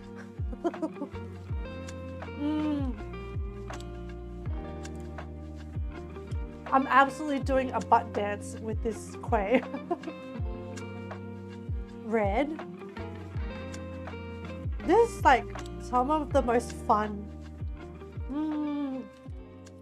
Wiggle, wiggle, wiggle. And look, it's appropriate for me to do a butt wiggle dance with this wiggly jelly. I mean, wiggly cake. This is like the, would I say it's the best? We should have like a vote at the end of the year, like a wrap up. Happy Amen, yeah. This is probably like up there, this particular one, this kueh, is probably up there with like one of my favorite cooking streams that we've done. It was hard, but the payoff is so good.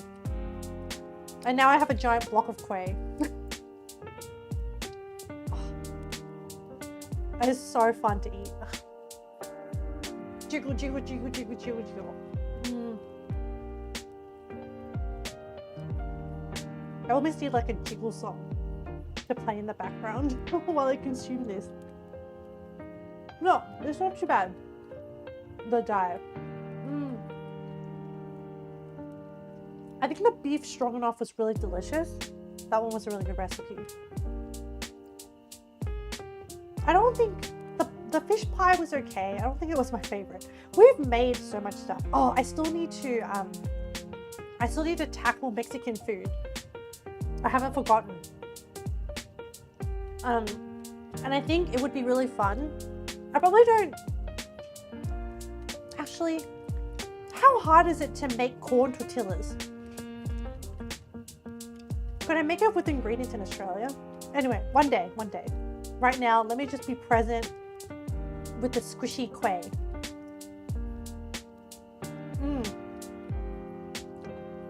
Oh, so good. Okay.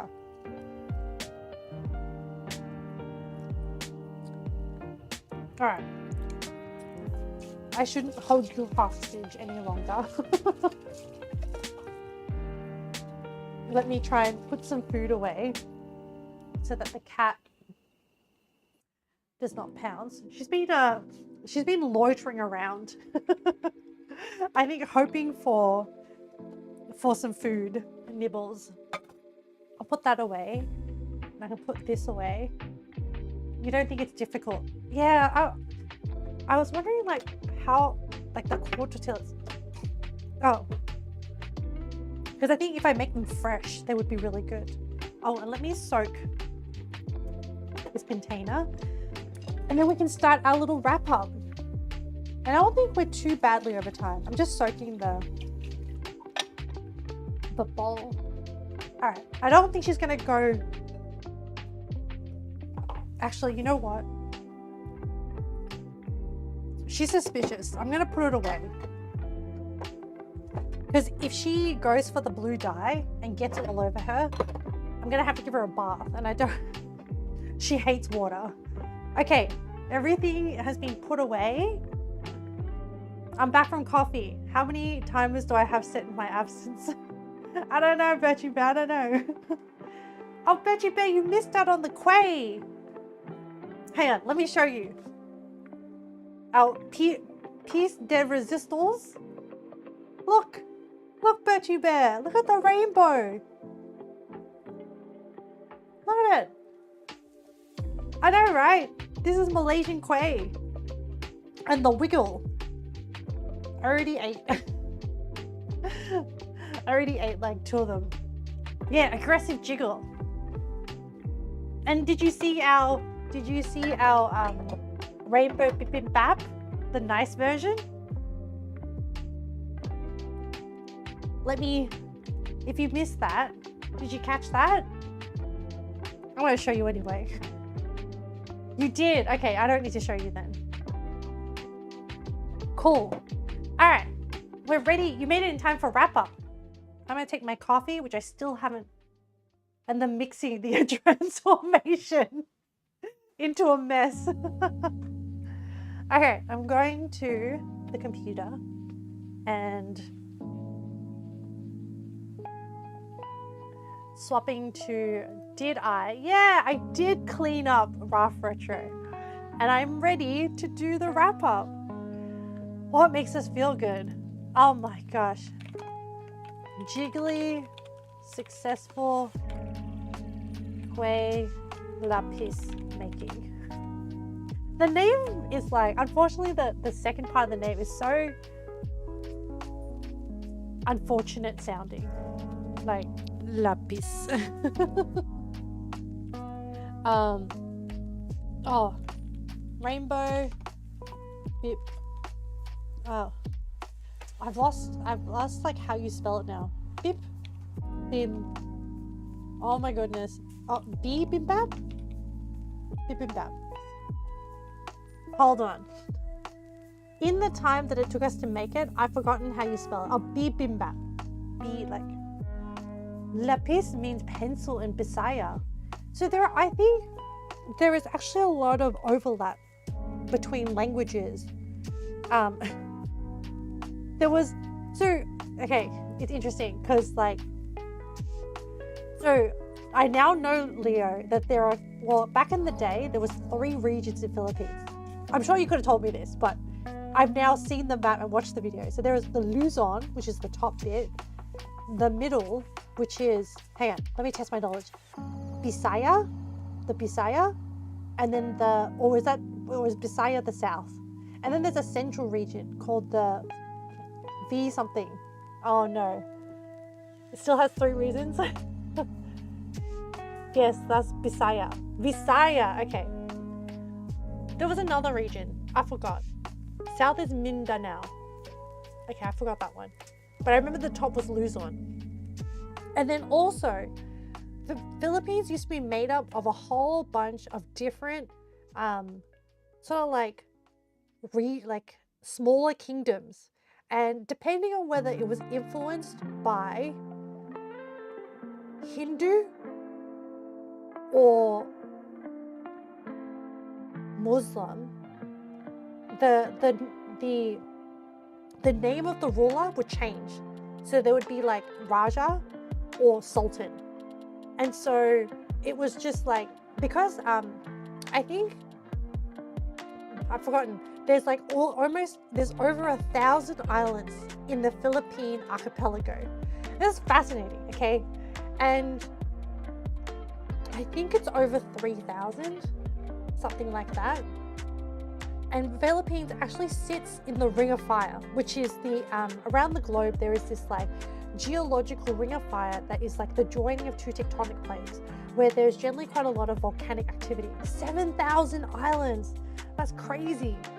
Yeah, and I think at the bottom of the Philippines, where it is very close to, is it Borneo or Brunei? I sometimes get them mixed up. What is the difference? Hang on. Borneo? Where is Borneo? I don't think it's Borneo. It is, oh no, wait, it might be Borneo. Where's Brunei?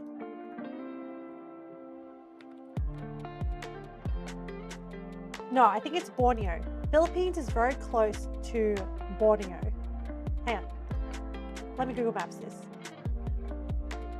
I want to transfer. The reason why I'm like dodgily telling you this stuff, because I'm actually trying to convey it into my long-term memory.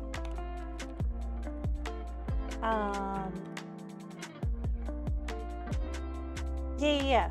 So like, oh, Brunei is the top of, okay, so the top of Borneo had a lot of like connections to the Philippines. Like the Philippines kingdoms would like spread out, and there was also a series of islands in between Borneo and Philippines called like the Sulu territory, which I can see now on Google Maps is called the Sulu Sea. So I don't know if it's still, oh, it's still called Sulu. That's cool. That is cool. And I didn't realize, I thought Cebu, so I knew Cebu was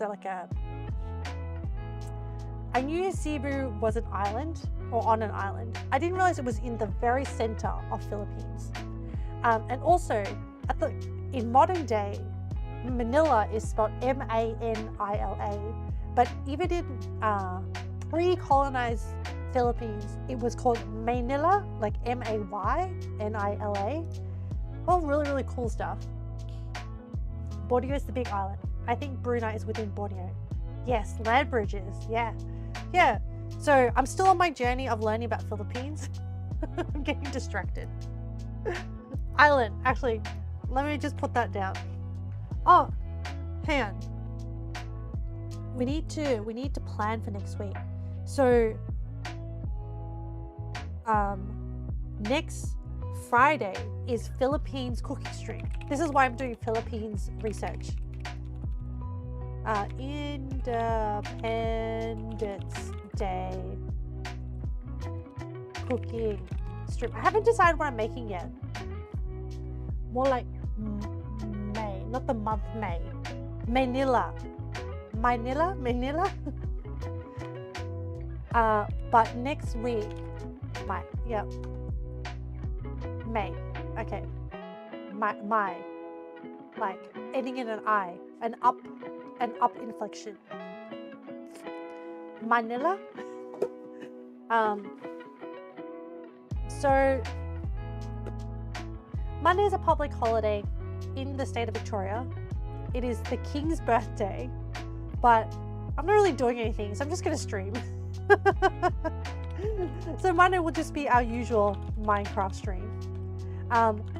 Wednesday is gonna be more Yakuza. Oh, I can't wait for knockoff Big Mama.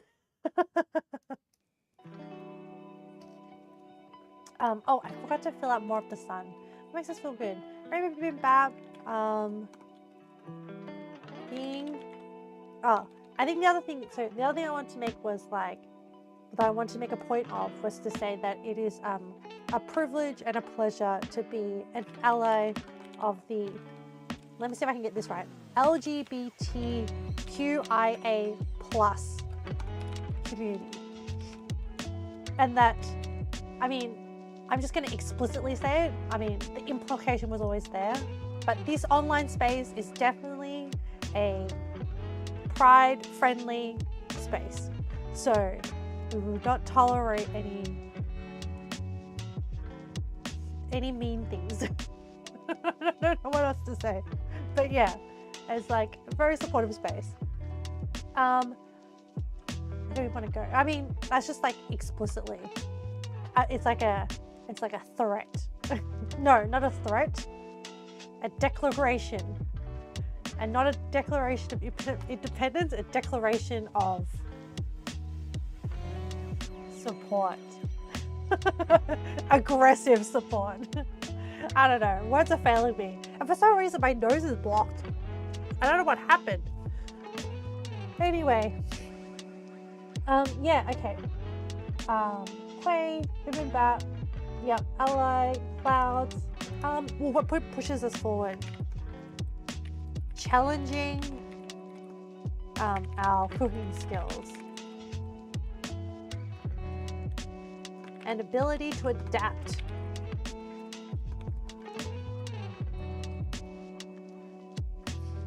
And then, yeah. Oh. But yes, today was a great day. I had so much fun. Thank you everyone that joined to hang out and have fun. I appreciate you. Oh, let me do our specific mentions. I don't think I have any risks or what slows us down. There's a lot of cleanup, but that's all part and parcel of the cooking stream. Oh, hydrate. That's a good point. Thank you.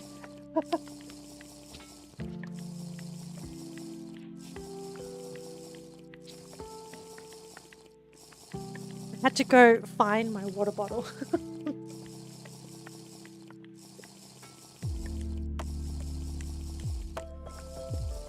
Wiped sweat from brow. Just wanted to say the outfit is really nice. Thanks, Jed. Thank you very much. Why are you trying to protect? Gotta leave the hydrate for the end. Now we're gonna delay for an hour. No, Birchie Bear. Penguin, it's sniping your thing. Just let you know, no one has sniped striped stretch yet. So if you leave it to the end, Birchie Bear's gonna swipe in. Right. Honorable mentions. Thank you, Leo, for being in chat. First in chat. I did notice that. Who else we had? We had Tidy pop into lurk. We had well, everyone here currently. So Birchie Bear, Leo, Jed, Penguin. We had 3 Cheers Cat. Thank you so much again, Cat, for dropping in. We had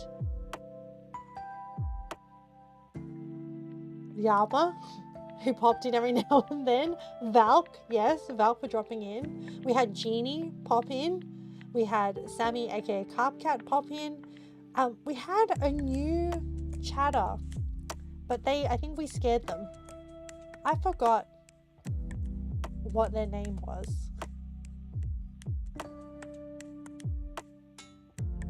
And when I scroll up, my chat doesn't go back that far. And there's no, probably because you weren't here. Without you, we're a scary chat. I don't know, I can't remember what oh, I remember now. They had a very complicated, they had a 3-syllable name. It was Williams James. And it was both plural, and I was like, man, this is a mouthful. Anyway, they popped in and said hi. But yes, I think that is everybody.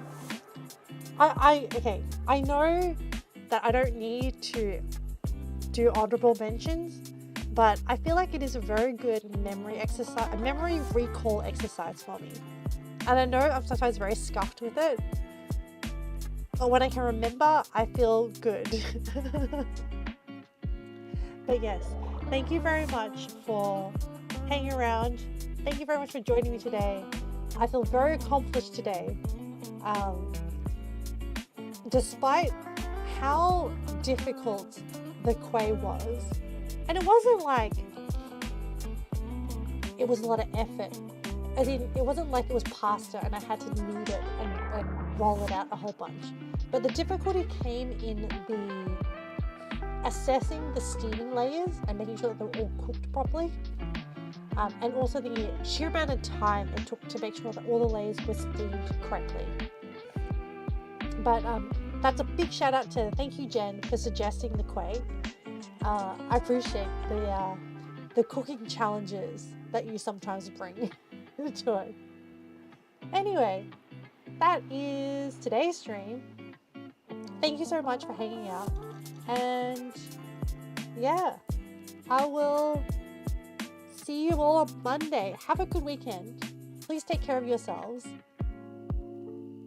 We need a leaderboard on food suggestion winners. You're welcome, Kat. That's an interesting suggestion. I don't know how to have that board. I'll think about it. Thanks everyone. See you all. Bye.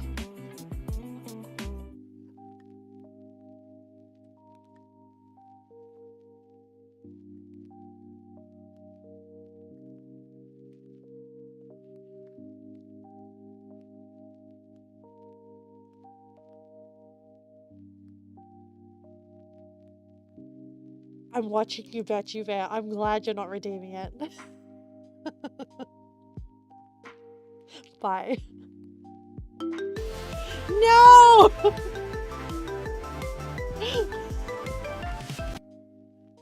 I'm gonna end stream and then I'll stretch. Bye.